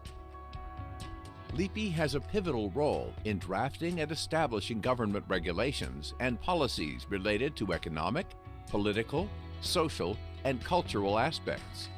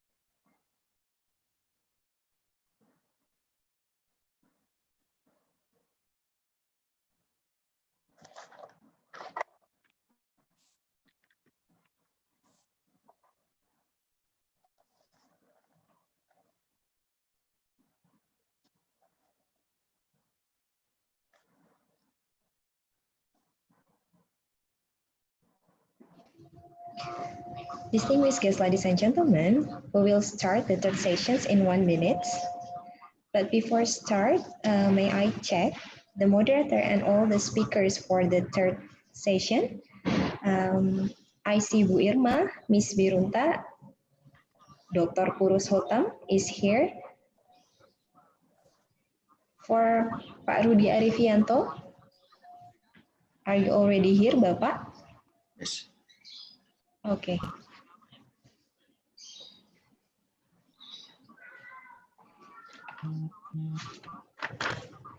Melia, can you hear me? Yes, I can hear Ibu Irma clear. Yeah, I can hear you clearly, Ibu Irma. Thank you. Can we start the third session? Guess it's already 3 p.m. Jakarta's time. Okay. Distinguished guests, ladies and gentlemen, welcome back to the International Workshop on IP Management and Transfer Technology. So today we will start the third session. For the next 1.5 hours, we will have the topic collaborative research to enhance technology transfer through science and technology parks. For these sessions, I would like to invite Dwi Irmawati Gultom, PhD, from Center for Utilizations and Innovations of Science and Technology LIPI as the moderator. But before that, I would read her brief description. Ibu Dwi Irmawati Gultom was born in Pematang Siantar, 25 May 1983. She started his career as a public relations officer in LIPI since 2006. Throughout her career in LIPI, she has served as head of mass media subdivisions, coordinator for corporate public information disclosure, coordinator for corporate scientific public services, head of public relations, and head of cooperations divisions.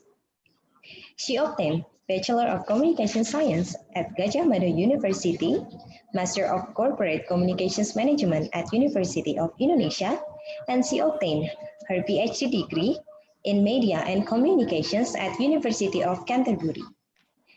Ladies and gentlemen, please welcome Ibu Irma. Ibu Irma, time is yours to lead the third session. Thank you, Ms. Leah. Good afternoon, ladies and gentlemen. As previously introduced by the moderator, by the MC, my name is Dwi Irmawati Gultom, and I will be the moderator for this afternoon session. In this session, we will have a discussion with 4 speakers with regard to collaborative research to enhance technology transfer through science and technology. For our first speaker, we have Ms. Birunta Muroti. She's the Chief Commercialization Officer Utin R&D Malaysia. Ms. Birunta Muroti is an innovation and commercialization specialist with broad experience in fields of innovation leadership, SME development, technology transfer, and commercialization of innovation with industry and government experience. Ms. Birunta is one among the first Malaysian to be accredited as registered technology transfer professional. Ms. Birunta has an MBA from Victoria University, Australia, and a bachelor degree in computer science from Coverty University, United Kingdom. Ms. Birunta is a registered patent, trademark, and industrial design agent with the Malaysian Intellectual Property Organization. In this afternoon, Ms. Birunta will talk about technology licensing, perspective from a university technology licensing office. Ms. Birunta, the time is yours. Thank you, Madam Moderator. So please allow me to share my slides.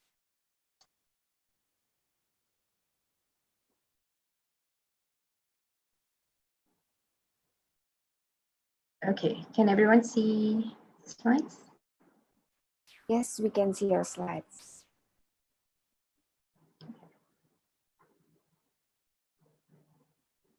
All right, good afternoon to everyone, and thank you for having me here today. Selamat sore as well to all of our Indonesian participants.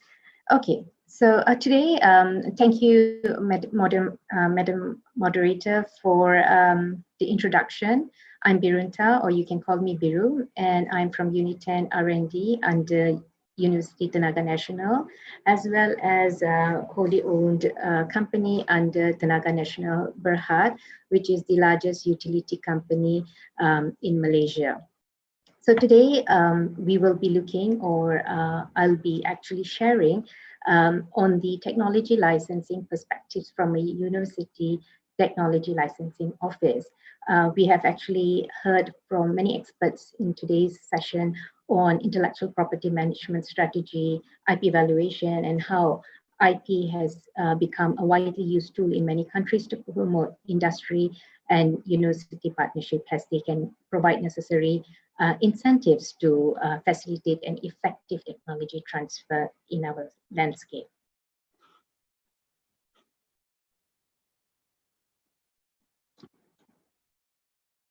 The process of transferring scientific findings from one organization to another for the purpose of further development and commercialization is defined by AUTM as technology transfer. Licensing has become, or is one of the most common ways of achieving the transfer of knowledge or technology between different parties. So it can be between two companies, or from a university to a company, or a government agency to a company. So the transfer of IP rights to use and commercialize IPRs, any form of intellectual property resulting from university research, is done via IP licensing. So these IPs are out-licensed from the university, and companies in-license these IPs. And this is done through various technology transfer vehicles known as contract and sponsored research, consultancy, intellectual property protection, IP licensing agreements, and also university spin-offs. And what do companies actually benefit from this is they have access to leading-edge scientific research or findings. Companies are also able to de-risk R&D cost and time, as well as enhance their R&D ability through this technology transfer process, resulting to social economic development, influencing local economic growth, as well as creating jobs in the local landscape. As you can see, the US Berdaulat Act has enabled universities and research institutes to own and commercialize inventions under federal funded research programs. Ever since the Berdaulat Act has been enforced, this has actually transformed the technology transfer landscape, not only in US, but also around the world.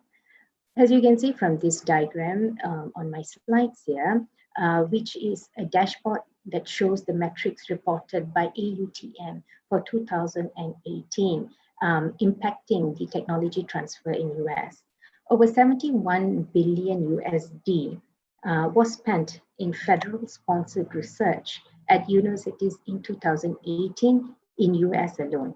So approximately 2.94 billion in licensing revenues was generated from the technology transfer process alone. So from various types of licensing agreements and commercial deals.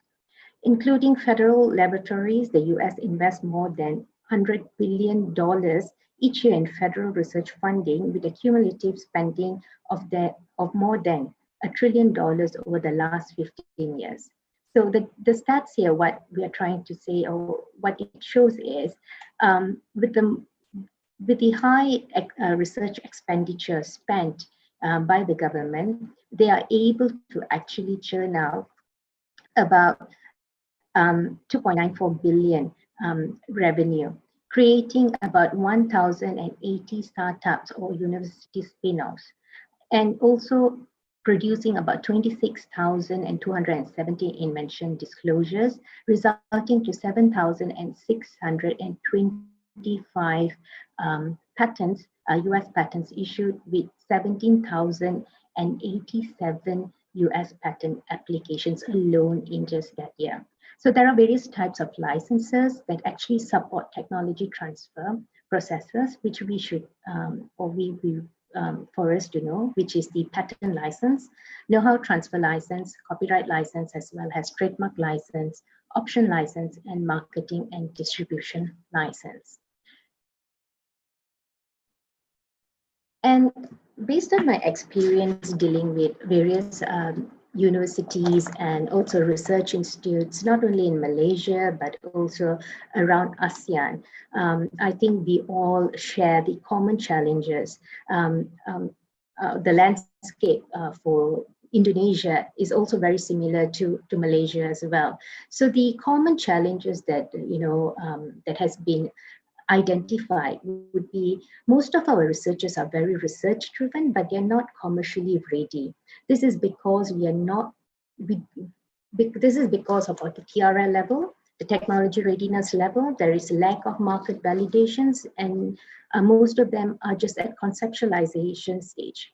So where is the prototypes for us to demonstrate to industry partners? Are we there yet? So that another issue is there is no right set of expertise or skills to validate these ideas. Are we equipped? Do we know how to? It's interesting from the previous presentations that I've noticed, we do have, or Indonesia do have extensive and vibrant infrastructure or ecosystems to support this as well. So universities can actually look into the right channels to develop this. Also to look at lack of information, guidance on IP commercialization, lack of industry collaboration and networks, the high bureaucracy in universities. This is just common not only in Malaysia, but also in Indonesia, I believe, and also in many parts of the world, which slows down the process of decision-making and bringing the technology to the next level. Insufficient financial resources earmarked to technology transfer by universities, faculty members and administrators having unrealistic expectations regarding the value of their technologies. So not being able to understand what's the real value in terms of, are we doing the right evaluation methods to assess this, to monetize our intellectual property. So these are some of the common challenges that universities face. And what we should understand is there is no one size that fits all in technology transfer. Not only just university technologies, even companies in that sense do face the valley of debt. So what causes the valley of debt is basically, often it is assumed that something translating invention into, or an innovation into a commercialization phase is like a black box. They find it so difficult. This is because there is a lack of funding to address the finance gaps. Not having access to appropriate facilities or incubators. Probably there are some facilities and incubators or support system, but they're not able to find them. Not understanding the testing and validation process. Difficulties encountering in obtaining regulatory certification for their innovation that they have actually developed out of the research. Not having access to technical expertise to bring this to the next level from lab scale to pilot scale, for an example. Lack of awareness and support of IP protection, legal advisory, licensing, and also how to brand and market these IPs. Lack of prototyping, productization, and market access support. So most of them actually fall, or they meet the valley of debt from spin-offs, from the commercialization, not knowing how to meet the demand of the market, weak engagement of countries, decision makers and stakeholders, including civil society and community, lack of planning and resources for country adoption. So these are some of the common challenges and issues identified where they meet the valley of debt. So in terms of technology transfer offices, I'm sure many universities actually do have technology transfer offices. I hear some interference of noise. Can someone mute? Yeah, yeah, thank you. So technology transfer offices can be a part of the university or a wholly owned company of a university. It depends on how these technology transfer offices are designed and set up within an organization. So how does your technology transfer office in your respective organization function, especially for research institutes and universities?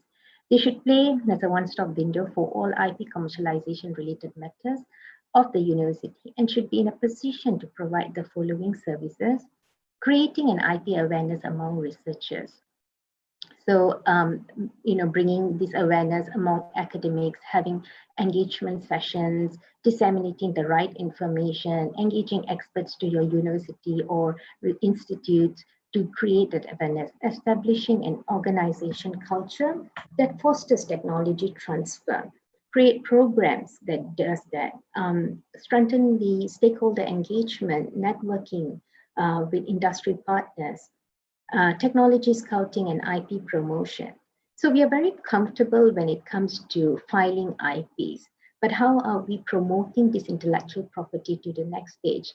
This is a very important role that Technology Transfer Office should look into. Do we have a pragmatic platform to promote these IPs?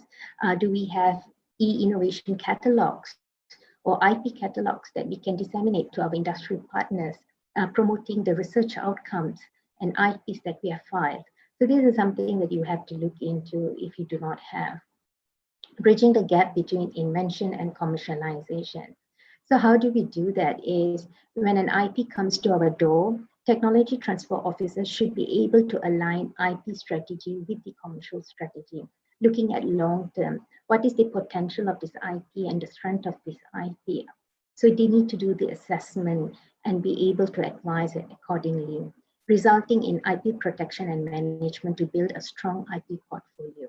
Also designing market validation programs in universities, so you can have or partner with organizations like LIPI and other similar institutions where you can actually look at partnering and doing market validation for the prototypes. It is very important for us to look at where our IPs are, what are the TRL levels of these IPs, who are we going to engage with, and what are the market perspectives. Negotiation with prospective licensees. So when we are negotiating with our licensees, or here I would say companies and industry partners, what we should look at is we have to look at both sides, strike a win-win situation. But if you do not have that skill set within the technology transfer office, then it's time for us to build that skill set or engage a neutral party to come in and do that negotiation, because negotiation is where it breaks or makes a deal happen, right? So, and then assist. So technology transfer office and the officers involved should be able to assist academics with spin-out formation, licensing, and commercialization activities, because they play a vital role or a central role in their engagement with researchers, not only with researchers, but also with technology buyers, investors, government agencies, and university management. So here, what I would like to stress or share is, Indonesia maybe could look into bringing RTTP, the Registered Technology Transfer accreditation, and make it a course for the technology transfer officers to probably equip themselves with the best practices of technology transfer, technology licensing, and IP management, which is recognized. And also work with organizations like WIPO and SCAP to build that skill set within the organization.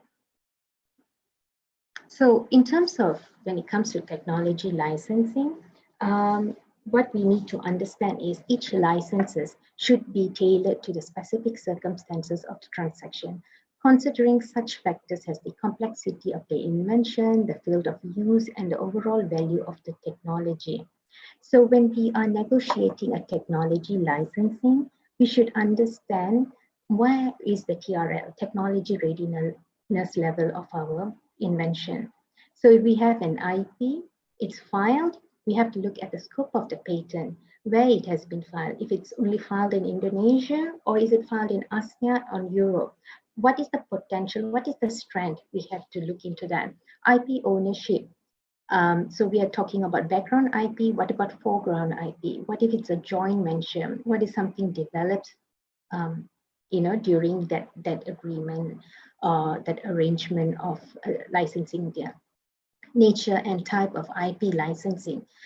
So when we talk about licensing, is this going to be a bulk license, or is this going to be just a one-off sole licensing? The type of licensing that involved, like I mentioned, is it a patent license, trademark, know-how, or a copyright licensing? Scope of rights of both parties, from the academic, the university side, as well as from the industry side. Then we also have to look at certain terms such as territories. Do we have sub-rights for that? What are the territories that we're going to embark in? And if you're going to embark in those territories, do you have the protection in those territories? Terms and termination clauses. Financial terms and royalties should be well defined as well. So, and also in terms of exclusivity of the licensing. So are you going to look at exclusivity, non-exclusivity, or sole exclusivity? So there are these are some of the few important among the many others that we should look into and have a hindsight or a knowledge on how to structure the technology licensing.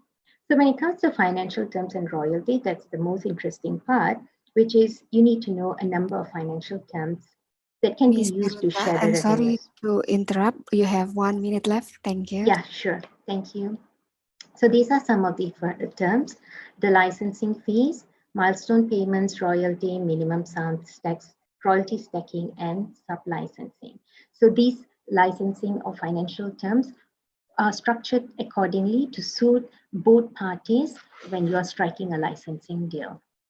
And things to know when negotiating a licensing deal is understand the technical aspect, understand the market, and understand stakeholders involved. So as technology transfer officers, we are trying to strike a win-win situation. In any negotiation, preparation in terms of information gathering is normally 80% of the effort. The real face-to-face negotiation is just 20% of the total effort. So you got to know, you got to do your homework before you step into a negotiation deal, because you want to strike a balanced expectation between both worlds, the academics, the university side, as well as the licensees. So every technology is different and needs to be understood in detail. So with that, I would like to conclude with the example of the Stanford University story, where Stanford, okay, you can get this in Stanford's 40 years of discovery, 8,000 invention, where about 2/3 of earning just came from 3 of the unicorn IPs, which is the Google improved hypertext searching, DNA cloning, and functional antibodies. So what I'm trying to say is it's not just a matter of luck, but you've got to know and do the right assessment, do the IP or the due diligence to understand what is the value of your IP portfolio, and strike the right balance and engagement with the right stakeholders in terms of driving the technology transfer and technology licensing to the next levels for your university. So with that, I would like to conclude, and I hope I've kept my time limit. And thank you. Terima kasih, and I'm open for any questions. Thank you, Ms. Burunta. We are going to have the question in the after the 4th presentation in a Q&A session. And next, we are going to have Mr. Rudy Arifianto from the Ministry of National Development Planning, the Republic of Indonesia. Mr. Rudy Arifianto holds a bachelor degree in administration from Brawijaya University and a master degree in economics from Hiroshima University. He has been building his career in the Ministry of National Development Planning since 2005 in the fields of national planning and institutional relationship. He has been the head of Technology Division and Innovation Subdivisions since 2017. In 2019, he was the team leader for the concept of the National Research Priorities Flagship. In this afternoon, Mr. Rudy will talk about National Development Planning on building STP, challenges and opportunities. Of course, perspective from Indonesia. Bapak Rudy, the time is yours. Thank you, Madam Moderator. Can we have a support from the committee to share? Okay. Thank you. Ladies and gentlemen, let me say a few things about the perspective of government or policymaker dealing development of scientific. In this case, we have to present what scheme that the Indonesian government will be involved to build Science Technopark. Next.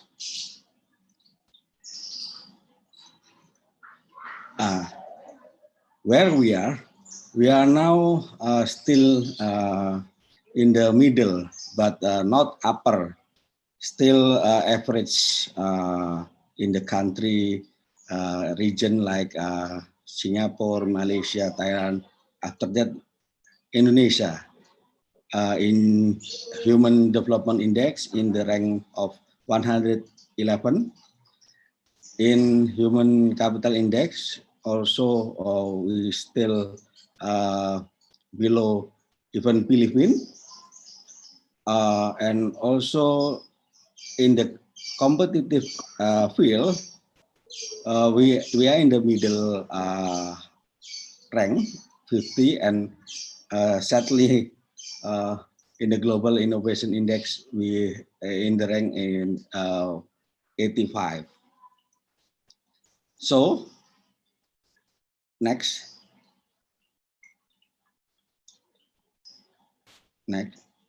we have vision that already wrote by our President, Mr. Jokowi, in 2045. In 2045, we have vision to enter the Big 10 of economic of the world. So we will try to achieve that by increasing manufacturing growth, also agricultural growth, and of course we will attract more tourism. And because we want to have manufacturing growth, we will try to achieve it through technology and science. Next.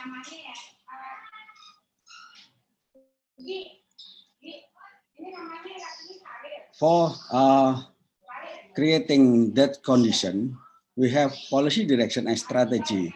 In this case, we will try to increase science and technology and innovation capability. The first policy is prioritizing research for sustainable development. In Indonesia, we already have national research priority. We are having 40 research that will be national priority. And also we have a technology sustainable use for natural resource and disaster mitigation technology, appropriate technology, frontier technology, research and social innovation, which is LIPI had as coordinator in this field. And the second policy direction is develop research powerhouse. We will increase the quality and capacity science, technology, human resource, which is now we having 14% human technology science, technology, human resource still need to be increased, which is 14% PhD. We need to increase 5 years again to 20%. And this human resource science and technology improvement will be supported by strategic R&D infrastructure. We will build many laboratoriums, especially in Cibinong and also Serpong. Those two science technopark will be increase the number of laboratorium. We also will strengthening ST Center of Excellence, we call it PWI, and make increase accreditation R&D institution, increase management of biodiversity and intellectual property data, and back up strengthening research network. The third policy and policy direction is innovation ecosystem enhancement. We will strengthening triple helix cooperation, which is how to glue the part of government, academic, which is can be played by lead bank institution, and also industry. It's very hard to implement this condition in Indonesia because most of science technopark in Indonesia did not in the area that considered strategic.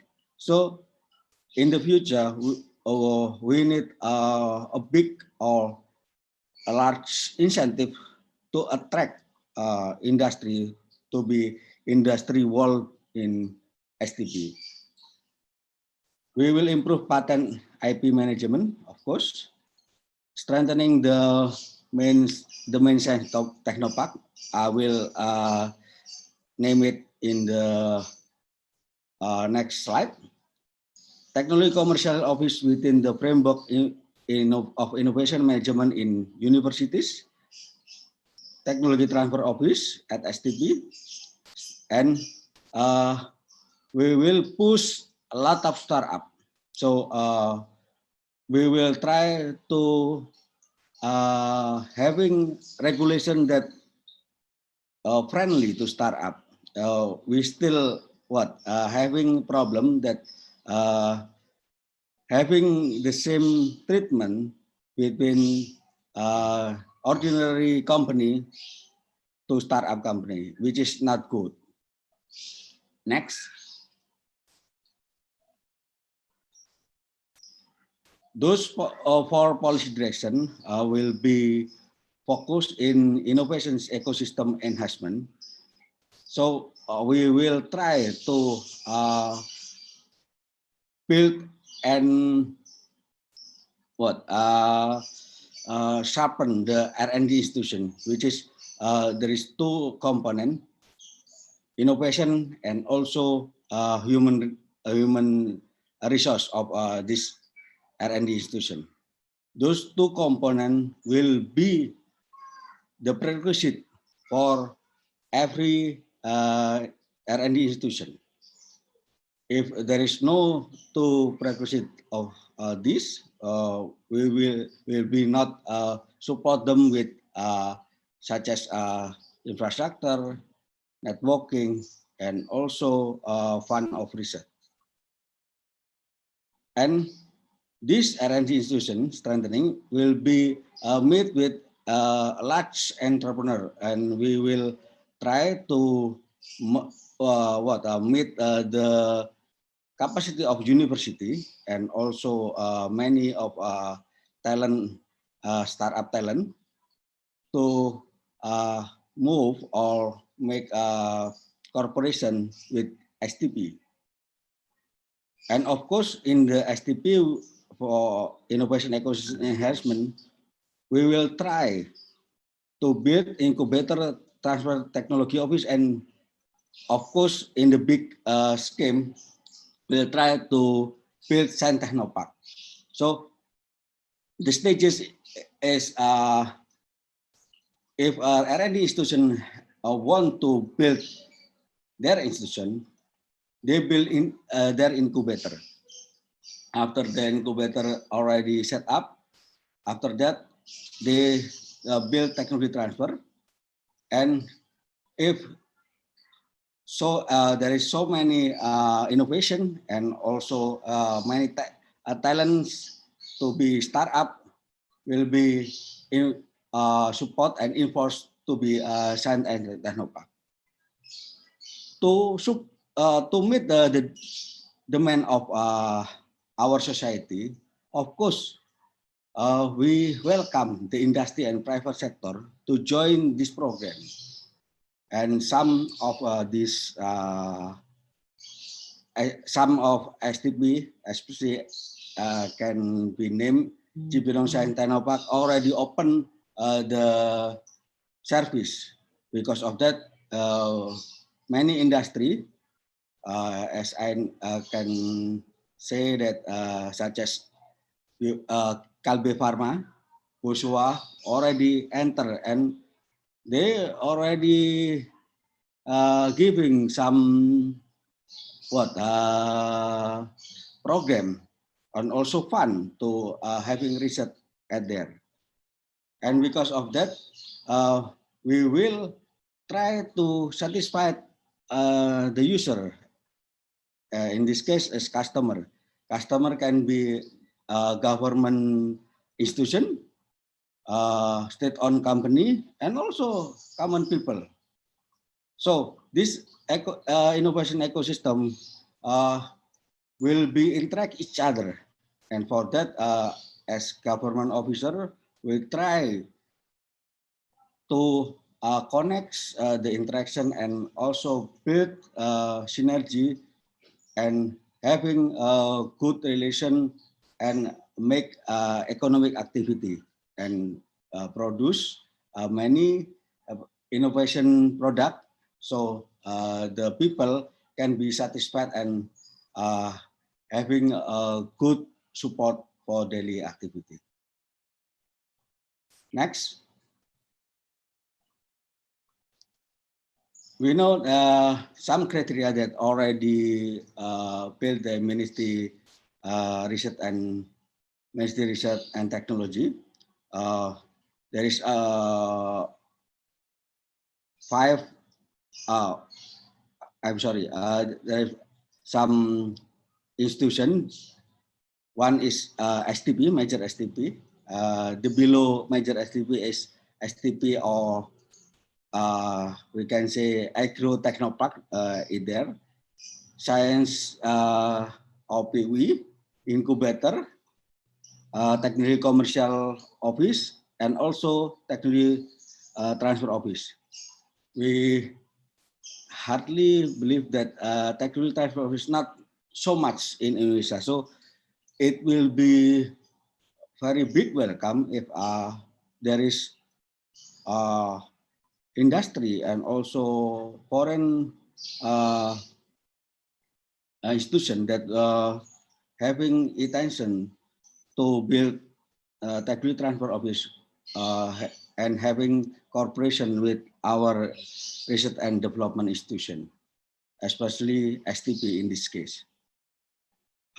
We having the STP link each other, so we need to create this link for having the end of goal is to make up innovation product. And because of that, we have clustering for this STP, and there is 40 priority research that will be do in the future. Next. Pak Rudi, you have 1 minute left. Thank you. As I mentioned, there is a flagship project that national priority, and there is a non-flagship that will be done by university, line ministers, local government and industry, and also agency of research such as LIPI and BPUT. Next.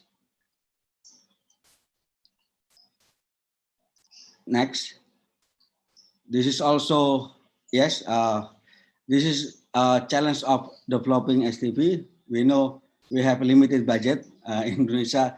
R&D is still not the priority of our government. Our government still mostly focusing in daily need service, health, food, and also education. We know that STP have many STP, but the function is not good. We need to improve it.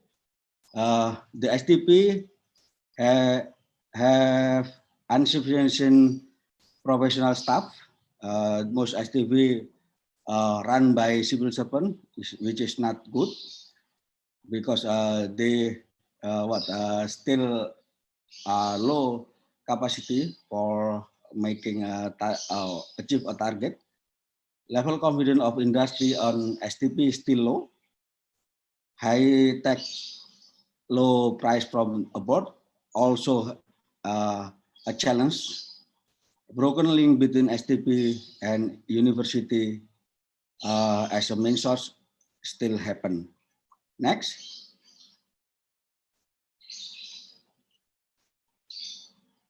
In 5 years plan, we have 5 STP that will be mature.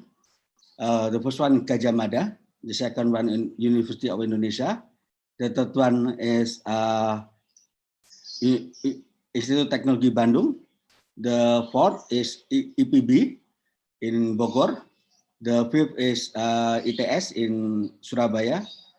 The sixth is Puspitek. The seventh Cibinong Science Park that run by LIPI. And the last is National STP Batang in Pasar Jumat. Those main STP will be our priority, and we will try best to push this STP to achieve as major STP. Next.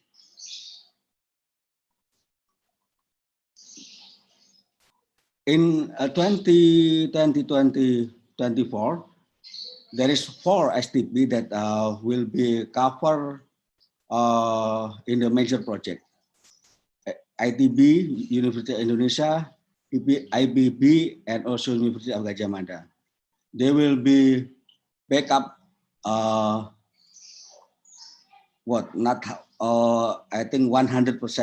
So this STP will be having bigger target, such as product innovation that will be change landscape of our industry, such as catalyst for crude, replacing crude palm oil, replacing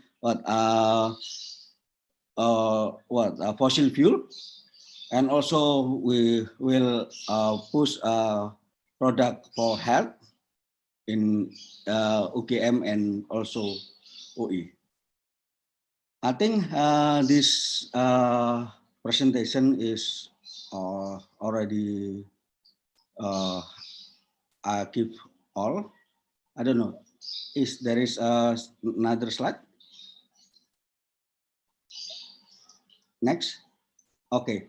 Thank you very much. If there is some question, I will be happy to answer it for you. Thank you very much.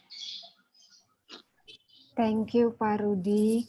For the next speaker, we have Dr. Purus Hotham, the former Chairman and Managing Director, National Research Development Organization, Government of India. Dr. Purus Hotham holds a bachelor degree in chemical engineering from Andhra University. 2 master degrees from IIT Kharagpur and IGNOU, and a PhD from Osmania University. He holds 15 national and international awards. His core competencies are multidisciplinary R&D, process development, scale-up, IPR management, technology transfer, techno-economic feasibility, incubation, entrepreneurship and startup, consultancy, venture funding, academia, industry partnership, industrial R&D project reviews and monitoring. He has 65 project reports, 5 book chapters, 1 book, 85 research papers, 3 patents, and helped industry in commercializing more than 350 technologies in different sectors. In this afternoon, Dr. Purus Hutam will talk about incubation support system for facilitating technology transfer and commercialization from Indian experiences.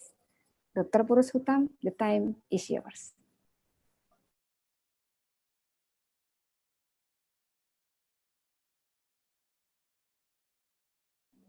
Dr. Purus Hutam, we cannot see your video yet.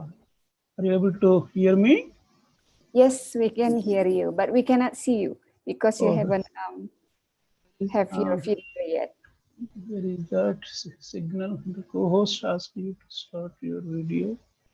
Okay. Are you able to see me now? Great, now we can see you. Okay, where is my presentation? How do I load my share screen?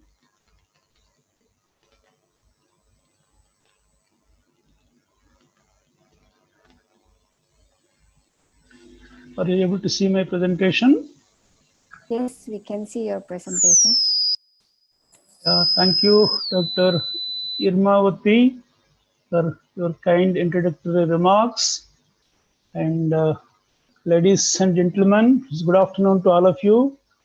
At the outset, I would like to thank the organizers of this event, UNAPCTT of ESCAP and LIPI Indonesia, for giving me this opportunity to share our perspectives, our Indian experiences with these learned participants. The topic given to me to talk is incubation support systems for facilitating technology transfer and commercialization, the Indian experience. I would like to talk briefly, what do we mean by incubation? What kind of support services are generally being offered by the incubation centers to mature the tech? Sorry, I think you have noise in your microphone. No. Okay, now you're clear now. Okay, let me switch off my phone then. Yeah, in my presentation, I would like to briefly touch upon what is what do you mean by incubation? What is the process of incubation? What kind of support services generally these incubation centers provide so that the technologies are matured enough in the technology readiness level, and so that they can be easily transferred and commercialized by the industry, and how these incubation services helped many technologies in reaching the commercial success. And also the governments across the globe are also spending a lot of resources, bringing a lot of policies to promote incubation. I would like to share the impact of such kind of a program of one of our ministry's department, the Department of Science and Technology, in my presentation.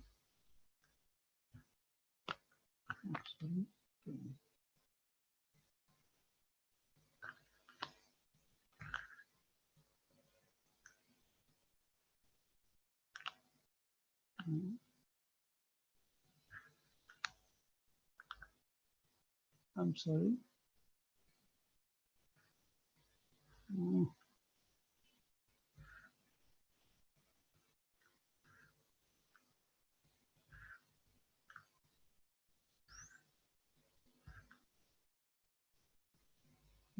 Some problem. How do I minimize the screen? See, the incubators are basically a kind of structures. They can be for profit or can be non-profit. Most of these incubations are supported by the governments, departments, the ministries in their respective countries. So what these incubation centers really do is that they nurture the technology-based and knowledge-driven companies by helping them survive during the startup period. So generally, in any venture creation, the startup period is the most crucial. Generally, the period varies from 2 to 5 years. Across the globe, a lot of studies have been conducted to study how this incubation is helping to bring the startups to the marketplace.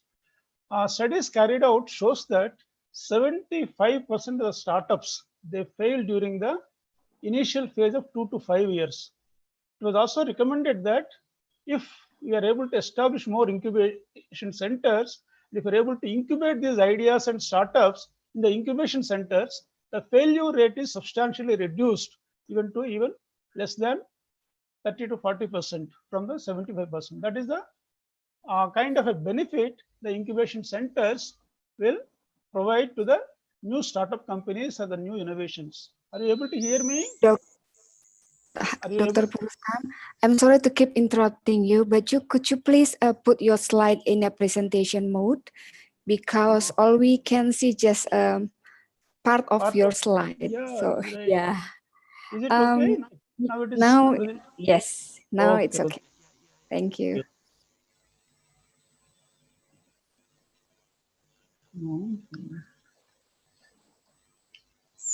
So these incubation centers basically acts as a facilitators by way of providing an integrated package of services like workspace, shared office services, access to specialized equipment, and the quality control and testing equipment, along with value-added services like fundraising, legal services, business planning, technical assistance, seed funding, mentoring, and networking support. These are all the very essential services required to mature the technology so that the technology will overcome the valley of death. And if an incubation center provides this kind of services, the innovators, the inventors, the entrepreneurs can focus more on the product development. Why many technologies fail in the market is that they lack that product development when they are in the initial stage. You need to thoroughly understand the know why and know how aspects of a technology development when you are developing a technology. Once you have the clear understanding of these aspects, any variation in the process, you will be able to manage well when you scale up the process in a commercial scale. So that is why the incubation process is very, very critical if you want to achieve successful technology transfer and technology commercialization. So the main objective of this incubation process is to create pathways for successful technology transfer, produce successful business ventures that can create jobs and wealth. That is what every government wants, every nation wants. So this incubation, innovation, entrepreneurship, intellectual property rights are the basic building blocks in building a national economy.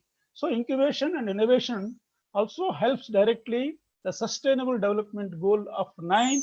Not only that, it indirectly, see, if you are promoting innovation, innovation has got roots to promote SDG goals of almost all 17 goals in my opinion.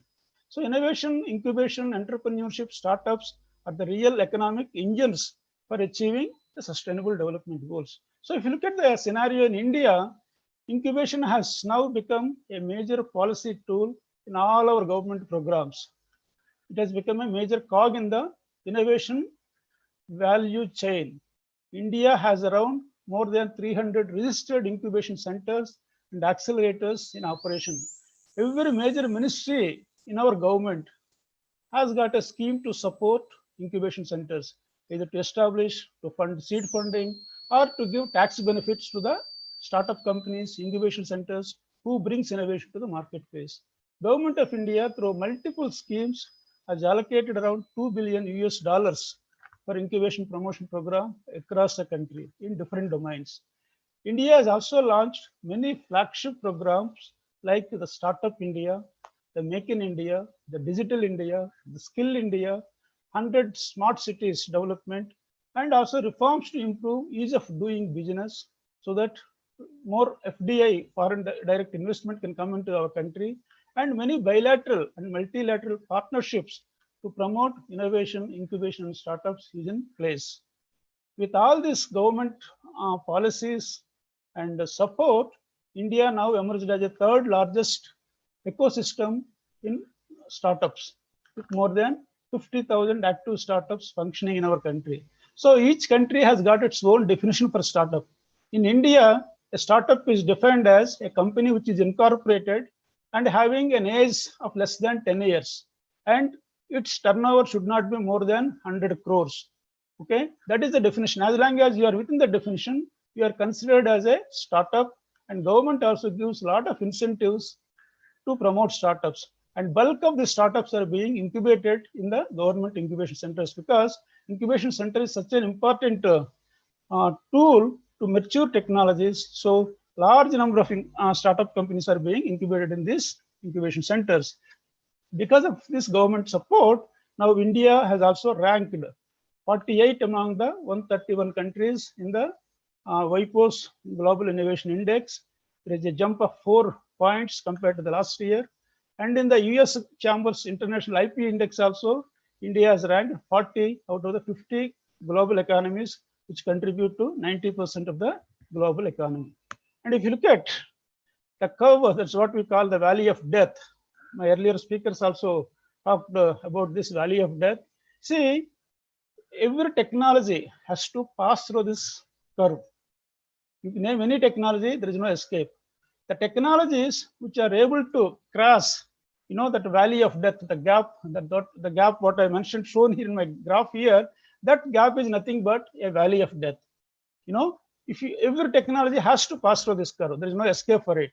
So technologies which are able to get support, get funding, get engagement with all the stakeholders, the triple helix supporters, the technology will see the light of the day, and because they were able to be matured enough. See, this graph also talks about very important phenomena, the technology readiness level and the valley of death. So basically, the technologies which are coming from an academic environment, or universities or national laboratories, generally they will be at a proof of concept level. That means they're at TRL 3. But if you want to transfer the technology to an industry generally requires a technology should be at the TRL level should be more than 6 or above. Then only their risk is minimized. So that is why they look for a technology which is a TRL 6 or above.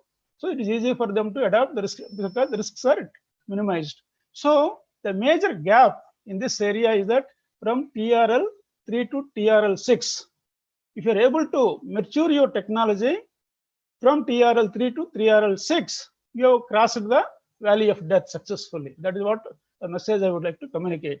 Particularly when you are transferring a technology from an academic environment, as I told you, they will be at a TRL 3, and only the gap is TRL 3 to TRL 6. So by sending this technology, by incubating this technology in incubation center, you can raise the TRL level and successfully transfer it. But in case of that is a conventional innovation process. But currently across the globe, the trend is now reverse innovation. What do you mean by reverse innovation?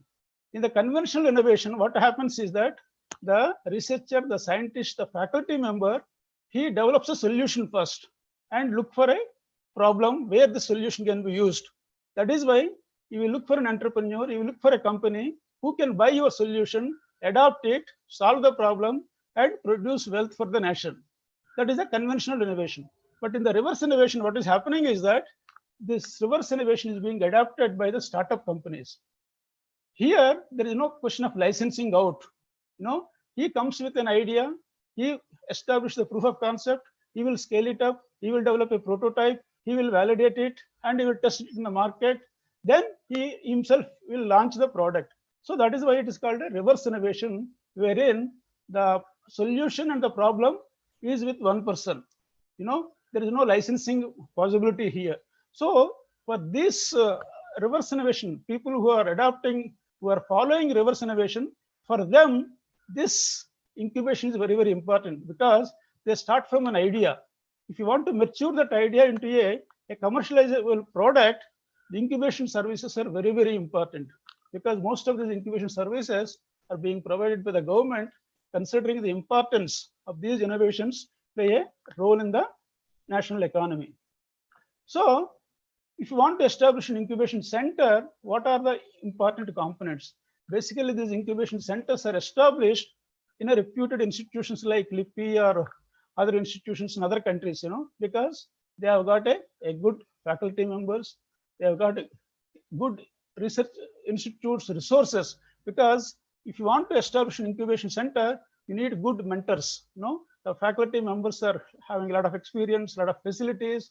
The host institute has got a reputation. They can get networking. They can also get funding from the government through which they can fund the startup companies. So that is why they have also good links with various organizations. So these are all the major components if you want to establish a incubation center in any institute. Then what is incubation or incubation center and incubator? See, the way when a premature baby is born, what we will do, we will put the baby into an incubator. The incubator provides all the enabling environment the baby to mature. The same way, whatever technologies are developed by the researchers, the scientists, they are at a very primitive stage, immature stage. They are not really ready for commercialization. If you incubate these technologies in the incubation center, they will mature. They will get all the strengths. Then they will ready for commercialization. So that is a wonderful invention. The concept of incubation itself is a great invention for the innovators and researchers. And it has now emerged as a big industry across the globe.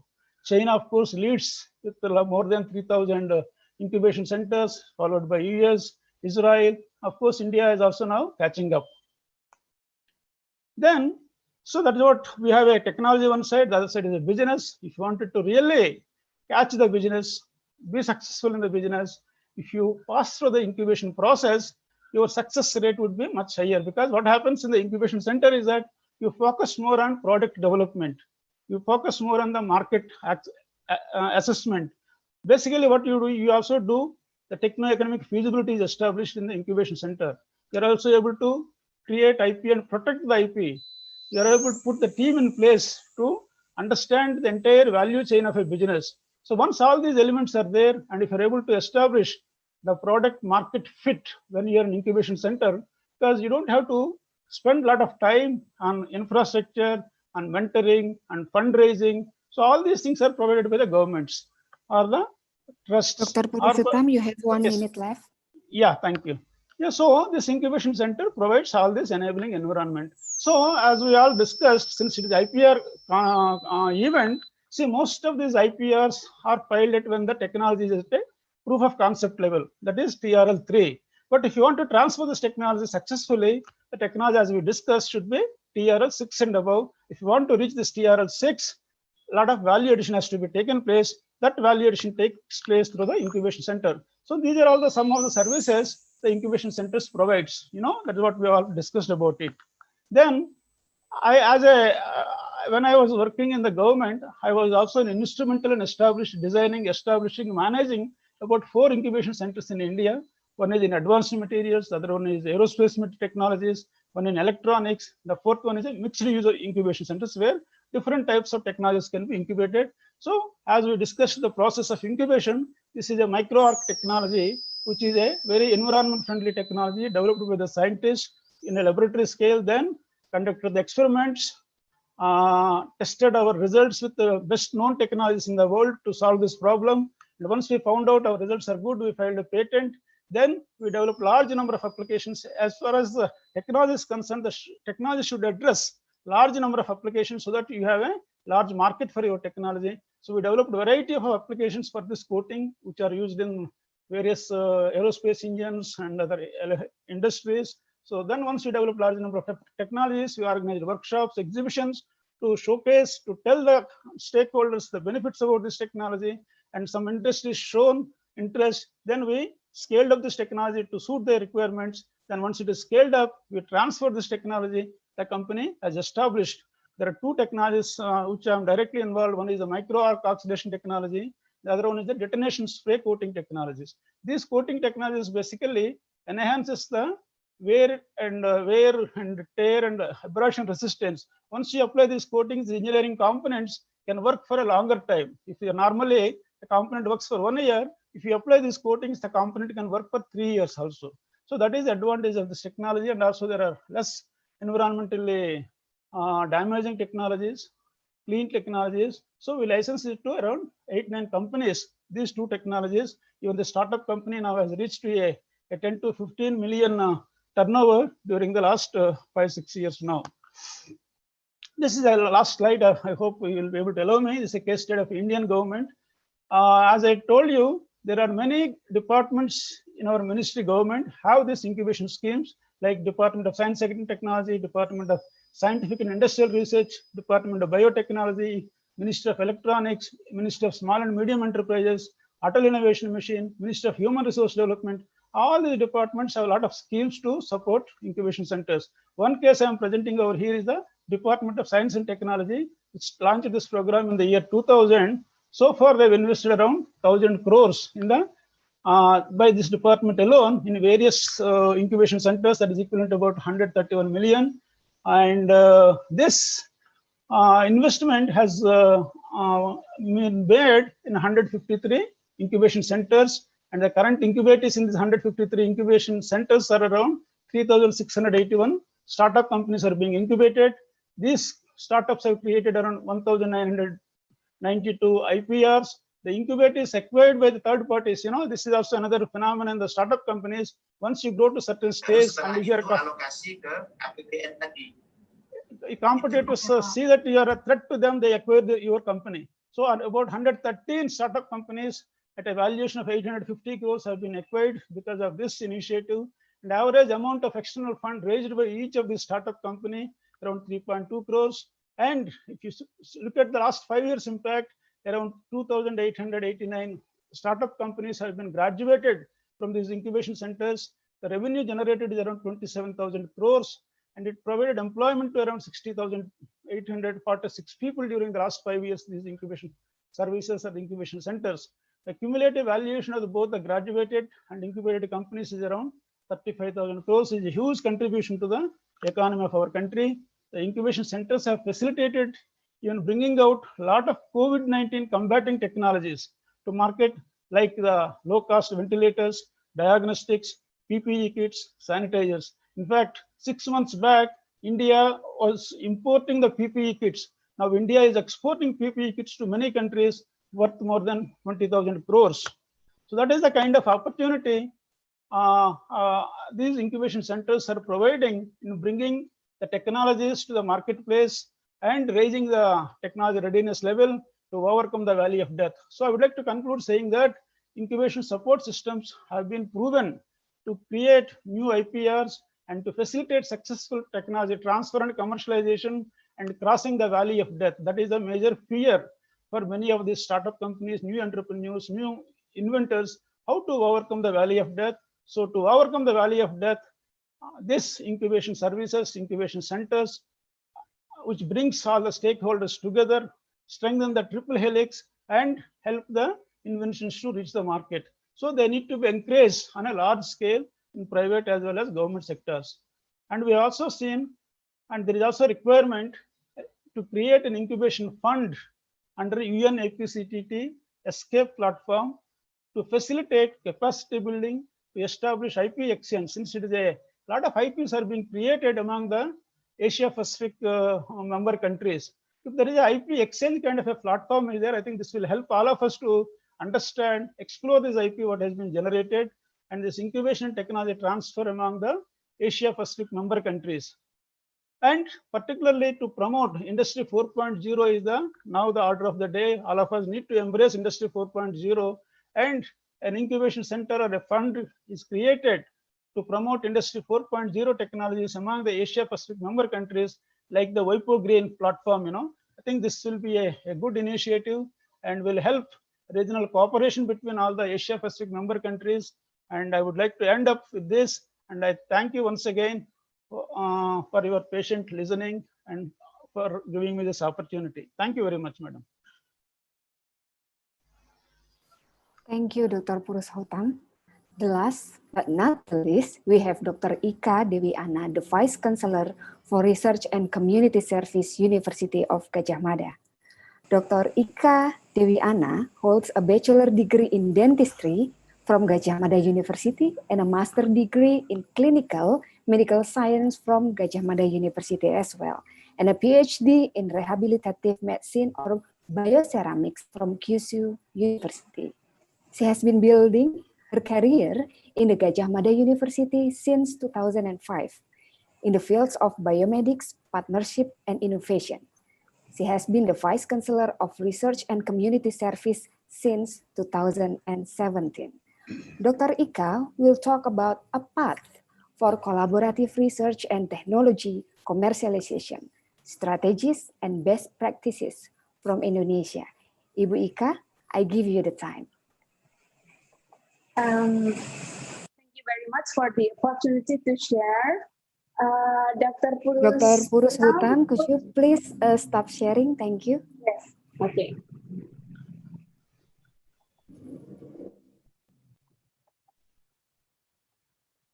Yeah.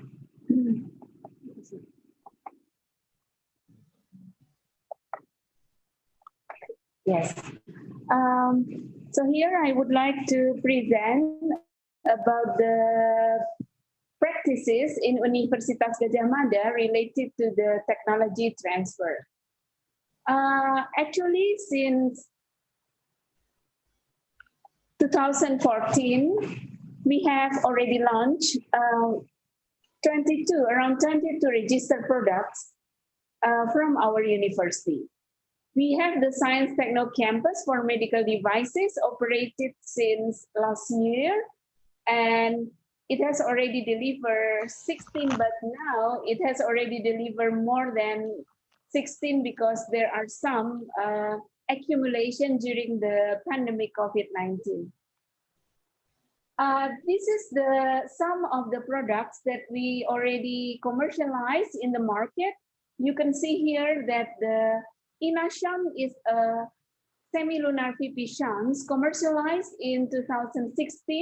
This is commercialized after the clinical trials into more than 3,000 patients successfully. And you also have the NPC strip or nasopharyngeal carcinoma strip. That is the early detection for the nasopharyngeal carcinoma that is already commercialized as well. And this is one of the products from our university, that is the bone substitute and also the hemostatic sponge. This is the result of our research. The patent is under UGM name, but this is from our research group. So this has been also commercialized. We can share you here also that during the COVID-19 pandemic, we have already commercialized the rapid test. The name is Republic Indonesia GHA-19. It is Gadjah Mada Hepatica and Erlangga 19. This is the rapid test that is already available in the market. And now we also have already marketed the ventilator. That is the only one ICU ventilator is produced by our university. But also we also have the backfilled mask to ventilator system. This is also produced by our university. Actually, the delivery of the research in our university is a kind of the integrations between the industry, ministry, and also the researchers in our university. You can see also that nowadays we are in the final step of delivering the electronic nose, which is based on a sensor technology that is used for the detection of the COVID-19, positive or negative COVID-19. This is a detection based on the air breath. Actually, this G-nose, a mobile electronic nose, previously is used to detect of the protein and also food and cosmetic, but now the researcher in our university is developing these genomes into the detection kit for the COVID-19. Some publication has been done also for this regarding this technology, the sensor technology for the from our university. And this is, you can see that to deliver the product into the market in our country, we usually use the strategic consortium for the development of the product itself. For example, there is industry involved in the research and development of the prototyping. There is industry involved in the production and also the mechanical module of the product. And also, we involve also the ministry in the process of the delivery of the products. In our university, we can also see that the roles of UGM for international standardization has been approved. For example, this is one of our products related to the early warning system for the landslide early warning system. This has been contributes to the technology and innovation in the world because the product from our university has already become the standard for the ISO related to the landslide early warning system. Nowadays, we are also have some other products which have been developed for the ISO in the world. So the question is how innovation is managed in UGM. So we have here that in UGM, we have the UGM Research and Community Service. There is a Directorate for Research. There is a publishing house. There is a Directorate of Community Service.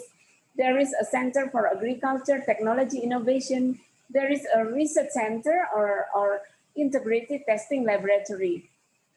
Under the Directorate of Research, there is a TLO and TTO, which manage the innovations of the researcher in our university.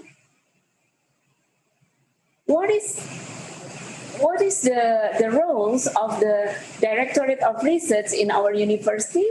Besides managing the quality assurance and also the compliance and integrity of the research, our Directorate of Research also manage the collaboration and industrial research, including they have one specific unit for the TLO and TTO in the university. Under our coordination also, we also have the unit which manage the knowledge sharing and disseminations, that is the UGM Press. So besides having the technology transfer office, we also manage the intellectual property in term of the books, in term of the other results of the research by the UGM Digital Press and by UGM Press here. You can see here also that in our university, we also try to scaling down the technology into the applied technology for the community. This is the way that we try to integrate the technology resulted in our university into the community development. You can see here that, for example, we have the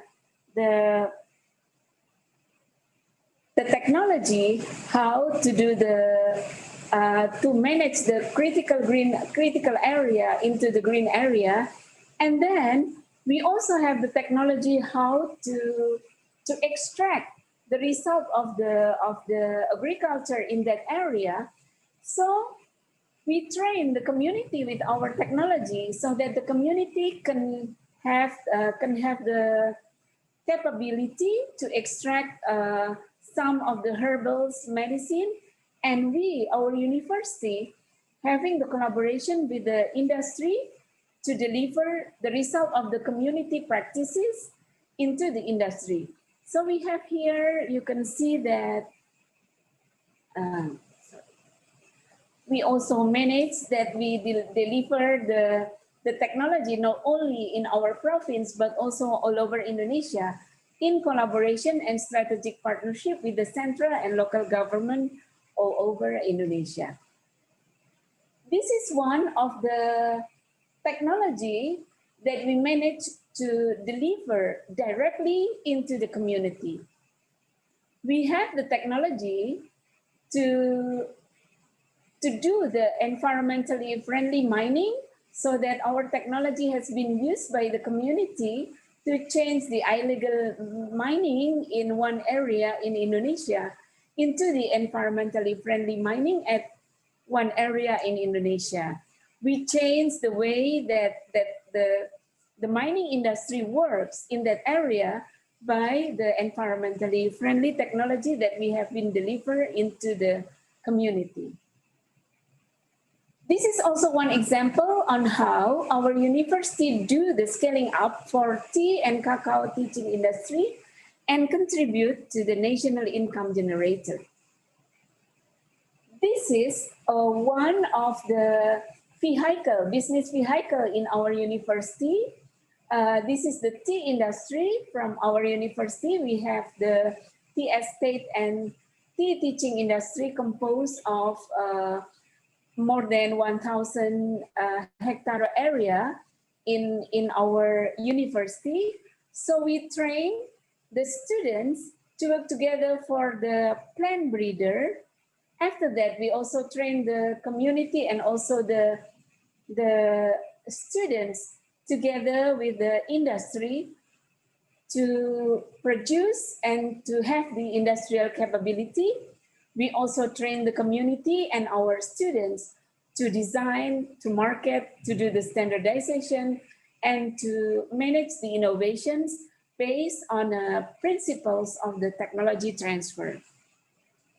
Ibu Ika, you have 1 minute left. Thank you. Okay, yes. Sorry, I cannot put the... Okay. Yes.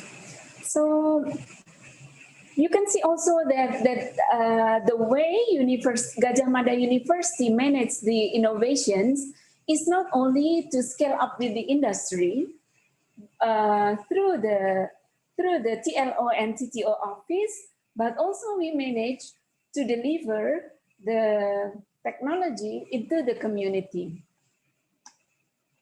You can see here that if the researcher or the laboratory or the department finish with the research, we will try to evaluate the result of the research. What is the future of the result of the research? What kind of the effort that we need to bring the technology into the industry or into the community? And also we will value what kind of the model for the delivery, whether it is by franchise, joint venture, joint operation, fabrication, licensing, or maybe we can also develop the consortium. So this is the way we manage that. And if we see there is a lack of the process from the researcher, we will try to have the researcher from the TLO and TTO office. For example, we will supervise and we will help and support them to do the preclinical tests or clinical study, and we will consult into the ministry relevant to the product of the research. There are some science and techno park in our university that you can also have a look later on in our university. So thank you very much for the opportunity to share. What we can do here is that the leaders in our university should define the success or indicator for the technology transfer. And we have to build the diversity, embrace the diversity with the different viewpoints. And we also have to develop the environment that encourages exchanges. Then we in the university should show what is good for the students and also for the researcher. Thank you very much.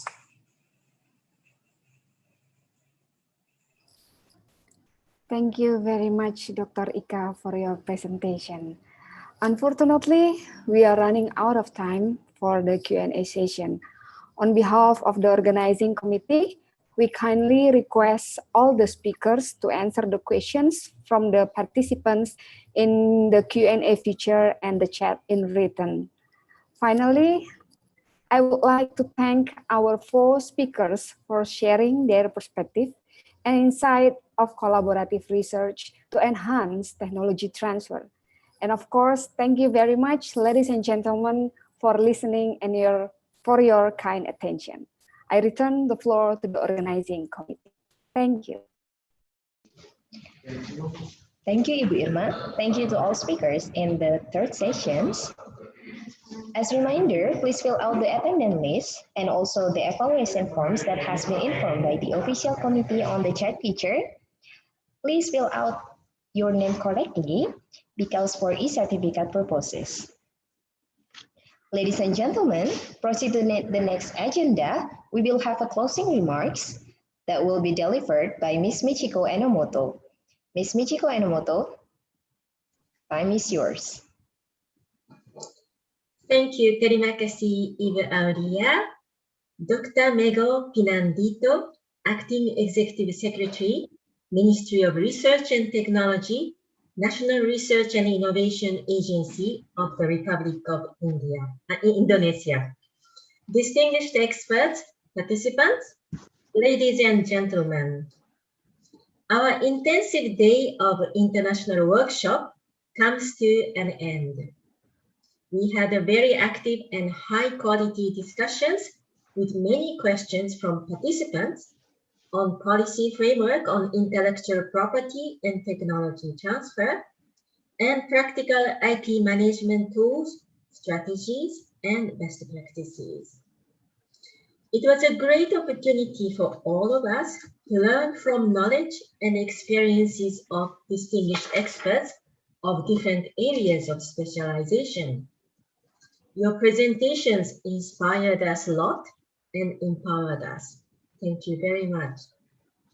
So I would like to take this opportunity to thank all speakers for sharing your precious knowledge and insights with us, and all moderators who had effectively managed each substantive sessions. Thank you all for your valuable inputs and cooperation.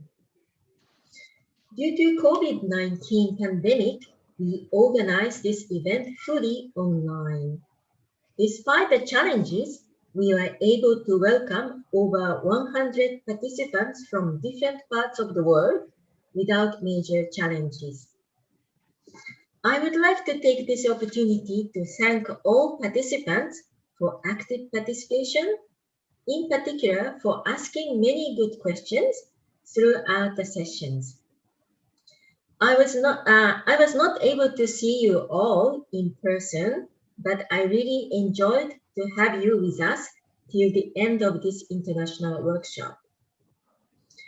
The success of this international workshop could not be achieved without having a distinguished counterpart and a host, Indonesia Institute of Science, LIPI.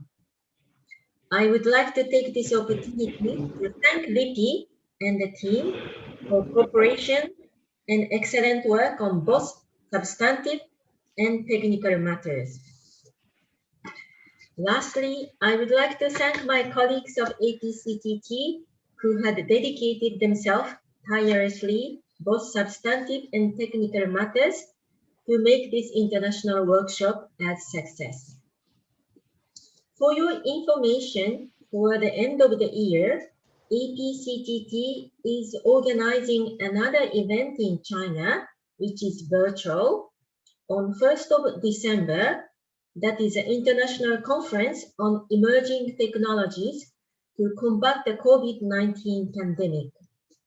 In cooperation with the Ministry of Science and Technology of China, and as well as a Ganzhou University. You are all welcome to join us. So if you are interested, please feel free to contact my colleagues For further information, you are all welcomed. I hope this international workshop was useful for you and empowered you with new knowledge. I look forward to have an opportunity to meet you in person in the near future. Stay safe and have a good evening. Thank you very much and terima kasih. Thank you, Ms. Michiko Enomoto, for the closing remarks. May I also invite Acting Executive Secretary, Ministry of Research and Technology, National Research and Innovation Agency, the Republic of Indonesia. Ladies and gentlemen, please welcome Dr. Mego Pinandito.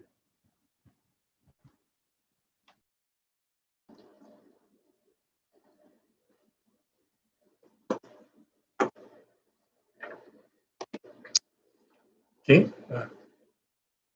can we hear properly? Yeah. Assalamualaikum warahmatullahi wabarakatuh.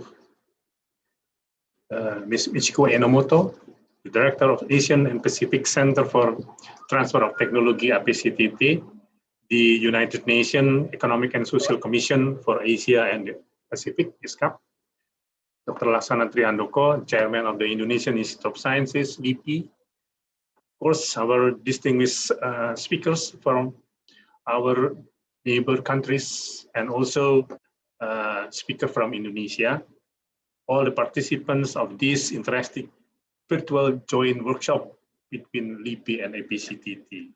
Excellencies, distinguished guests, ladies and gentlemen, we have reached the end of the one-day virtual joint workshop between LIPI and APCTT on the intellectual property management and also transfer technology. It is an honor for me to provide closing remarks after Ms. Enomoto at the gathering of the outstanding people from different academic, different professionals, backgrounds, so that I believe that today is very truly inspiring day for us, since we have listened all from the speaker's presentation and then followed by the very fruitful discussions. Of course, Ministry of Research and Technology, the National Agency for Research and Innovation, already have given more attention and also worked very hard to bring in the synergy in action on the upstream to the downstreams and also somehow until the commercial product. It's very important to make sure that all of the innovation product came from the result of the research and innovation could be delivered to the society to be a commercial product. And also together in the triple helix, the government, the business actors, industry, society, this is including the academics. The research and innovation process will provide a high success rate if from the start, starting from the beginning, the collaboration between the potential users, industry and society can be happened.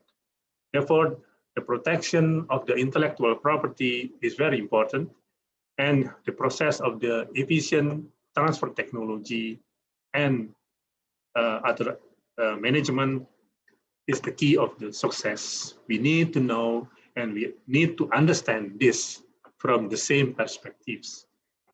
Benchmarking and also many experiences in such country become the very best practices we can learn from each other from that regarding to, for example, how to manage the intellectual properties, how to do the process of the transfer technology in efficient ways, how to build the new technology-based startup, and so on. We have learned a lot from all of the workshop session today, delivered by amazing speakers who have shared their interesting works and also experiences. During this workshop, even we do with the virtual workshops, that is, I think, the first on the it can be happen in the normal way. The policy and the best practice of the intellectual properties management and technology transfer was also discussed. I read the Global Innovation Index 2020. All speakers and participants from Indonesia might already know that Indonesia in the number of 85th of the 131. Low or high is depend on. But again, we can see that how the position and the leverage of innovation in Indonesia, how we are positioned. So what we can do, we can learn is, the key is the science, technology, and innovation, and how to utilize all of the STI to the welfare of the society. In this workshop, we learn that the national policy, particularly the policy related to the intellectual property and the science, technology, and innovation, could be the legal platform to foster the innovation. However, having those policies is meaningless unless the government, academics, industries, and also the society cannot be collaboration each other, the triple helix or even pentahelix. We also know that intellectual property as a product of science, technology, and innovation development should be managed properly.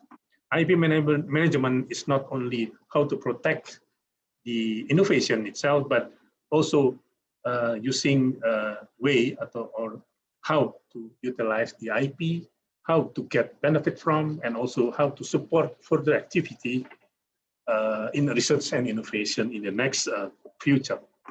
The term of exploitation means how effective we disseminate and also the transfer of technology to the society. I understand that it is a steep path whenever undertaking or transfer technology. Therefore, all of the actors must perform their role well. While the academics conduct the research to develop countries, develop the technologies, the government act as the regulator and some extent play an important role in connecting between academic, industry, and society. Excellencies, distinguished guests, ladies and gentlemen, I realize that this today workshop is one of the activity to link every actors in innovations. They come from different institutions, so that I believe it provides various number of benefits from us. And therefore, I personally suggest that this kind of activities would be held regularly, every day. As Ms. Enomoto said, then the APCTT has already set another workshop in the end of the year. It is very nice and will be a very good opportunity to us to join, since if the method is the virtual platform, then we can go and we can join without going to that countries. I think this is also the leap of the technologies. And of course, it may become a good opportunity, and believe that we can do more discussion, and finally we can get more alternative solution for our problems. And finally, I'd like to take this opportunity to give highly appreciation and thanks, great thanks, to all of the speakers who have shared their works and experiences. Their presence has been invaluable to deepen in our knowledge about the intellectual property management and also technology transfer as far. Also, I express my great appreciation to all of the participants who are still enthusiasm and passion remaining until this time. Of course, with being engaged in discussion. I believe that it is a precious contribution for resolving the problem, the IP management and technology transfer among us. And we are also send our great thanks to the organizing committee, organizing this very valuable joint workshop between IPCTT and LIPI. And I believe that will be one of several activities between EPCTT and LIPI in the near future for organizing another workshop and ensuring that this can be proceed smoothly in future. And finally, I'd like to close this workshop, this joint workshop between EPCTT and LIPI on the intellectual property management and technology transfer. And again, thank you very much for a presentation of all of the speakers. And again, thank you very much for EPCTT, Ms. Michiko Enomoto, arigatou gozaimasu. And then please stay safe, stay healthy in this situation. Thank you very much for all of this. Thank you, Ibu Irma, and thank you for all of this. Assalamualaikum warahmatullahi wabarakatuh. Thank you. Thank you to Dr. Mego Pinandito and also Ms. Michiko Enomoto for officially closing the International Workshop on Intellectual Property Management and Technology Transfer.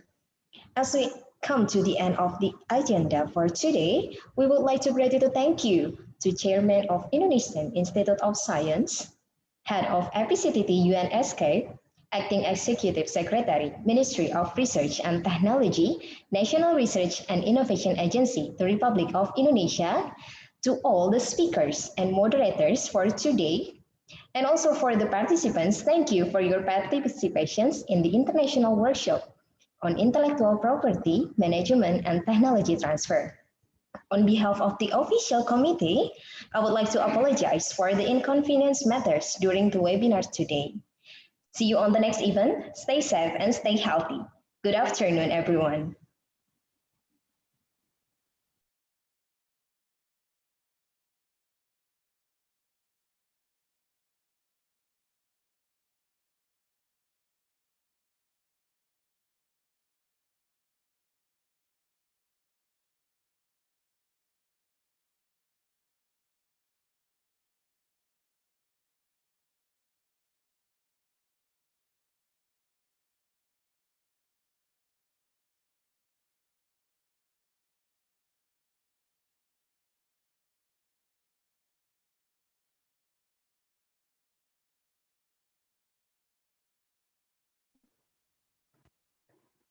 Terima kasih banyak Pak Mego.